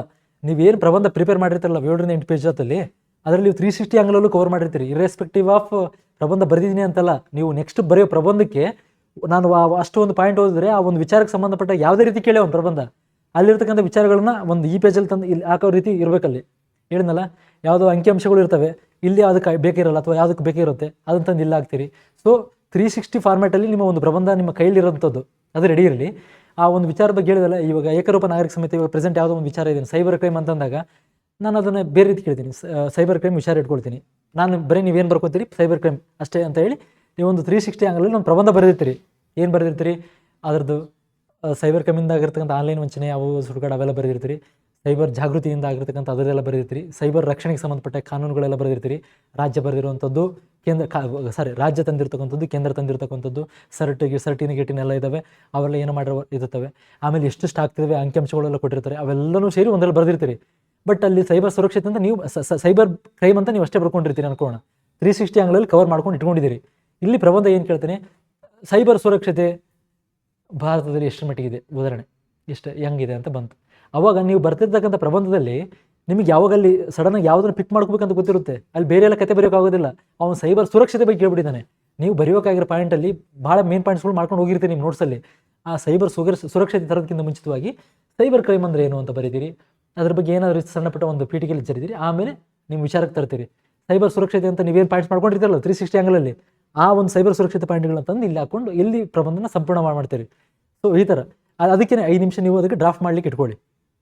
ಏನು ನೀವು ಓದಿರೋದ್ರೆ ಎಲ್ಲ ಬರ್ಕೊಂಡಿರ್ತೀರಲ್ಲ, ಅದನ್ನು ಸಪ್ರೇಟಾಗಿ ಇಟ್ಕೊಳ್ಳಿ. ಒಂದು 5 ನಿಮಿಷ ಸಾಕು, ಸಣ್ಣ ಪಾಯಿಂಟ್ ಮಾಡ್ಕೊಂಡು ಆಮೇಲೆ ಸ್ಟ್ರಕ್ಚರ್ ಮಾಡ್ಕೊಂಡು ಬನ್ನಿ. 45 ನಿಮಿಷ ಆಯಿತಾ, 90 ನಿಮಿಷದಲ್ಲಿ ಇನ್ನೂ 45 ನಿಮಿಷ ಉಳಿತದೆ. ಎಷ್ಟು ಇವಾಗ ನಾನು ಫಸ್ಟ್ಗೆ ಎಷ್ಟು ಹೇಳಿದ್ದೀನಿ, 40 ನಿಮಿಷ ಹೇಳಿದ್ನ, 45 ನಿಮಿಷ ಹೇಳಿದ್ದೆ ಸ್ಟಾರ್ಟಿಂಗ್ ಹೇಳಿದಾಗ. ಎಲ್ಲರೂ ಕೂಡ ಐಡಿಯಾಲಾಗಿ ಅಷ್ಟೇ ಹೇಳ್ತಾರೆ. ಯಾಕಂದ್ರೆ ಬೇಕು ಕೂಡ ಪ್ರಬಂಧಕ್ಕೆ, ಅದು ಇಗ್ನೋರ್ ಮಾಡುವಂಥ ವಿಚಾರ ಅಲ್ಲ. 20ಕ್ಕೆ 17, 18, 16 ಮೇಲೆ ಕೊಡ್ತಿರ್ತಾನೆ, ಅದು ಚೆನ್ನಾಗಿ ಆದಷ್ಟು ಕೂಡ ಒಳ್ಳೆಯದೇ.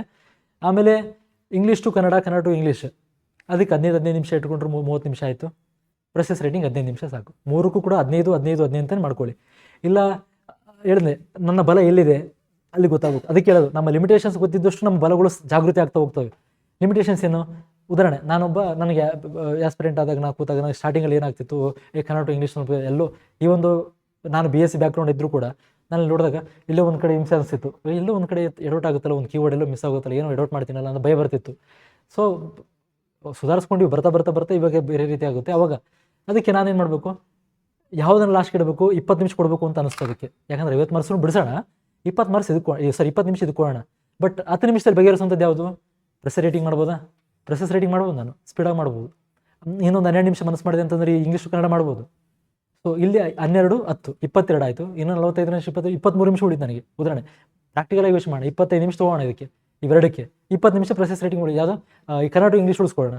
ಅಲ್ಲಿ ನಿಮಗೆ ಒಂದು ಮೈಂಡು ಕೂಲ್ ಇರುತ್ತೆ, ಸರಿಯಾಗಿ ಪದಗಳು ನೆನಪು ಬರ್ತವೆ, ಅಷ್ಟು ಇಷ್ಟು ಸಾಧ್ಯತೆಗಳು ಮಾರ್ಕ್ಸ್ ಜಾಸ್ತಿ ಬರೋ ಸಾಧ್ಯತೆ ಜಾಸ್ತಿ ಇರುತ್ತೆ. ಸೊ ನನ್ನ ಕೇಳಿದ್ರೆ ನಿಮ್ಮ ಡಿಫಿಕಲ್ಟಿ ಲೆವೆಲ್ ಯಾವುದು ಅದನ್ನು ಒಂದು ಸ್ವಲ್ಪ ಮಟ್ಟಿಗೆ ಎಕ್ಸ್ಟ್ರಾ ಟೈಮ್ ಕೊಡಲಿಕ್ಕೆ ಬೇರೆದ್ರಲ್ಲಿ ಮ್ಯಾನೇಜ್ ಮಾಡಲಿಕ್ಕೆ ನೋಡಿ. ಈ ಐಡಿಯಲ್ ಟೈಮ್ 15 ಅನ್ನೋದು ಅದನ್ನು ದಾಟಬೇಡಿ ಅಂತ ಐಡಿಯಲ್ ಟೈಮ್ ಇರೋದು ಹೊರತಾಗಿ ಅದ್ರೊಳಗೆ ಮಾಡ್ತೀನಿ ಅನ್ನೋದಂದ್ರೆ ನಿಮ್ಮ ಕೆಪಾಸಿಟಿ ಅದು. ನಾಳೆ ಅರ್ಥ ಆಗ್ತಿದೆಯಾ?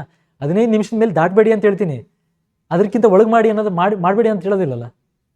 ನಾನು 50 ಮಾರ್ಕ್ಸ್ ಕವರ್ ಮಾಡಬೇನಿ ಅನ್ನೋ ಉದ್ದೇಶ ಅಷ್ಟೇ ನನಗೆ. ಆ ಕವರ್ ಮಾಡಿದಾಗ ನಿಮಗೆ ಸ್ಟ್ಯಾಂಡರ್ಡ್ ಇರುತ್ತೆ. ಫಸ್ಟ್ ಈ ಪ್ರಬಂಧ ಬರೀರಿ, ನಿಮ್ಮ ಡಿಫಿಕಲ್ಟಿ ನೋಡ್ಕೊಡಿ. ಪ್ರೆಸೆಸ್ ರೇಟಿಂಗ್ನ ಇಂಗ್ಲೀಷ್ ಟು ಕನ್ನಡ, ಇಂಗ್ಲೀಷ್ ಮೀಡಿಯಮ್ಮ ನೀವು ಇಂಗ್ಲೀಷ್ ಮೀಡಿಯಮ್ ಬರೀತಿರಲ್ಲ. ಸೊ ಅಲ್ಲ ಒಟ್ಟಲ್ಲಿ ಬರೆಯೋದು ಎಕ್ಸಾಮ್ ಇಂಗ್ಲೀಷ್ ಮೀಡಿಯಮಲ್ಲಿ ಬರೀತಿರಲ್ಲ. ಫಸ್ಟ್ ಪೇಪರ್ PSI ಬರೀತೀರಿ ಅನ್ಕೊಳ್ಳಿ, ಯಾವ ಎಕ್ಸಾಮ್ ಪ್ರಿಪೇರ್ ಆಗ್ತಿದ್ರಿ? ಹೌದು, ಕನ್ನಡಕ್ಕೆ ಬರೀತೀರಾ? ಸೊ ಫಸ್ಟಿಗೆ ನಿಮ್ಮ ಒಂದು ಬಲ ನೋಡ್ಕೊಂಡಿರ್ತೀರಿ, ಪ್ರಬಂಧ ಬರೀತೀರಿ, ಇಂಗ್ಲೀಷ್ ಟು ಕನ್ನಡ ಬರೀತೀರಾ, ಕನ್ನಡ ಟು ಇಂಗ್ಲೀಷ್ ಬರೀತೀರಾ. ಫಸ್ಟ್ ನಿಮ್ಗೆ ಈಸಿ ಯಾವುದು? ಇಂಗ್ಲೀಷ್ ಟು ಕನ್ನಡ ಸಹಜವಾಗಿ ಇಷ್ಟ ಈಸಿ ಆಗಿರುತ್ತೆ, ಅದು ಬರೀತೀರಿ. ಪ್ರೆಸೆಸ್ ರೇಟಿಂಗ್ ಬರೀತೀರಿ, ಸೀದಾ ಅದಕ್ಕೆ ಹೋಗಿ ಬೇಕಾರೆ ಹಂಗೂ ಮಾಡ್ಕೊಳ್ಳಿ. ಹಿಂಗೆ ಅಂತಿಲ್ಲ, ಯಾರು ಹಿಂಗೆ ಅಂತ ನಾವು ಹೇಳೋಕೆ ಬರೋದಿಲ್ಲ. ಇಟ್ಸ್ ಆಲ್ ಅಬೌಟ್ ನಮ್ಮ ಮೇಲೆ ಅಲ್ಲಿ. ಬಟ್ ಐಡಿಯಲ್ ಆಗಿ ಒಂದು ಗೈಡೆನ್ಸ್ ಏನಪ್ಪ, ಹಿಂಗೆ ಮಾಡಿದ್ರೆ ಚಲೋ ಅಂತ ಹೇಳ್ತೀವಿ ಅಷ್ಟೇ. ಅಲ್ಲಿ ನಾವು ಕೂತ ಎಕ್ಸಾಮಲ್ಲಿ ಪ್ರತಿಯೊಬ್ಬರು ನೀವು ಆಗಿರ್ತೀರಿ, ಎಲ್ಲರೂ ನಾನು ಹಾಕಾಗಲ್ಲ, ಅಥವಾ ನೀವು ಹಾಕೋಕ್ಕಾಗಲ್ಲ, ಅಥವಾ ನಾನು ನೀವು ಹಾಕೋಕ್ಕಾಗಲ್ಲ. ಸೊ ಅಲ್ಲಿರ್ತಕ್ಕಂಥ ವಾತಾವರಣನೇ ಬೇರೆ ನಿಮಗೆ ಸೃಷ್ಟಿ ಮಾಡಿಕೊಡುತ್ತೆ. ಸೊ ಈ ರೀತಿ ಎಲ್ಲ ನನ್ನ ಕೇಳಿದ್ರೆ ಪ್ರಬಂಧನೇ ಫಸ್ಟ್ ಬರೀರಿ. ಡಿಫಿಕಲ್ಟಿ ಇಲ್ಲದ್ರೆ ಕನ್ನಡ ಟು ಇಂಗ್ಲೀಷ್ ಲಾಸ್ಟಿಗೆ ಇಟ್ಕೊಳ್ಳಿ. ಬಟ್ ಲಾಸ್ಟ್ ಇಟ್ಕೊಳ್ಳಿ ಅಂತಂದರೆ 20 ನಿಮಿಷ ಕೊಡೋಕೆ ಟ್ರೈ ಮಾಡಿ. ನಿಮ್ಮ ಸ್ಕೋರು 50ಕ್ಕೆ 40 ಮೇಲೆ ಆಗೋ ಸಾಧ್ಯತೆಗಳು ಚೆನ್ನಾಗಿರ್ತವೆ ನನಗೆ. ಯಾಕಂತಂದರೆ ಮನಸ್ಸು ಶಾಂತಿ ಇದ್ದಾಗ 20 ನಿಮಿಷ ಐತೆ ಅಂತ ಒಂದು ಕಡೆ ಖುಷಿ ಆಯಿತು ಅಂದಾಗ ಇನ್ನು 20 ನಿಮಿಷ ಇದೆಯಪ್ಪ ಅಂದಾಗ ಕೆಲವೊಂದು ಕನ್ನಡ ಪದಗಳು ಇಂಗ್ಲೀಷ್ ಪದಗಳು ಈಸಿಯಾಗಿ ಸಿಗ್ತವೆ ನೋಡಿಬೇಕಾದ್ರೆ. ಯಾಕಂದರೆ ಅಯ್ಯೋ ಇದು ಈಸಿ ಇತ್ತಲ್ಲ, ಹೊರಗಡೆ ಬಂದು ಸ್ಟ್ರಕ್ಚರ್ ಅಂತ ಗೊತ್ತಾಗಲಿಲ್ಲ, ರಚನೆ ಅಂತ ಗೊತ್ತಾಗಲಿಲ್ಲ, ಸ್ಟ್ರಕ್ಚರಲ್ ಅಂತ ರಚನಾತ್ಮಕ ಅಂತ ಗೊತ್ತಾಗಲಿಲ್ಲ ಅಂತ ಹೊರಗೆ ಬರ್ತಿರ್ತೀವಿ. ಹಂಗಾಗಬಾರ್ದಲ್ಲ. ಮತ್ತು ಏನಾದರೂ ಡೌಟ್ಸ್? ನಾಳೆ ಫಸ್ಟಿಗೆ Kannada to English to Kannada ಓಡ್ತಿದ್ದೀನಿ. ಒಂದು 3 ದಿನ ಕನ್ನಡ ಟು ಇಂಗ್ಲೀಷ್ ಹೋಗ್ತೀನಿ, ಇಂಗ್ಲೀಷ್ ಟು ಕನ್ನಡ ಹೋಗ್ತೀನಿ, ಕನ್ನಡ ಟು ಇಂಗ್ಲೀಷ್ ಹೋಗ್ತೀನಿ. ಬಟ್ ಇವತ್ತು ಸಬ್ಜೆಕ್ಟ್ ಓರಿಯೆಂಟೆಡ್ ಆಗಿ ಬರ್ತೀನಿ. ಫಸ್ಟಿಗೆ ನಾನು ಪೊಲಿಟಿ ಬರ್ತೀನಿ. ನಾಳೆ ವಿಜ್ಞಾನಕ್ಕೆ ಸಂಬಂಧಪಟ್ಟಂಗೆ ನೋಡೋಣ, ವಿಜ್ಞಾನ ವಿಚಾರ ಸಂಬಂಧಪಟ್ಟಂಗೆ, ಅಂದರೆ ಅದರಲ್ಲಿ ಒಂದು ಕೀವರ್ಡ್ಸ್ ತಿಳ್ಕೊಳ್ಳೋಣ.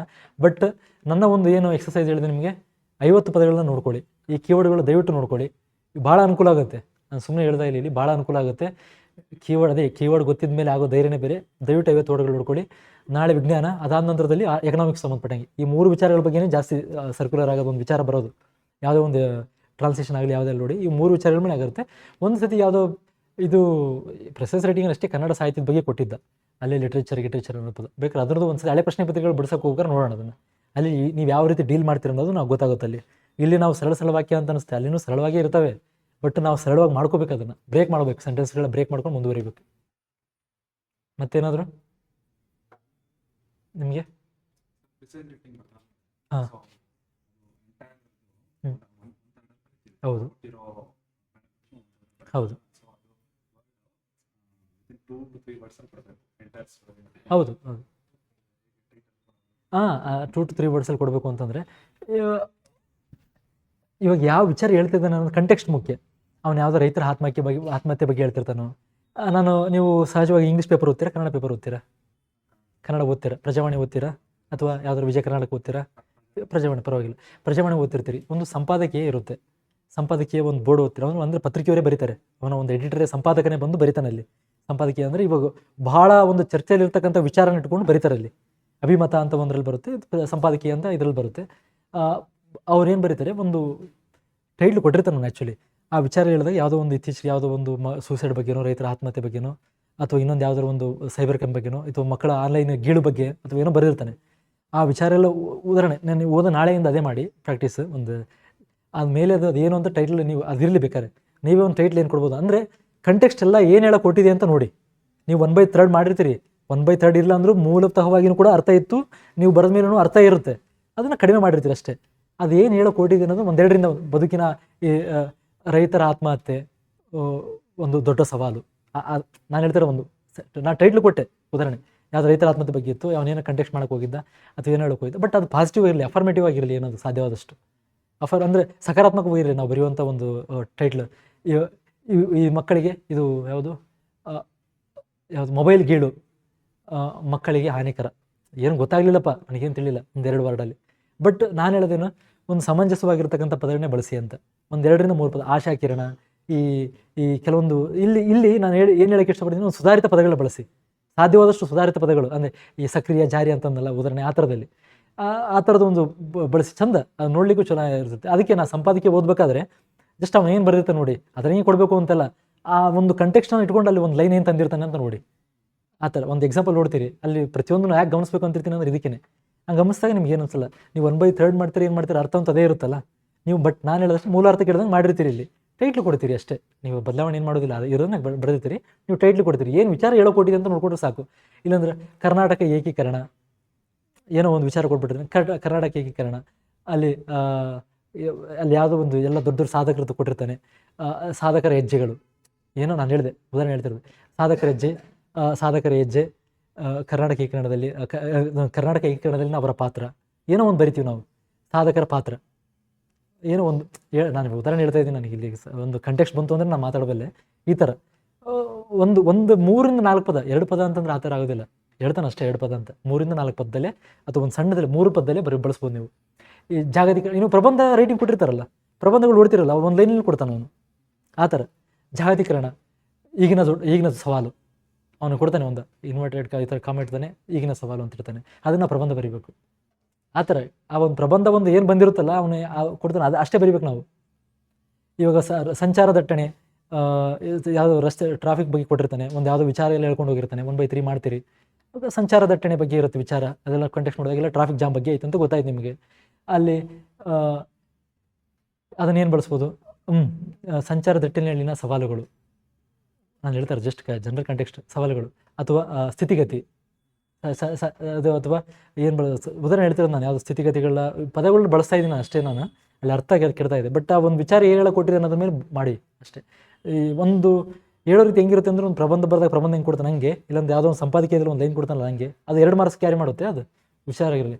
ಅದು ಹೇಳ್ತೀನಲ್ಲ, ನಾನು ಅವತ್ತು ಆ ಪ್ರೆಸೆಸ್ ರೇಟಿಂಗ್ ಓದಿದ್ರು ಕೂಡ ನಾನು 2 ಮಾರ್ಕ್ಸ್ ಬರ್ತಿತ್ತು ಅಂತೇಳಿ, ಅದನ್ನು ಓದೋಕ್ಕಾಗಿಲ್ಲ ನನಗೆ. ಸೊ ಹಂಗೆಲ್ಲ ಆಗಿರ್ತವೆ.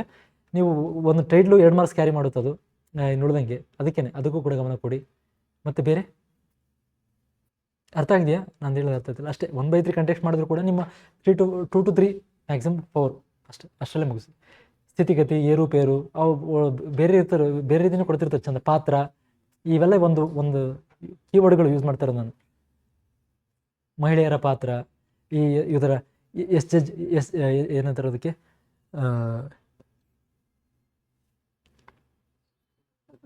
ಸೆಲ್ಫ್ ಹೆಲ್ಪ್ ಗ್ರೂಪ್ಸ್ ಆಗ್ತೀವಲ್ಲ, SSGs, ಅದ್ರ ಬಗ್ಗೆ ಕೊಟ್ಟಿರ್ತಾನೆ ಕಣ. SSGಯಲ್ಲಿ ಮಹಿಳೆಯರ ಪಾತ್ರ, ಅಥವಾ ಬಲವರ್ಧನೆಯಲ್ಲಿ ಮಹಿಳೆಯರ ಪಾತ್ರ, ಅದ್ರ ಕಂಟೆಕ್ಸ್ಟ್ ಅದು ಕೊಟ್ಟಿದ್ದಾನೆ ಕೊಡಿ. ಬಲವರ್ಧನೆಯಲ್ಲಿ ಮಹಿಳೆಯರ ಪಾತ್ರ, ಅಥವಾ ಅದರಲ್ಲಿ ಏನದು ಏರು ತಗ್ಗುಗಳ ಬಗ್ಗೆ ಹೇಳಿದ್ದ ಅಂತಂದರೆ ಅವರ ಪಾತ್ರದ ಮಹತ್ವ ಏನೋ ಒಂದು ಬಳಸ್ಕೊಂಡು ಈ ಥರ ಒಂದು ಕ್ಯಾರಿ ಮಾಡುವಂಥದ್ದು. ಆ ಟೈಟ್ಲ್ ರೆಲೆವೆಂಟ್ ಆಗಿರಬೇಕು, ಆ ಕಂಟೆಕ್ಸ್ಟ್ ಏನು ಹೇಳಿದೆ ಅಂತ ಹೋಗಿರ್ಬೇಕಾ. ಮತ್ತು ಅಲ್ಲಿ ಏನೋ ಒಂದು ಅಪ್ಸ್ ಆ್ಯಂಡ್ ಡೌನ್ಸ್ ಬಗ್ಗೆ ಬೇರೆ ಏನು ಹೇಳಿರ್ತಾನೆ, ಅಲ್ಲಿ ಪಾತ್ರ ಗೀತರ ಅಂತ ಬಳಸ್ಕೊಳಕ್ಕಾಗಲ್ಲ. ಏರುಪೇರು, ಸ್ಥಿತಿಗತಿ, ಅದರಲ್ಲಿನ ಬದಲಾವಣೆಯನ್ನು ಏರುಪೇರು, ಹಿಂಗೆಲ್ಲ ಏನೋ ಒಂದು ತಂದು ಅಲ್ಲಿ ಕೂರಿಸ್ಬೇಕಾಗತ್ತೆ ಕಂಟೆಸ್ಟಿಗೆ ತಕ್ಕ ಹಾಗೆ, ಆ ಥರ. ಮತ್ತು ಇನ್ನೂ 20 ನಿಮಿಷ ಟೈಮ್ ಇದೆ, ನೀವು ಏನು ಡೌಟ್ಸ್ ಇದ್ದರೂ ಕೇಳಿ, ಉತ್ತರಷ್ಟು ನಾನು ತಿಳಿಸಿರ್ತೀನಿ. ಇಲ್ಲಿ ನನ್ನ ಪ್ರಾಕ್ಟಿಕಲ್ ಅಪ್ರೋಚ್ ಅಷ್ಟೇ ನನ್ನ ಹತ್ರ ಇರೋದು. ನಾನು ಬಂದು ನಿಮಗೆ ಥಿಯರಿಟಿಕಲ್ ಹೇಳೋಕ್ಕಾಗೋದಿಲ್ಲ. ನನಗೇನು ಅನುಭವಿಸಿದ್ದೀನಿ, ನಾನೇನು ಮಾಡಿದ್ದೀನಿ, ನನಗೆ ಗೊತ್ತಿರೋದು ಅಂತ ಅದನ್ನು ಹೇಳಬಲ್ಲೆ. ಬೇರೆ ಏನಾದರೂ ಡೌಟಾ? ಬಟ್ ಕೊಟ್ಟರೆ ಹೋಮ್ವರ್ಕ್ನ ಮಾಡಿ, ಸಾಧ್ಯ ಆಯಿತು ಅಂದ್ರೆ ಕಳಿಸಿ. ನಂಬರ್ ಕೊಟ್ಟಿದ್ದೆ ಅನಿಸುತ್ತೆ, ಸಾಧ್ಯ ಆಯಿತು ಕಳಿಸಿದ್ರೆ ನನಗೂ ಖುಷಿ. ನಾನು ಒಂದಂತೂ ನಿಜ ಆಲ್ಮೋಸ್ಟ್ ಅಲ್ಲಿ ಎಲ್ಲ ಪದಗಳು ನೋಡ್ತೀನಿ. ನಾನು ಇಗ್ನೋರಿಗೆ ನೀವು ಕಳಿಸಿದ್ರಿ ಅಂತ ಖುಷಿ, ನಾನು ಸುಮ್ಮನೆ ಓಕೆ ಅಂತ ಅನ್ನೋಲ್ಲ. ನಾನು ಖಂಡಿತ 100% ನೋಡ್ತೀನಿ. ಅವತ್ತು ಅವ್ರು ಕಳಿಸಿರೋ ಎಲ್ಲ ಪದಗಳು ನೋಡಿದೆ. ಅಂದರೆ ನೋಡೋ ಉದ್ದೇಶ ಏನು ಅಂತಂದರೆ, ಎಷ್ಟರ ಮಟ್ಟಿಗೆ ನಾನು ಕೀವರ್ಡ್ ಅಂತಂದರೆ ಎಷ್ಟರ ಮಟ್ಟಿಗೆ ಕೀವರ್ಡ್ ಸೆಲೆಕ್ಷನ್ ಮಾಡೋದು ಕೂಡ ಕಲೆ. ಅದನ್ನು ಹೆಂಗೆ ಮಾಡಿದಾರೆ, ಇವು ಬಳಕೆ ಆಗ್ತವೆ ಅನ್ನೋದು ನೋಡಿ. ಆ ಥರ ಒಂದು 50 ಪದಗಳನ್ನ ಪೊಲಿಟಿಕ್ಸ್ ಸಂಬಂಧಪಟ್ಟಾಗೇ ಬಿಡಿಸಿ. ನೆಕ್ಸ್ಟ್ ನಂಬರ್ ತಗೊಳ್ಳಿ, 8861 377 003. ನನಗೆ ಉದ್ದೇಶ ಇಷ್ಟೇ, ನೀವು ಎಷ್ಟರ ಮಟ್ಟಿಗೆ ಸಕ್ರಿಯವಾಗಿ ಪಾಲ್ಗೊಳ್ತಿದ್ದೀರಿ ಅಂತ ಅಷ್ಟೇ ನಾನು ಹೇಳ್ತಾ ಇರೋದು. ಸುಮ್ಮನೆ ಬಂದೇ ಓದಿವೆ ಅನ್ನಂಗೆ ಆಗಬಾರ್ದು. ಸೆಕೆಂಡ್ ಪೇಪರ್ಗೆ ಮತ್ತು ಏನು ರೂಟೀನ್, ಹೆಂಗೆ ನಿಮ್ಮ ಡೈಲಿ ಒಂದು ರೂಟೀನ್ ಹೇಗೆ, ಯಾವ ರೀತಿ ಇಲ್ಲ? ಸೆಕೆಂಡ್ ಪೇಪರಿಗೆ ಸಂಬಂಧಪಟ್ಟ ಹಾಗೆಲ್ಲ ಟೆಸ್ಟ್ ಅಟೆಂಡ್ ಮಾಡ್ತಿದ್ದೀರಿ ಭಾನುವಾರ ಎಲ್ಲ?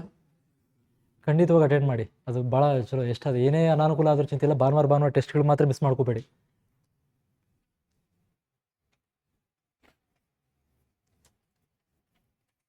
ಮತ್ತು ಸೆಕೆಂಡ್ ಪೇಪರಿಗೆ ಸಂಬಂಧಪಟ್ಟಾಗ ಏನಾರು ಡೌಟ್ ಇದೆಯಾ? ನಿಮ್ಮನ್ನು ಪದೇ ಕೇಳಿದಾಗ ಏನು ಡೌಟ್ ಇದೆ ಅಂತ ಹೇಳ್ತೀನಿ. ಪ್ರತಿಯೊಬ್ಬರು ಕೂಡ ಕ್ಲಾರಿಟಿ ತೊಗೊಳ್ಳಿ. ಯಾಕೆ ಹೇಳ್ತೀನಿ ಅಂದರೆ, ಕೆಲವೊಂದು ಸತಿ ಭಾಳ ಅವಶ್ಯಕತೆ ಬೀಳುತ್ತೆ. ಅಲ್ಲಿ ಒಬ್ಬೊಬ್ಬರೇ ಗುಳಾಡ್ತಿರ್ತೀವಿ, ಕೆಲವು ಸಣ್ಣ ಪುಟ್ಟ ಎಕ್ಸಾಮ್ ಹಾಲಲ್ಲಿ. ಸಣ್ಣ ಸಣ್ಣ ಗೊಂದಲಗಳು ಕೂಡ ಇದು ಮಾಡ್ತಿರ್ತವೆ. ಈಗ ನಾನಂತಲ್ಲ, ಯಾರೇ ಇರಲಿ, ನೀವು ಕ್ಲಾಸ್ ಎಲ್ಲ ಕೇಳಿದಾಗ ಏನೇ ಡೌಟ್ ಇತ್ತಂದ್ರೂ ಕೂಡ ಇಲ್ಲಿ ಯಾರು ಇರ್ತಾರೆ ಅವ್ರಿಗೆ ಕೇಳ್ಕೊಂಡು ಕ್ಲಿಯರ್ ಮಾಡ್ಕೊಂಬಿಡಿ. ನಾನು ಹೇಳಿದ್ರೆ ಅರ್ಥ ಆಗ್ತಿದೆ ಕ್ಲಾಸ್? ಏನಾದ್ರು ಮತ್ತೆ ಏನೋ ಬೇರೆ ರೀತಿ ಇಂಪ್ರೂವ್ ಮಾಡ್ಕೋಬೇಕಾ? ಏನೋ ಸ್ಪೀಡ್ ಆಗ್ತಿದೆಯಾ? ಎಲ್ಲರೂ ಕೇಳಿಸ್ತಿದೆಯಲ್ಲ ಕ್ಲಾಸ್ ಎಲ್ಲ? ಇಲ್ಲಿಂದ ಇರೋರಿಗೆ ಕೇಳಿಸ್ತಿದೆಯಲ್ಲ?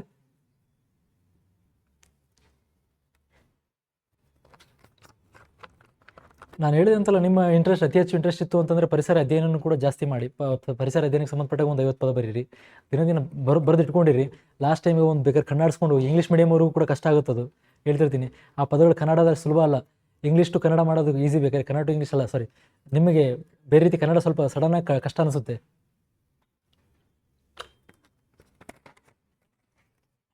ನಾನು ಎಲ್ಲರನ್ನೂ ಗಮನದಲ್ಲಿ ಇಟ್ಕೊಂಡೇ ಮಾತಾಡ್ತಿದ್ದೀನಿ, ಬಟ್ ಎಲ್ಲ ರೀತಿಯೂ ಎಲ್ಲನೂ ಇಂಪಾರ್ಟೆಂಟೇ. ಮತ್ತೇನಾದರೂ ಡೌಟ್ಸು ಫಸ್ಟ್ ಪೇಪರ್ ಸಂಬಂಧಪಟ್ಟ ಹಾಗೆ? ಇವಾಗ ಹೇಳಿರೋ ಕ್ಲಾಸಲ್ಲಿ ಏನಾದರೂ ಡೌಟು?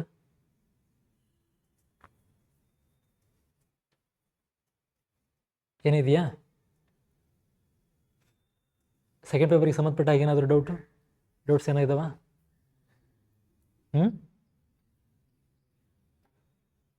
ಇದಾವ?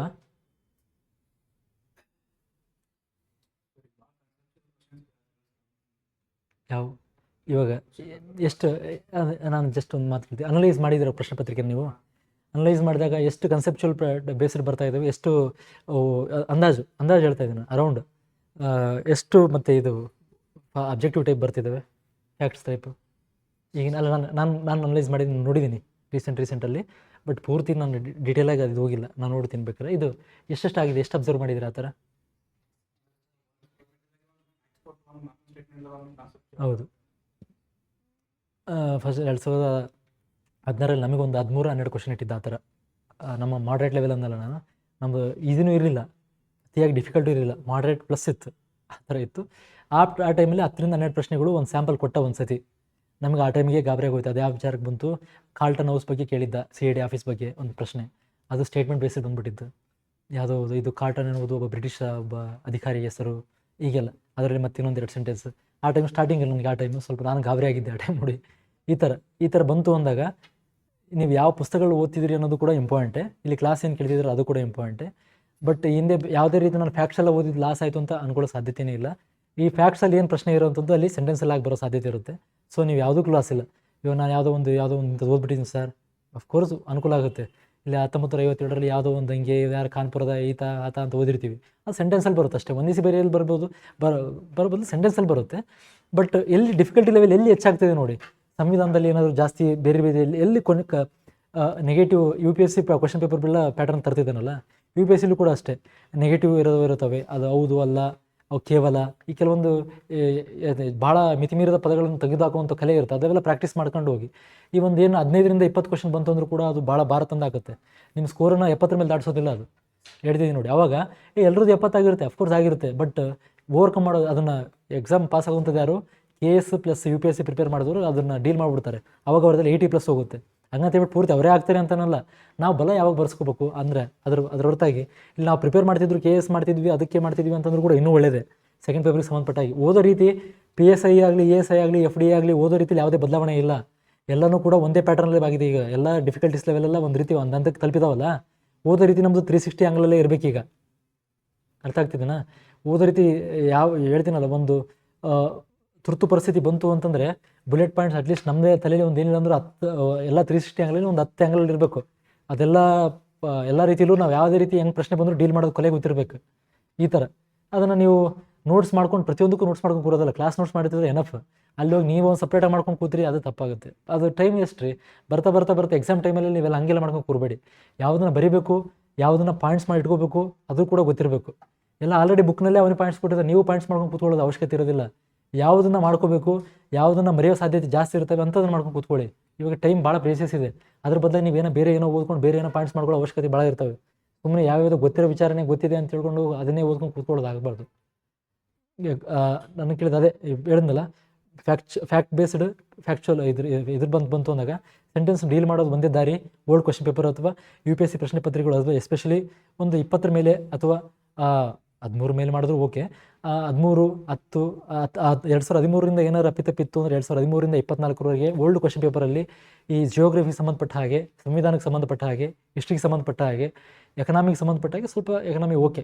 ಎಕನಾಮಿ ಇಲ್ಲಿ ನಂಗೆ ಕೇಳ್ತಾನೆ, ಬಟ್ ಇತ್ತೀಚೆಗೆ ಅವು ಬರ್ತಿದ್ದಾವೆ. ಯಾವುದೋ ಒಂದು ಕ್ಯಾಲ್ಕುಲೇಟೆಡ್ ಮೆಥಡ್ ಕೇಳ್ತಿದ್ದಾನೆ, ಯಾವುದೋ ಒಂದು ಲೆಕ್ಕ, ಎಕನಾಮಿಲೂ ಸಣ್ಣ ಸಣ್ಣ ಲೆಕ್ಕಗಳು ಬರ್ತಿದ್ದಾವೆ ಈಗ. ಯಾವುದೋ ತಲಾಯದ ಇಷ್ಟು ಇರುತ್ತೆ, ಇದಷ್ಟು ಇರುತ್ತೆ, ಇದನ್ನ ಲೆಕ್ಕ ಉದಾಹರಣೆ ಹೇಳ್ತಿರೋದು ನಾನು. ಯಾವುದೋ M0, M1, M2, M3 ಅಂತ ಕೊಡ್ತಾನೆ, ಅದನ್ನು ಕ್ಯಾಲ್ಕುಲೇಟ್ ಮಾಡಿ ಅಂತ ಕೊಡ್ತಾನೆ. ಸೊ ಹೇಳ್ತಿರೋದು. ಸೊ ಎಲ್ಲನೂ ಕೂಡ ಇವಾಗ ಓದೋ ರೀತಿ ಬದಲು ಮಾಡ್ಕೋಬೇಕು ನಾವು. ಹಳೇ ಒಂದು ಪದ್ಧತಿಗೆ ಕೂರೋದಿಲ್ಲ. ಹೇಳೋ ಕ್ಲಾಸ್ನ ಕೇಳಬೇಕಾದ್ರೆ ಕೇಳ್ಕೊಂಡಿರ್ತೀವಲ್ಲ, ಅದ್ರ ಜೊತೆಗೆ ಏನು ಎಕ್ಸ್ಟ್ರಾ ವ್ಯಾಲಿಡ್ ಪಾಯಿಂಟ್ಸ್ ಏನೋ ಇತ್ತು ಅಂತಂದರೆ ಅದನ್ನು ತಂದು ಆ್ಯಡ್ ಮಾಡ್ಕೊಳ್ತೀರಿ. ಯಾವುದು ಕೂಡ ಸುಲಭ ಅಂತದ್ದಿಲ್ಲ. ಎಲ್ಲನೂ ಕೂಡ ಪ್ರಾಕ್ಟೀಸ್ ಮಾಡಿ ಓದ್ತಾ ಇದ್ದರೆ ಬರ್ತಾ ಇರುತ್ತೆ. ಬಟ್ ಓಲ್ಡ್ ಮೆಥಡಿಗೆ ಸ್ಟಿಕ್ ಆನ್ ಆಗಬೇಡಿ. ಈಗ ಟೈಮ್ ಭಾಳ ಬದಲಾಗಿದೆ. ಈ ಒಂದು FD ಆಗಲಿ, KPSC ಅವರಾಗಲಿ, KE ಅವರಾಗಲಿ, ಯಾರೇ ಮಾಡಲಿ, KSP ಅವರಾಗಲಿ, ಯಾರೇ ಎಕ್ಸಾಮ್ ಕಂಡಕ್ಟ್ ಮಾಡಿದ್ರು ಕೂಡ ಮಾಡ್ರೇಟ್ ಲೆವೆಲ್ ದಾಟಿದ್ದಾರೆ ಎಲ್ಲ. ಸೊ ಹಾಗಾಗಿ ನೀವು ಆ ಮಾಡ್ರೇಟ್ ಲೆವೆಲ್ ದಾಟಿದಾರೆ ಅಂದ ತಕ್ಷಣ ಟಫ್ ಇದೆ ಅಂತಲ್ಲ. ಪ್ರಶ್ನೆ ಪತ್ರಿಕೆ ರೂಪ ಬದಲಾಗಿದೆ. ಪ್ರಶ್ನೆಗಳು ಕೇಳೋ ರೀತಿಯಲ್ಲಿ ಕೆಲವೊಂದು ಫ್ಯಾಕ್ಟ್ಸ್ ಓದಿದೆ ಅನ್ನಲ್ಲ, ಓದಿದ್ರೆ ಯಾವತ್ತೂ ಲಾಸ್ ಆಗೋದಿಲ್ಲ. ಅದರಲ್ಲಿ ಬಂದು ಅಲ್ಲಿ ಕೂತಿರ್ತವೆ. ಬಟ್ ಅಷ್ಟೇ ರೆಡಿ ಇರಬೇಕು ನಾವು. ಇವಾಗ ಉದಾಹರಣೆ ಕಸ್ತೂರಂಗನ್ ವರದಿ ಯಾವ್ದು ಮೊದಲು ಬಂತು, ಕಾಲಾನುಕ್ರಮ ಕೇಳ್ತಾನೆ. ಯಾವುದು ವರದಿಗಳು ಬಂದಿರೋ ಕಾಲಾನುಕ್ರಮ ಕೇಳ್ಬೋದು, ಸಮಿತಿಗಳು ರಚನೆ ಆಗಿರೋ ಕಾಲಾನುಕ್ರಮ ಕೇಳ್ಬೋದು, ಅಥವಾ ಸಂವಿಧಾನಕ್ಕೇತರ ಸಂಸ್ಥೆಗಳು ಯಾವಾಗ ರಚನೆ ಆಗಿದ್ದವು ಕೇಳ್ಬೋದು. ಈ ಥರ ನಾವೇ ಜನ್ರೇಟ್ ಮಾಡ್ಕೋಬೇಕು. ಯಾವಾಗ ಜನ್ರೇಟ್ ಮಾಡ್ಕೊಳ್ಳೋಕೆ ಯಾವಾಗ ಗೊತ್ತಾಗುತ್ತೆ, PYQs ಅಟೆಂಡ್ ಮಾಡಿ ಬಂತು ಅಂದಾಗ. ನನ್ನ ಕೇಳಿದ್ರೆ KS ಎಕ್ಸಾಮ್ದು ಅವಾಗ ಪ್ರಶ್ನೆ ಪತ್ರಿಕೆಗಳು ಸಿಗ್ತವೆ, ಮಾಡ್ತೀರಿ, ಫಸ್ಟ್ ಪೇಪರ್ ಬಿಡಿಸ್ತೀರಿ. ಜೊತೆಗೆ 2013 ನಂತರದಲ್ಲಿ ಏನು ಬಂದಿದ್ದಾವಲ್ಲ ಪ್ರಶ್ನೆಗಳು, ಅವೆಲ್ಲನೂ UPSC ಇದು. ಕನ್ನಡದಲ್ಲಿ ಟ್ರಾನ್ಸ್ಲೇಟ್ ಮಾಡಿರೋ ಬುಕ್ಗಳು ಸಿಗ್ತವೆ, ಬೇಕಾದ್ರೆ ನಿಮಗೆ ಇಂಗ್ಲೀಷಲ್ಲೂ ಇದೆ. ಅದನ್ನು ತಂದು ದಯವಿಟ್ಟು ಅದನ್ನು ಓದಿ, ಆ ಪ್ರಶ್ನೆ ಪತ್ರಿಕೆ ಬಿಡಿಸಿ. 20% 25 ಮಾರ್ಕ್ಸ್ ಬರುತ್ತೆ. 20-25 ಪ್ರಶ್ನೆಗಳು ಬರುತ್ತವೆ. ನಾನು ಗ್ಯಾರಂಟಿ ಕೊಡ್ತೀನಿ, 25 ಕ್ವಶನ್ಗಳು ಬಂದೇ ಬರ್ತವೆ. 13ರಿಂದ 24ವರೆಗೂ ಹೋದರೆ 10 ವರ್ಷದ ಪ್ರಶ್ನೆ ಪೇಪರ್ 1000 ಪ್ರಶ್ನೆಗಳಾದವಲ್ಲ, ಆ ಕ್ವಶನ್ ಬ್ಯಾಂಕ್ ಅದು ಹೆವಿ ಕ್ವಶನ್ ಬ್ಯಾಂಕ್ ಅದು. ಇತ್ತೀಚೆಗೆ ಮ್ಯಾಪಿಂಗ್ ಬರ್ತಾ ಇದೆ. ಮ್ಯಾಪಿಂಗ್ ಎಲ್ಲ UPSC ಬೇಸ್ಡ್ ಕೇಳ್ತಾ ಇದ್ದಾನೆ. ಯಾವಾಗಲೂ ನಮಗೆ ಗೊತ್ತಿರುತ್ತೆ, ಇವಾಗ ಸುದ್ದಿನೇ ಇಲ್ಲ ಅನ್ನಿಸ್ತಿರುತ್ತೆ. ಯಾವಾಗ ಸುದ್ದಿ ಇರ್ತವೆ. ಗೋಲ್ಡನ್ ನೈಟ್ಸ್ ಅಂತೇಳಿ ಯಾವುದೋ ಒಂದು ಗೋಲ್ಡನ್ ನೈಟ್ಸ್ ಯಾವುದಲ್ಲ ಅದು ಬಂದಿರುತ್ತೆ. ಅದು ನನಗೆ ಯಾವುದು PSI ಕೇಳಿದ್ದ. ಈ ಥರ ಅಂದರೆ ನಾನು ಅದಕ್ಕಿಂತ ಇದರ 2 ವರ್ಷ ಹಿಂದಿನಲ್ಲಿ UPSC ನೇರ ಪ್ರಶ್ನೆ ಅದೇ ಡಿಟ್ಟೋ ತಂದು ಇಲ್ಲಿಟ್ಟಿದ್ದ. ಈ ಥರ ಆಗೋ ಸಾಧ್ಯತೆಗಳಿರುತ್ತೆ. ಬಟ್ ಬಿಡಿಸಿದ್ವಿ ಅಂತಂದರೆ ಗೋಲ್ಡನ್ ನೈಟ್ಸ್ ಕೇಳಿದ್ವಲ್ಲ, ಗೋಲ್ಡನ್ ನೈಟ್ಸ್ ಬಂದಿತ್ತು ಸಿರಿಯಾ ಹಿಂಗೆ ಅಟ್ಲೀಸ್ಟ್ ಒಂದು ಕ್ಯಾಲ್ಕುಲೇಟೆಡ್ ಆಗಿ ನಾವು ಹಾಕಕ್ಕೆ ಬರುತ್ತೆ. ಸೊ ಅದಕ್ಕೆ ನಾನು ನೀವು ಹೇಳ್ತೀನಿ ನೋಡಿ, ಸುಮ್ಮನೆ ಬ್ಲೈಂಡಾಗಿ ಯಾವುದೋ ಪುಸ್ತಕಗಳು ಓದ್ಕೊಂಡು ಕೂರೋದಲ್ಲ. ಇಲ್ಲಿ ಕ್ಲಾಸೆಲ್ಲ ಕೇಳಿರ್ತೀರಾ, ಪ್ರಶ್ನೆ ಪತ್ರಿಕೆ ಬೇಸಿದ ಮೇಲೇ ಕ್ಲಾಸ್ನ ಅನಲೈಸಿಸ್ ಮಾಡಿ. ಪ್ರಶ್ನೆ ಪತ್ರಿಕೆ ಕ್ವಶನ್ ಪೇಪರ್ ಬಿಟ್ಟರೆ ಬೇರೆ ಏನೂ ಇಲ್ಲ. ನೀವು ಕ್ವಶನ್ ಪೇಪರ್ ಮೇಲೇ ಯಾವುದೇ ಆಗಲಿ, PSI ಆಗಲಿ, FD ಆಗಲಿ, KPSC ಆಗಲಿ, KSP ಆಗಲಿ, UPSC ಮೂಲ UPSC ಒಂದು ಇತ್ತೀಚಿನ ಟ್ರೆಂಡ್ ಹೇಳ್ತಾ ಇರೋದು ನಾನು. ಫಸ್ಟ್ ಸ್ಟಿಕ್ಕರ್ ಆಗೋ ಅವಶ್ಯಕತೆ ಇರಲಿಲ್ಲ. ನಮ್ಮಲ್ಲಿ ಫ್ಯಾಕ್ಟ್ ಬೇಸ್ಡ್ ಕೇಳ್ತಿದ್ದ, ನಾವು ಹಾಕೊಂಡು ಹೋಗ್ತಿದ್ವಿ. ಇವಾಗ ಎಲ್ಲದರಲ್ಲೂ ಒಂದು 10-15 ಕ್ವಶನ್ ಇನ್ಸರ್ಟ್ ಮಾಡ್ತಿದ್ದೆ ನಾವು. ಸೊ ಸೇರಿಸಿದಾಗ ನಾವು ಆ ಪ್ಯಾಟರ್ನ್ಗೆ ಅನುಕೂಲ ಆಗಲೇಬೇಕಿಲ್ಲ. ಅದರ್ವೈಸ್ ಸ್ಕೋರ್ ನಮ್ದು ಕಡಿಮೆ ಆಗ್ತಾ ಬರುತ್ತೆ. ಅಲ್ಲಿ ನಾವು ಬೇರೆಯವ್ರ ಜೊತೆ ಸ್ಪರ್ಧೆ ಮಾಡ್ಲಿಕ್ಕೆ ಭಾಳ ಕಷ್ಟ ಆಗುತ್ತೆ. ಸೊ ನೀವು ಏನು ಹೆಚ್ಚಿನ ಮಾಡಬೇಡಿ. ಒಂದು ಕ್ವಶನಿಗೆ ಸರಳವಾಗಿ ಇಲ್ಲ ನೋಟ್ಸ್ ಮಾಡ್ತೀನಿ ಅನ್ನೋದಾಯಿತು ಅಂತಂದರೆ, ಭಾಳ ಸ್ಟ್ಯಾಂಡರ್ಡ್ ಆಗುತ್ತೆ ಅನ್ನೋದಾಯಿತು ಅಂದರೆ UPSC ಕ್ವಶನ್ ಪೇಪರ್ಗೆ ಮಾಡ್ಕೊಳ್ಳಿ ನೋಟ್ಸ್. 2013ರಿಂದ 2024 ಅನ್ನಲ್ಲ, ಅದ್ರ ಸಂಬಂಧಪಟ್ಟಂಗೆ ಒಂದು ಯಾವುದೋ ಪ್ರಶ್ನೆ ಕೇಳಿರ್ತಾನೆ, ಅಶೋಕನ ಬಗ್ಗೆ ಎಲ್ಲ ಕೇಳಿರ್ತಾನೆ, ಒಂದು ಯಾವುದೋ ಸ್ತಂಭಗಳ ಬಗ್ಗೆ ಕೇಳಿರ್ತಾನೆ. ಅದ್ರದ್ದೊಂದು ಬೇಕಾದ್ರೆ ಸಣ್ಣ ಪಾಯಿಂಟ್ಸಲ್ಲಿ ಈ ರಿಪೀಟೆಡ್ ಆಗಿತ್ತು, ಅಥವಾ ಯಾವುದು PYQ ಬಿಡಿಸಿದ್ದಾರೋ ಬಿಡಿಸಿ. ಬಟ್ ಭಾಳ ಅನುಕೂಲ ಆಗುತ್ತೆ ಅದು. ಆ ಕ್ವಶನ್ ಪೇಪರ್ ತಿಳ್ಕೊಂಡಿದ್ರೆ ಮಾತ್ರ ನೀವು ಎಕ್ಸಾಮ್ ಪಕ್ಕ ಪಾಸ್ ಆಗೋದು. ಕ್ವಶನ್ ಪೇಪರ್ ಬಗ್ಗೆ ಐಡಿಯಾ ಇಲ್ಲ ಅಂತಂದರೆ ನಿಜ ಆಗ್ತೀನಿ, ಆಗಲ್ಲ, ಕಷ್ಟ ಆಗುತ್ತೆ. ಆಮೇಲೆ ಯಾವುದೇ ಪ್ರಶ್ನೆ ಪತ್ರಿಕೆ ಆಗಲಿ ಹಂಗಂತ ಹೇಳ್ಬಿಟ್ಟು PSI ಬರೀತಾರ PSI ಪ್ರಶ್ನೆ ನೋಡದೇ ಇರೋದು ಅಂತಲ್ಲ. PSI ಪ್ರಶ್ನೆ ಪತ್ರಿಕೆ ನೋಡಬೇಕು, ಎಲ್ಲ ನೋಡಬೇಕು. ಬಟ್ ಈಗ ಚಾನ್ಸಸ್ ಆಫ್ ಗೆಟಿಂಗ್ ಕ್ವಶನ್ಸ್ ಇತ್ತೀಚೆಗೆ ಫಾರ್ಮೆಟ್ ಬಂದು ಸೇರ್ತಾ ಇರೋದೆಲ್ಲ UPSC ಬಂದು ಸೇರಿಸ್ತಾ ಇದೆ. ಇತ್ತೀಚೆಗೆ ಹೆಂಗಾಗಿದೆ ಅಂದರೆ ಇವರು ತಲೆ ಓಡಿಸೋದು ಬಿಟ್ಟಿದ್ದಾರೆ. ಬಂದು ಅದನ್ನು ಕಾಪಿ ಮಾಡೋದು ಕಲ್ತಿದ್ದಾರೆ ಸ್ಟ್ಯಾಂಡರ್ಡ್ ಲೆವೆಲ್ದಾಗ. ಸೊ ಹಿಂಗಾಯಿತು ಅಂದಾಗ ನಾವು ಅನುಸರಿಸಲೇಬೇಕು ಅದನ್ನು. ಆಮೇಲೆ ಜಿಯೋಗ್ರಫಿನೂ ಕೂಡ ಪ್ರಾಕ್ಟಿಕಲ್ ಬೇಸ್ಡ್ ಕ್ವಶನ್ಸ್ ಬರ್ತಿದ್ದಾವೆ. ಈ ಮಂಜಿನನಿಗಳದ್ದು ಯಾವುದೋ ಒಂದು, ಇವಾಗ ಯಾವುದು ಸೈನ್ಸ್ ಕೂಡ ಎಲ್ಲ ಪ್ರಾಕ್ಟಿಕಲ್ ಬೇಸ್ಡ್ ಬರ್ತಿದೆ. ಯಾವುದೋ ಒಂದು ಟೋಟಲ್ ಇಂಟರ್ನಲ್ ರಿಫ್ಲೆಕ್ಷನ್ ಆ ಥರದ್ದು ಬಂತು. ಬಟ್ ಅದೇನು ಅಂತೇಳಿ ಅದ್ರ ಮೇಲೆ ಹಿಡಿಯುತ್ತೆ ಅಂತ ಕೇಳ್ತಿರ್ತಾನೆ. ಅದು ಯಾವುದೋ ಒಂದು ಫ್ಯಾಕ್ಟ್ ಸಿಚುವೇಶನ್ ಕ್ರಿಯೇಟ್ ಮಾಡ್ತಾನೆ, ಇಲ್ಲಿ ಕೇಳ್ತಾನೆ. ಒನ್ ವರ್ಡ್ ಆದರೂ ಕೂಡ ಆ ಸಿಚುವೇಶನ್ ಗೊತ್ತಿಲ್ಲ ಅಂದರೆ ಪೊಲರೈಸೇಷನು, ಇಂಟರ್ಫರೆನ್ಸು, ಡೈಫ್ರಾಕ್ಷನು ಇದು ಅಂತಲೂ ಗೊತ್ತಾಗಲ್ಲ ನಿಮಗೆ. ಬರ್ತಾವಲ್ಲ ನಿಮಗೆ ಓದ್ಬೇಕಾರೆ, ಅದು ಯಾವುದು ಅಂತಲೂ ಗೊತ್ತಾಗಲ್ಲ. ರಿಫ್ರಾಕ್ಷನ್ ಲೆಫ್ಲೇಟು, ಬೆಳಕಿನ ವಕ್ರೀಭವನನೋ, ಬೆಳಕಿನ ಪ್ರತಿಫಲನೋ, ಇಷ್ಟೆಲ್ಲ ಕನ್ಫ್ಯೂಸ್ ಆಗಿಬಿಡ್ತವೆ. ಸೊ ಇವೆಲ್ಲ ಯಾವಾಗ ನಮಗೆ ಕ್ಲಿಯರ್ ಆಗ್ತವೆ, ಓಲ್ಡ್ ಕ್ವಶನ್ ಪೇಪರ್ ಬಿಡಿಸಿದಾಗ ಈ ಪ್ಯಾಟರ್ನಲ್ಲಿ ಈ ಪ್ರಶ್ನೆ ಕೇಳಿದ್ದೇನೆ, ಯಾವುದೋ ಕಾಯಿನ್ ಬಿದ್ದರೆ ಎಕ್ಸಾಂಪಲ್ ಬಂತು ಅಂದರೆ ರಿಫ್ರಾಕ್ಷನ್ ಆಫ್ ಲೈಟ್, ವಕ್ರೀಭವನಕ್ಕೆ ಸಂಬಂಧಪಟ್ಟಿದೆ ಇದು ಪ್ರಶ್ನೆ. ಜಸ್ಟ್ ಒಂದು ನೀರಿನಲ್ಲಿ ಯಾವುದೋ ಒಂದು ಹಾಕಿ ಒಂದು ಕಾಯಿನ್ ಬಿದ್ದಾಗ ಅದು ಹತ್ತಿರದಂತೆ ಕಾಣಲು ಭಾಸವಾಗುತ್ತದೆ, ಈ ಕಾರಣವೇನು ಅಂತಂದಾಗ ರಿಫ್ರಾಕ್ಷನ್ ಆಫ್ ಲೈಟ್. ಹಿಂಗೆಲ್ಲ ಅಟ್ಲೀಸ್ಟ್ ಇವು ನಾನು ಅಪ್ಲೈಡ್ ಅಂತ ಅನಿಸಿರುತ್ತೆ. ಅಪ್ಲೈಡ್ ಅಂತ ಅನ್ಸೋದು ಯಾವಾಗ ನಾವು ಹಿಂದಿನ ಪ್ರಶ್ನೆ ಪತ್ರಿಕೆ ಬಿಡಿಸಿ ಅದೆಲ್ಲ ಆಗಿತ್ತು ಅಂದಾಗ ಓ ಈಸಿ ಕಾಯಿನ್ ಬಿದ್ದಿದ್ದು ಒಂದು ಎಕ್ಸಾಂಪಲ್ ಬಂತು ಅಂದ್ರೂ ಅದು ಬಂದ್ಬಿಡುತ್ತೆ. ಎಷ್ಟು ಸತಿ ನೀವು ನೋಡಿರ್ತೀರಿ ರಿಪೀಟೆಡ್ ಕ್ವಶನ್ಸ್ ಎಷ್ಟು ಬರ್ತವೆ ಅಂತ ನಿಮ್ಗೆ ಗೊತ್ತಾಗ್ಬಿಡುತ್ತೆ. ವಿಸ್ಕಾಸಿಟಿ ಬಗ್ಗೆ ಕೇಳ್ತಾನೆ, ಸರ್ಫೇಸ್ ಟೆನ್ಷನ್ ಬಗ್ಗೆ ಕೇಳ್ತಾನೆ, ಇವೆಲ್ಲ ಬರೋದು ಪ್ರಾಕ್ಟಿಕಲ್ ಬೇಸ್ಡ್. ಯಾವುದೋ ಡೆಫಿನೇಷನ್ ಕೊಟ್ಟು ಇವಾಗ ಅದನ್ನು ಏನೊಂದು ಕರೀತಾರೆ ಅಂತ ಯಾವುದು ಕೇಳೋದಿಲ್ಲ. ಈಗ ಎಕ್ಸಾಂಪಲ್ ಕೊಡ್ತಾನೆ, ಯಾವುದೋ ಒಂದು ಟಿಶ್ಯೂ ಪೇಪರಲ್ಲಿ ಅದು ಅಬ್ಸರ್ವ್ ಮಾಡೋ ಕೆಪಾಸಿಟಿ, ಅದಕ್ಕೆ ಕೆಪಿಲರಿ ರಿಯಾಕ್ಷನ್ ಬಗ್ಗೆ ಒಂದು ಎಕ್ಸಾಂಪಲ್ ಕೇಳ್ತಾನೆ. ಇವೆಲ್ಲನೂ ಬಂದಿರೋಂಥದ್ದು ಇವಾಗೆಲ್ಲ PYQs ಅನಲೈಸ್ ಮಾಡಿದಾಗ ನಿಮಗೆ ಹೇಳ್ತೀನಿ 15-20 ಈಸಿಯಾಗಿ ಬರುತ್ತೆ, ಮ್ಯಾಕ್ಸಿಮಮ್ 30 ದಾಟೋಗುತ್ತೆ. UPSC ಪ್ರಶ್ನೆ ಪತ್ರಿಕೆ ಬಿಡಿಸೋದು ಕಲ್ತ್ರಿ ನೀವು ಅಂದರೆ ಸಣ್ಣ ಪದ ಅದು ಜಾಸ್ತಿ ನೀವು ಭಾಳ ಡೀಪ್ ಹೋಗ್ಬಿಡ್ಬೇಕಾರೆ. ನಾನು ಇಲ್ಲ ಸರ್ UPSC ಭಾಳ ಅದು ಅವಶ್ಯಕತೆ ಇಲ್ಲ ಸರ್ ನನ್ನ ಎಕ್ಸಾಮಿಗೆ ಅಂದರೆ ಅಟ್ಲೀಸ್ಟ್ ಇದ್ದಕ್ಕಿದ್ದು ಕ್ವಶನ್ಗಳಾದ್ರೂ ಬಿಡಿಸ್ಕೊಂಡು ಹೋಗಿ. 1000 ಪ್ರಶ್ನೆಗಳಾಗ್ತವೆ ಬಿಡಿಸಿದ್ರೆ, ಸುಲಭ ಅಲ್ಲ ಆ ಸ್ಕೋರು ಇದಾಗುವಂಥದ್ದು. ಲಾಸ್ಟಿಗೆ ಆ ಒಂದು ಎಕ್ಸಾಂಪಲ್ ಬರ್ತಾ ಹೇಳಿದ್ನಲ್ಲ, ಸೈನ್ಸ್ ಎಕ್ಸಾಂಪಲ್ ಹೇಳಿದ್ನಲ್ಲ, ಇವು ರಿಪೀಟೆಡ್ ಆಗಿರೋ ಕ್ವಶನ್ಗಳೇ, ಬೇರೆ ಏನೂ ಇಲ್ಲ. ಯಾವುದೋ ಸಿ ಡಿ ಯಾವುದು ಆಯ್ತಲ್ಲಪ್ಪ CDS ಎಕ್ಸಾಂಪಲ್ ಬಂದ್ರೆ ಅದು ಕೇಳಬೇಕು, NDAದಲ್ಲ, ಇವೇ ಇಷ್ಟರಲ್ಲೇ ಓಡಾಡ್ತಿರ್ತಾನೆ. ಬಂದು ಕ್ವಶನ್ಗಳು ಇವೇ ಕೊಡ್ತಿರ್ತವೆ. ಸೊ ಹಂಗಾಗಿ PYQs ಇದೆಲ್ಲ ಭಾಳ ಮ್ಯಾಟ್ರ್ ಆಗುತ್ತೆ. CDS ಬೇಕಾದ್ರೆ ಒಂದು 5 ವರ್ಷ 10 ವರ್ಷದ ಕ್ವಶನ್ ಪೇಪರ್ ಬಿಡಿಸಿ ನನಗೆ ಕೇಳಿದ್ರೆ CDS, ಯಾಕಂದರೆ ಅದು ಸೈನ್ಸ್ ಭಾಳ ರಿಪೀಟೆಡ್ ಆಗೋ ಕ್ವಶನ್ಸ್ CDS ಇಂದನೇ ಬರೋದು. ಅತಿ ಹೆಚ್ಚು ರಿಪೀಟೆಡ್ ಸೈನ್ಸ್ ಕ್ವಶನ್ಸ್ ಬರೋದು CDS ಇಂದ. ಅಂದರೆ SSC ಏನು ಕಂಡಕ್ಟ್ ಮಾಡೋದು ಆಗಲಿ, CDS ಆಗಲಿ, ಇದ್ರದ್ದೆಲ್ಲ ಬಂದು ಸೇರೋವಂಥದ್ದು ಜಾಸ್ತಿ ಬರೋವಂಥದ್ದು ಇದೇ ಸೆಕ್ಷನಿಂದನೇ. ಸೊ ಒಂದೇ ಸತಿ KSRP PSIಲಿ ಒಂದು 20-25 ವಿಜ್ಞಾನ ಕೇಳಿದ್ದ, ಅವಾಗ ಎಲ್ಲರೂ ಸ್ಕೋರೆಲ್ಲ ಇಳಿದೋಗಿತ್ತು. ಅಂದರೆ ಈ ಥರ ಒಂಥರ ಹುಚ್ಚುಚ್ಚಾಗರ ಜಾಸ್ತಿ ಅಂತಂದ್ರೆ ಇದನ್ನ ಕಡಿಮೆ ಇರುತ್ತೆ, ಅದು ಜಾಸ್ತಿ ಆಗಿರುತ್ತೆ. ಸಂವಿಧಾನ ಬರುತ್ತೆ ಬಿಡು 15 ಅನ್ಕೊಂಡಿರ್ತೀವಿ, ಬರೀ 8 ಕೇಳಿರ್ತಾನೆ, ಇಲ್ಲಿ ಒಂದು ಇದು ವಿಜ್ಞಾನ 25 ಕೇಳಿರ್ತಾನೆ. ಈಗೆಲ್ಲ ಆಗ್ಬಿಡ್ತವೆ, ಸೈನ್ಸ್ ಆ್ಯಂಡ್ ಟೆಕ್ ಜಾಸ್ತಿ ಹೋಗಿರುತ್ತೆ. ಸೊ ಇವೆಲ್ಲ ಪ್ಯಾಟರ್ನ್ಗೆ ಅಡ್ಜಸ್ಟ್ ಆಗಿದೆ. ಯಾವಾಗ ನಾವು PYQs ಬಿಡಿಸಿದಾಗ ಆ ರೆಲೆವೆನ್ಸಿ ಗೊತ್ತಿತ್ತು ಅಂದಾಗ, ಯಾವ ಪ್ರಶ್ನೆ ಪತ್ರಿಕೆ ಡೀಲ್ ಮಾಡ್ತೀನಿ ಅಂತ ಗೊತ್ತಿದ್ದಾಗ ಮಾತ್ರ ಇವೆಲ್ಲ ಐಡಿಯಾ ಬರೋದು. ನನ್ನ ಒಂದು ಸಜೆಷನ್ ಅಂತಂದರೆ ಮ್ಯಾಕ್ಸಿಮಮ್ ಕ್ವಶನ್ ಪೇಪರ್ ಬಿಡಿಸಿ.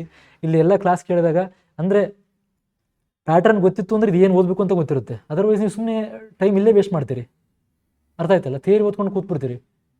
ಇವಾಗ ವಿಜಯನಗರ ಸಾಮ್ರಾಜ್ಯ ಬಂತು ಅಂತಂದಾಗ ಎಲ್ಲರನ್ನೂ ಓದೋ ಅವಶ್ಯಕತೆ ಯಾಕೆ ನನಗೆ ಹೇಳಿದ್ರೆ ಟೈಮ್ ವೇಸ್ಟ್ ಅಲ್ಲ. ಈಗ NCERT ಓದ್ತಿದ್ದೀನಿ ಬಿಡು ಅಂತೇಳಿ ಎಲ್ಲ ಓದ್ಕೊಂಡು ಕೂತ್ಕೊಂಡ್ರೆ ಅರ್ಥ ಇರೋದಿಲ್ಲ, ಟೈಮ್ ಲ್ಯಾಪ್ಸ್ ಆಗುತ್ತೆ. ಹೇಳ್ತೀನಲ್ಲ, ಒಂದು ಸತಿ ನಿಮ್ಗೆ ಕಾಲ್ ಫಾರ್ ಆಗಲಿ PSI ಒಂದು ಇವಾಗ 300 ಅಂತ ಕರೆದುಬಿಡಲಿ, ನಿಮ್ಮಲ್ಲಿ ನಾನು ವರ್ತನೆಗಳನ್ನು ನೋಡಿರಿ ನೀವು ಎಷ್ಟು ಬದಲಾಗಿರ್ತವೆ ಅಂದ್ರೆ ಅಡ್ರಿನಲಿನ್ ಎಲ್ಲ ಕೆಲಸ ಮಾಡ್ತಿರುತ್ತೆ.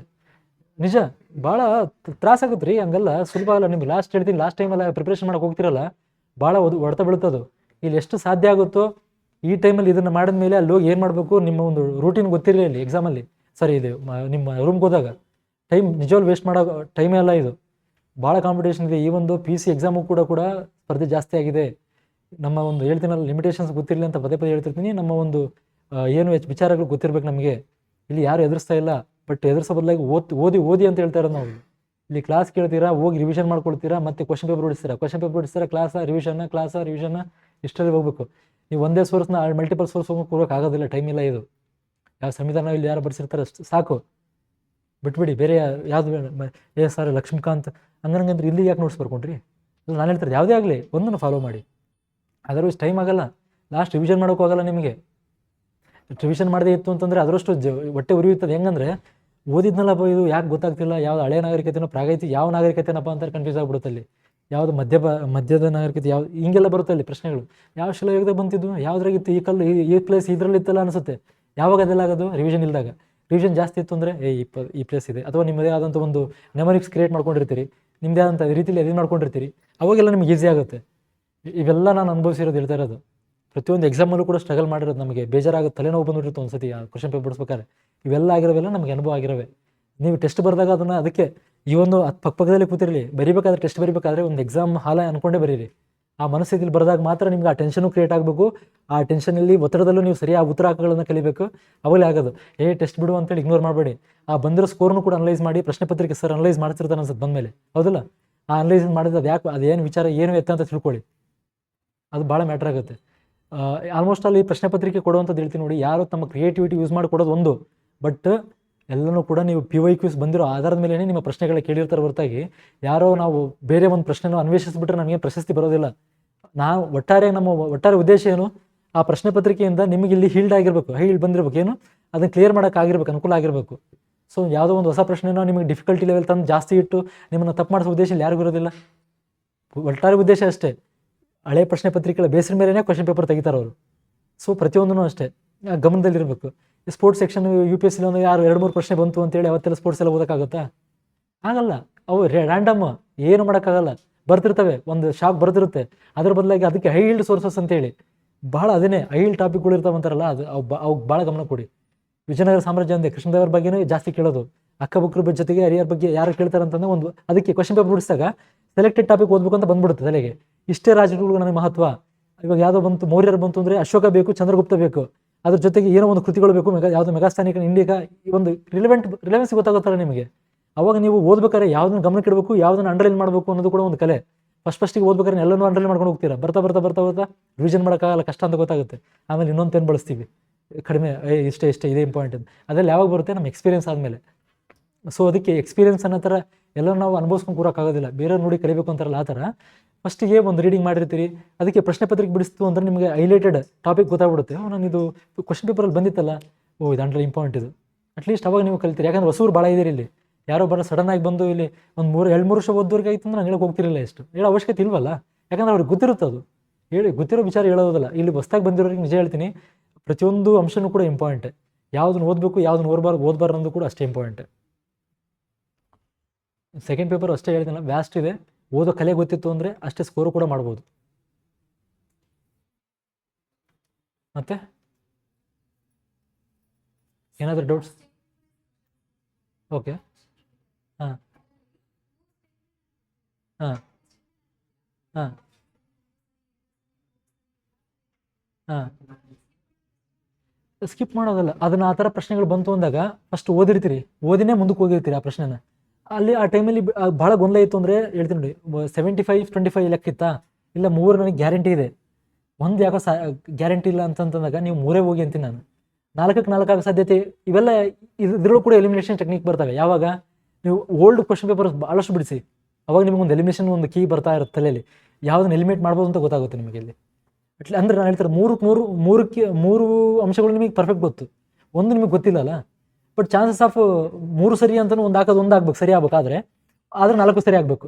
ಇವೆರಡೇ ಅಲ್ಲ ಸಾಧ್ಯತೆ ಇರೋದು. ಅಲ್ಲಿ 50-50 ಆಯ್ತಾ ನಿಮಗೆ. ಸೊ ಕ್ವಶನ್ ಅಟೆಂಡ್ ಮಾಡ್ಬೇಕು ನೀವು ಅಲ್ಲಿ, 100% ಕ್ವಶನ್ ಅಟೆಂಡ್ ಮಾಡ್ಬೇಕು. ಬಟ್ 1-2 ಸರಿ ಅಂತ ಹಾಕಲ್ಲ ನೀವು. ಆಲ್ರೆಡಿ ನಿಮ್ಗೆ ಗೊತ್ತು 3 ಸರಿ ಇದಾವೆ ಅಂತೇಳಿ, ಆದರೆ 4 ಸರಿ ಅಂತಲೇ ಇರಬೇಕು. ಇಲ್ಲಂತ 4 ತಪ್ಪು ಅಂತ ಕೊಡಕ್ಕೆ ಬರೋದಿಲ್ಲ. ಯಾಕಂದ್ರೆ 4 ತಪ್ಪು ಇತ್ತು ಅಂದರೆ 3 ಸರಿ ಆಗಿರೋ ಸಾಧ್ಯತೆ ಸಾಧಿಸಿರುತ್ತೆ. ಅದಕ್ಕೇ 50-50 ಬಂತು ಅಂದಾಗ ಅಟೆಂಡ್ ಮಾಡಿ ಕ್ವಶನ್ನ, ಯಾವುದೇ ಪ್ರಶ್ನೆ ಆಗಿರಲಿ. 50-50 ಬಂದು ಬೇಕಾದ್ರೆ ಫಸ್ಟಿಗೆ ಬಿಟ್ಕೊಳ್ಳಿ ಅದನ್ನು. ಈ ಪೇಸ್ ಭಾಳ ಸ್ಪೀಡ್ ಇರುತ್ತೆ ಆ ಟೈಮಲ್ಲಿ. ನಿಮಗೆ ಪೇಸ್ ಜಾಸ್ತಿ ಇತ್ತು ಅಂದಾಗ ಕ್ವಶನ್ ಪೇಪರ್ ಸ್ಟಾರ್ಟಿಂಗ್ ಫಸ್ಟ್ ಟೈಮಲ್ಲಿ ಬೇಕಾದ್ರೆ ಪೆಂಡಿಂಗ್ ಅಂತ ಇಟ್ಕೊಳ್ಳಿ. ಆ ಪೆಂಡಿಂಗ್ ಅಂತ ನೀವು ಒಂದು ಮಾರ್ಕ್ ಮಾಡ್ಕೊಂಡು ಹೋಗಿ, ನಾನು ಬಿಟ್ಟಿರ್ತೀನಿ ಸದ್ಯಕ್ಕೆ, ಇದು ಪ್ರಶ್ನೆ ಓದಿದ್ದೀನಿ ನಾನು. ಬಟ್ ಅದೇ ಪ್ರಶ್ನೆ ಪತ್ರಿಕೆ ಬಿಡಿಸೋದು ಕೂಡ ಒಂದು ಕಲೆನೇ. 2-3 ಸತಿ ಬಿಡಿಸೋರು ಇರ್ತಾರೆ, 2 ಟೈಮ್ಸ್ ಬಿಡಿಸೋರು ಇರ್ತಾರೆ. ಫಸ್ಟ್ ಟೈಮಲ್ಲಿ ಒಂದು ರೀಡಿಂಗಲ್ಲಿ ನನಗೆ ಎಷ್ಟು ಗೊತ್ತಿರುತ್ತೆ ಅಷ್ಟು ಹಾಕೊಂಡು ಹೋಗೋದು. ಮಾಡ್ಬೋದು, ಪ್ರಾಕ್ಟೀಸ್ ಮಾಡಿದ್ರೆ. ನಾನು 2 ಟೈಮ್ ಬಿಡಿಸಿದ್ದೆ UPSC ಪ್ರಶ್ನೆ ಪತ್ರಿಕೆ. ನಾನು ಅಟೆಂಡ್ ಮಾಡ್ತಿದ್ದಲ್ಲ, ಎಕ್ಸಾಮ್ ಮಾಡ್ತಿದ್ದಲ್ಲ, ನಾನು 2 ಸತಿ ಬಿಡಿಸಿದ್ದೆ. ಅದನ್ನು ಫಸ್ಟಿಗೆ ನನಗೆ ಚಿಕ್ಕ ಪ್ರಶ್ನೆ ನನಗೆ ಟೈಮ್ ಹಿಡಿತಿರಲಿಲ್ಲ. ಯಾವಾಗ ಅದು ಬಲ್ಕಾಗಿ ಬರೋದಾಗ ನಾನು ಪ್ರಾಕ್ಟೀಸ್ ಮಾಡಿ ಹೆಂಗಾಗಿತ್ತು ಅಂತಂದರೆ 2 ಟೈಮ್ಸ್ ಎಲ್ಲರೂ ಮಾಡ್ತೀವಿ. ಅದಕ್ಕೆ ಎಕ್ಸಾಮ್ ಪ್ರಿಪೇರ್ ಆಗೋರು ಎಲ್ಲರೂ ಮಾಡಿರ್ತೀವಿ. ನೋಡಿ ಬೇಕಾದ್ರೆ ನೀವು ಒಂದು ಸತಿ ಅದು, ಯಾಕಂದರೆ 2-3 ವರ್ಷ ಕೂತಿರ್ತೀವಿ. ನಮ್ಗೆ ಅನುಭವ ಹೆಂಗಾಗಿರುತ್ತೆ ಅಂದರೆ, ಯಾವುದನ್ನು ಗಿಚ್ಚಬೇಕು ಹೋಗ್ತಿರುತ್ತೆ, ಕೈ ಸ್ಪೀಡ್ ಹೋಗ್ತಿರುತ್ತೆ. ಏನು ಹೇಳೋಕೊಟ್ಟಿದ್ದೀನಿ ಅಷ್ಟೇ, ನನ್ನ ಕಂಟೆಕ್ಸ್ಟ್ ಅಷ್ಟೇ ಬೇಕು, ಹೋಗ್ತಿರ್ತೀನಿ. ಬಟ್ ಆಮೇಲೆ ಅದ್ರ ಜೊತೆಗೆ ಹೇಳಿದ್ನಲ್ಲ, ಯಾವ ವರ್ಡ್ಗಳು ಎಲಿಮಿನೇಟ್ ಮಾಡೋದು ಕೂಡ ಗೊತ್ತಿರಬೇಕು. ಅಲ್ಲಿ ರೌಂಡ್ ಮಾಡ್ತಿದ್ದೆ, ಓನ್ಲಿ ಹೇಳ್ತಾ ಇದ್ದಾನ, ಓನ್ಲಿ ಇದು ಸ್ಪೆಸಿಫಿಕ್ ರೀಸನ್ ಕೇಳ್ತಿದ್ದಾನ, ಈ ಒಂದು ಕೀವರ್ಡನ್ನು ಅಲೈಟ್ ಮಾಡ್ಕೊಂಡು ನಾನು ಹೋಗ್ತಿದ್ದೆ. ಫಸ್ಟ್ ಟೈಮಲ್ಲಿ ನಾನು P ಅಂತ ಹಾಕೊತಿದ್ದೆ. ಬಟ್ ಕ್ವಶನ್ ಪೇಪರ್ ಬರಿಬಾರ್ದು ಆ್ಯಕ್ಚುಲಿ. ನಾನು ಒಂದು ಸ್ವಲ್ಪ ನಮ್ದು ಅಭ್ಯಾಸ ಜಾಸ್ತಿ ಬೇರೆ ರೀತಿ ಹೋಗ್ಬಿಟ್ಟಿತ್ತು. ಅದು ಪಿ ಅಂತ ಬರ್ಕೊಂಡು ಪೆಂಡಿಂಗ್ ಅಂತ ಇಟ್ಕೊಂಡು ಹೋಗ್ಬಿಡ್ತಿದ್ದೆ. ಫಸ್ಟ್ ಟೈಮಲ್ಲಿ ಈ ಥರದ ಪ್ರಶ್ನೆ ಪತ್ರಿಕೆ ಆಯಿತು ಅಂದರೆ, ನಾನು PSI ಬರೆದಾಗ ನಾನು ಅವಳು ಹಂಗೆ ಮಾಡಿದ್ದೀನಿ. ನೀವು ಒಂದು ಪ್ರಶ್ನೆ ಸತಿಗೆ ನನಗೆ 58-59 ಪ್ರಶ್ನೆ ಬರ್ತಿತ್ತು PSI ಬರೆದಾಗ. ಸೆಕೆಂಡ್ ಟೈಮಲ್ಲಿ ನಾನು ಎಲ್ಲ ಪಿ ಅಂತ ಇಟ್ಟಿದ್ದೆ. ಸೆಕೆಂಡ್ ಟೈಮ್ ಬರೋದೇ 80 ಆಗಿರೋದು ಹೇಳ್ತಾರೆ ನಾನು. ಅಂದರೆ ನನಗೆ ಗೊತ್ತಿರೋ 58-59 ಗೊತ್ತಿತ್ತು. ಬಟ್ ಇನ್ನುಳಿದೆಲ್ಲ ನಾನು 50-50 ನಿಮ್ಮ ರಿಸ್ಕ್ ತೊಗೊಂಡು ಮಾಡಿರೋದು ಎಲ್ಲ. ರಿಸ್ಕ್ ಅಂದರೆ ಡೌಟ್ ಇರುತ್ತೆ, ಆದರೂ ರಿಸ್ಕ್ ತೊಗೊಂಡು ಹಾಕಿರ್ತೀವಿ. ಅದಕ್ಕೆ ಇವಾಗ ನಿಮ್ದು ಬಂತಲ್ಲ 3 ಅಥವಾ 4 ಎರಡೇ ಸಾಧ್ಯತೆ ಇದೆ. ಸೊ 50-50 ಚಾನ್ಸ್ ತೊಗೊಬೇಡಿ, ಹಾಕಿ. 25-75 ಇತ್ತು ಅಂದರೆ 20 ಒಂದೇ ಗೊತ್ತು 3 ಗೊತ್ತಿಲ್ಲ ಅಂತಂದಾಗ ಅಲ್ಲಿ ನೀವು ರಿಸ್ಕ್ ನಿಮಗೆ ಬಿಟ್ಟಿದ್ದು, ಅದನ್ನು ಬಿಡಬೇಕು. ಯಾಕಂದರೆ ನೆಗೆಟಿವ್ ಮಾರ್ಕ್ಸ್ ಮೇಲೆ ಹೋಗುತ್ತೆ ಅಲ್ಲಿ. ಇವಾಗ 0.25 ಇದೆ ಅಂದರೆ 0.25 ಅಂದರೆ 2 ಮಾರ್ಕ್ಸ್ ಬಂತು ಅಂದರೆ 0.50 ಕ್ಯಾರಿ ಮಾಡುತ್ತೆ. ಇಲ್ಲಿ 0.33 ಬರುತ್ತೆ UPSCಲಿ, ಅಂದರೆ ಅಲ್ಲಿ ಆಯ್ತು 0.6 ಇದು ಹೋಗುತ್ತೆ. ಈ ಥರ ಆ ಥರ ಪ್ರಶ್ನೆ ಪತ್ರಿಕೆ ಮೇಲೆ ಹೋಗಿ ನಾನು ಹೇಳ್ತಿರೋದು ಅಷ್ಟೇ. ನೀವು ಬಿಡಿಸಿದಾಗ ಪಕ್ಕ ಎಲಿಮಿನೇಟ್ ಮಾಡ್ತೀರಿ ಜಾಸ್ತಿ. ಅದಕ್ಕೆ ಹೇಳ್ತಾರೆ UPSC ಪ್ರಶ್ನೆಗಳಿಗೆ ಸ್ವಲ್ಪ ಮಟ್ಟಿಗೆ ಅಡಿಕ್ಟ್ ಆಗಿ. ಅವರು ಇತ್ತೀಚೆಗೆ ತಂದು 20 ಹಾಕಿರೋದು 40 ಆಗ್ಬೋದು, ಮುಂದೆ ಹಾಕಲ್ಲ ಅಂತ ಹೇಳಲ್ಲ ನಾನು. ಬಟ್ ಸರಳವಾಗಿ ಇರ್ತವೆ ಅವು. ಸ್ಟಾರ್ಟಿಂಗ್ ಆಗಿದೆ ನಿಮಗೆ ಟಫ್ ಕೊಡೋದಂತಲ್ಲ, ಸರಳವಾಗಿ ಕೊಟ್ಟ ಅನ್ಕೊಳ್ಳೋಣ. ಬಟ್ ಗಾಬರಿ ಆಗೋ ಸಾಧ್ಯತೆ ಜಾಸ್ತಿ ಇರುತ್ತೆ. ಹುಡುಗರು ವಿಚಾರ ಏನು ಅಂತ ತಿಳ್ಕೊಳ್ಳದೆ ಕೆಲವೊಂದು ಸತಿ ನೀವು ಬಿಡಿಸ್ತಿರ್ತೀರಿ. ಒಂದು ಕ್ವಶನ್ಸ್ ಭಾಳ ಜಾಸ್ತಿ ಇರುತ್ತೆ, CSET ಅಲ್ಲೋ ಅಥವಾ ಯಾವ್ದು ದೊಡ್ಡದು ಭಾಳ ಕ್ವಶನ್ ಜಾಸ್ತಿ ಇರುತ್ತೆ. ಆನ್ಸರ್ ಭಾಳ ಈಸಿ ಇರುತ್ತೆ ಆ್ಯಕ್ಚುಲಿ. ಅದಕ್ಕೆ ಕೆಲವೊಂದು ಸತಿ ಆಗೋ ಸಾಧ್ಯತೆಗಳು ಇರ್ತವೆ. ನೋಡಿ ಬೇಕಾದ್ರೆ ಆ ಕ್ವಶನ್ ನೋಡಿ ಎದುರ್ಕೊಂಡು ಆ ಕ್ವಶನ್ ಅಟೆಂಡ್ ಮಾಡದೆ ಬರ್ತೀವಿ ನಾವು. ಅದು ಆ್ಯಕ್ಚುಲಿ ಒಂದು ಯಾವುದೋ ಕಥೆ ಹೇಳಿರ್ತಾನೆ, ಅದರಲ್ಲಿ ಇದನ್ನು ಒಂದು ಮಾರ್ಕ್ ಮಾಡ್ಕೊಂಡು ಹೋಯ್ತು ಅಂದ್ರೆ ಅದನ್ನು ಡೀಲ್ ಮಾಡಿರ್ತೀವಿ ಕ್ವಶನ್ನ. ಬಟ್ ಓದೋಕ್ಕೆ ಭಯ ಬರುತ್ತೆ. ಯಾಕಂದ್ರೆ ಅಷ್ಟು ದೊಡ್ಡದೈತಲ್ಲಪ್ಪ, ಏನು ನನಗೆ ಕಂಟೆಕ್ಸ್ಟ್ ಅರ್ಥ ಆಗುತ್ತೋ ಇಲ್ಲೋ. ಅದೆಲ್ಲ ಅದೆಲ್ಲ ಇನ್ಫೀರಿಯರ್ ಕಾಂಪ್ಲೆಕ್ಸ್ ಹೋಗಬೇಕು ಅಂತಂದ್ರೆ ನಾವು ಫಸ್ಟ್ ನೀವು ಹೊರಗೆ ಬರಬೇಕು ಅಂದರೆ, ಅದಕ್ಕೆ ಹೇಳೋದು ನಾನು PSC ಎಕ್ಸಾಮ್ ಪ್ರಿಪೇರ್ ಆದರೂ ಪರವಾಗಿಲ್ಲ, ಲಾಸ್ಟ್ ಒಂದು 10 ರಿಂದ 12 ವರ್ಷದ ಇದು UPSC ಪ್ರಶ್ನೆ ಇವತ್ತೇ ಬಿಡಿಸಿ ಇತ್ತು ಅಂದರೆ ಫಸ್ಟ್ ಯಾವ್ದಾರ ತೊಗೊಳ್ಳಿ, ಒಂದೇ ಕಂಪೈಲೇಷನ್ ಯಾವ್ದಾರು ತೊಗೊಂಡು ಓದಿ. ನನಗೆ ಕೇಳಿದ್ರೆ ಅದು ಭಾಳ ಧೈರ್ಯ ಬರುತ್ತೆ, ನೀವು ಕ್ವಶನ್ ಡೀಲ್ ಮಾಡೋ ರೀತಿ ಗೊತ್ತಾಗುತ್ತೆ. 50-50 ಇತ್ತು, ಈಗಲೂ ಹೇಳೋದಷ್ಟೇ 50-50 ಇತ್ತು ಅಂದರೆ ಡೀಲ್ ಮಾಡಿ, ಅಟೆಂಡ್. ಏನು ಮಾಡೋಕ್ಕಾಗೋದಿಲ್ಲ ಅಲ್ಲಿ. ಪೂರ್ತಿ ನನಗೆ ಡೌಟೇ ಇತ್ತು ಅಂದರೆ ಬಿಡಿ. ನನ್ನ ಎಕ್ಸಾಂಪಲ್ ಹೇಳ್ತಿರ್ತೀನಿ. ಅದಕ್ಕೆ ಇವತ್ತು 91 ಬರ್ಸಿದ್ದೆ ನಾನು ಇದು PSI ನಾನು ಸೆಲೆಕ್ಷನ್ ಆಗಿರೋದು 91ರಲ್ಲಿ 82 ಸರಿಯಾಗಿತ್ತು. ಎಷ್ಟು ನೆಗೆಟಿವ್ ಹೋಗಿ 79.75 ಸಮಥಿಂಗ್ ಆಯಿತು. ಅಂದರೆ ನನ್ನ 9 ನನಗೆ ಗೊತ್ತಿಲ್ಲ ಅಂತೇಳಿ ಪೂರ್ತಿ ನಾನು ಬಿಡೋನಲ್ಲ, 100 ಅಟೆಂಡ್ ಮಾಡೋ ಅಷ್ಟು ಮಟ್ಟಿಗೆ ಮನಸ್ಥಿತಿ ಭಾಳ ಕೆಡ್ತಿರುತ್ತೆ ನಂದು. ಅಲ್ಲಿ ಅವಾಗ ಬಿಟ್ಟಿರ್ತೀವಿ ಅಂತಂದರೆ ಭಾಳ ರಿಸ್ಕ್ ತೊಗೊಂಡು ಬಿಟ್ಟಿರ್ತೀವಿ, ಅದನ್ನು ಪೂರ್ತಿ ಗೊತ್ತಿಲ್ಲ ಹಾಕಿದ್ರೆ ನನಗೆ ನೆಗೆಟಿವ್ ಹೋಗೋ ಚಾನ್ಸಸ್ ಇರುತ್ತೆ. ಅವಾಗ ಬಿಟ್ಟೇ ಬಿಡಿ. ಇಲ್ಲ ನಿಮ್ಗೆ ಎಲ್ಲೋ ಒಂದು ಸ್ವಲ್ಪ ಓದಿರ್ತೀರಿ, ಎಲ್ಲೋ ತಿಳ್ಕೊಂಡಿರ್ತೀರಿ ಅಂತಂದಾಗ ರಿಸ್ಕ್ ತೊಗೊಳ್ಳಿ, ಬಿಡಬೇಡಿ. ಅದನ್ನು ಸ್ವಲ್ಪ ಮಟ್ಟಿಗೆ ಅಟೆಂಡ್ ಮಾಡೋಕ್ಕೆ ಟ್ರೈ ಮಾಡಿ. ಅದನ್ನು ಓದಿರೋದು ಕಂಟೆಕ್ಸ್ಟ್ ಬಂತು, ಯಾವುದೋ ಈ ಕ್ರೀಡೆ ಬಗ್ಗೆ ಗೊತ್ತೇ ಇಲ್ಲ, ಯಾವುದೋ ಒಂದು ಹಳೇದು ಯಾವುದೋ ಒಂದು ಇವಾಗ ಕಪ್ ಗೆದ್ದಿತ್ತು ಅಂತ ಯಾವುದೋ ಒಂದು ಚೆಸ್ ಬಗ್ಗೆ ಕೊಟ್ಬಿಡ್ತಾನೋ, ಅವಾಗ ಐಡಿಯಾ ಇಲ್ಲ ಅಂತಂದಾಗ ನಾನು ರಿಸ್ಕ್ ತೊಗೊಳ್ಳಿ ಅಂತ ಹೇಳಲ್ಲ. ಬಟ್ ನೀವು ಕ್ವಶನ್ ಪೇಪರ್ ಬಿಡಿಸಿದಾಗ ರಿಸ್ಕ್ ತೊಗೊಳ್ಳೋದು ಆ ರೀತಿ ಗೊತ್ತಾಗುತ್ತೆ. ಹೆಂಗಂತಂದರೆ ಕೆಲವೊಂದು ಪಾಸಿಟಿವ್ ಕೆಲವೊಂದು ನೆಗೆಟಿವ್ ಕೊಟ್ಟು ಅಲ್ಲಿ ತಪ್ಪು ಮಾಡಿಸೋ ಸಾಧ್ಯತೆಗಳು ಸೇಮ್ ಪ್ಯಾಟರ್ನೇ ಫಾಲೋ ಮಾಡ್ತಿರ್ತಾನೆ. ಅವಾಗ ಅಂದರೆ ನಮ್ಮ ರಿಸ್ಕ್ ಅಪಿಟೇಟ್ ಹೆಂಗಿದೆ ಅನ್ನೋದ್ರ ಮೇಲೆ ಹೋಗುತ್ತೆ ಅಷ್ಟೇ. ಅದು ಮತ್ತೆ ಏನು ಡೌಟ್ ಅರ್ಥ ಆಯ್ತಮ್ಮ ನಿಮ್ಗೆ? ಏನು ಗೊಂದಲ ಇದೆಯಾ ಮತ್ತೇನಾದರೂ?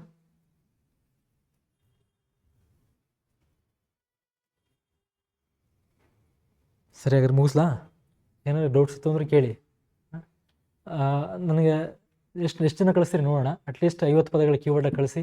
ಇಂಗ್ಲೀಷ್ ಟು ಕನ್ನಡ ಎರಡೂ ಬರೆದಿರ್ಬೇಕಾ? ಮತ್ತೆ ಸುಮ್ಮನೆ ಅದಲ್ಲ, ಇಂಗ್ಲೀಷ್ ಫಸ್ಟ್ ಬರೀರಿ ಅಥವಾ ಕನ್ನಡ ಫಸ್ಟ್ ಬರೀರಿ, ಇಂಗ್ಲೀಷ್ ಅದು ಬರೀರಿ. 50 ಪದಗಳನ್ನ ಕಳಿಸಿ. 50ರಲ್ಲಿ ನಿಮಗೆ ನಾನು ಹೇಳ್ತೀನಲ್ಲ, ಆ ಟೈಮಲ್ಲಿ 30 ಪದ ನೆನಪು ಬಂದು ನನಗೆ 30 ಪದ ಪಕ್ಕ ನೆನಪು ಬರ್ತವೆ. ನೀವು ಬರೀಬೇಕಾದ್ರೆ ಬರವಣಿಗೆಯಲ್ಲಿ ಭಾಳ ನೆನಪುಳಿಯುತ್ತೆ. ಫಸ್ಟ್ ಬರೀರಿ ಅದನ್ನು. ದಯವಿಟ್ಟು ಬರೀರಿ, ಅರ್ಥ ಮಾಡ್ಕೊಳ್ಳಿ ನಾನು ಹೇಳ್ತಿರೋದು. ದಯವಿಟ್ಟು ಬರೀರಿ, 55 ಪದ ಬರೀರಿ. ಅದಕ್ಕೆ ಭಾಳ ಮೇನ್ ಕೀವರ್ಡ್ಗಳು ಬರೀರಿ. ಯಾವುದು ಬುಕ್ ಹಿಡ್ಕೊಂಡು ಮಾಡ್ಕೋತಿರೋ ಅಥವಾ ಏನು ಹಿಡ್ಕೊಂಡು ಮಾಡ್ತಿರೋ, ಗೂಗಲ್ ಲೋಡ್ ಮಾಡ್ತಿರೋ. ಬಟ್ ಗೂಗಲ್ ಲೋಡ್ ಮಾಡಿದಾಗ ಹುಷಾರು. ಬಟ್ ಪದಗಳನ್ನು ಟ್ರಾನ್ಸ್ಲೇಟ್ ಮಾಡೋ ರೀತಿ, ತರ್ಜುಮೆ ಆಗೋ ರೀತಿಯಲ್ಲಿ ಭಾಳ ತಪ್ಪಿರ್ತವೆ. ನಿಮ್ಮಲ್ಲಿ ಒಂದು ಸ್ವಲ್ಪ ನಾಲೆಜ್ ಇತ್ತು ಅಂದರೆ ಅದಲ್ಲ ಅದು ಅಂತ ತಿಳ್ಕೊಳ್ಳೋ ರೀತಿ ಇರಲಿ. ಸರಿಯಾಗಾದ್ರೆ ಏನೋ ಇಲ್ಲಲ್ಲ, ಮತ್ತೇನಿಲ್ಲಲ್ಲ, ಕನ್ಕ್ಲೂಡ್ ಮಾಡ್ಬೋದಾ? ಚೆನ್ನಾಗಿ ಪ್ರಿಪೇರ್ ಆಗಿ.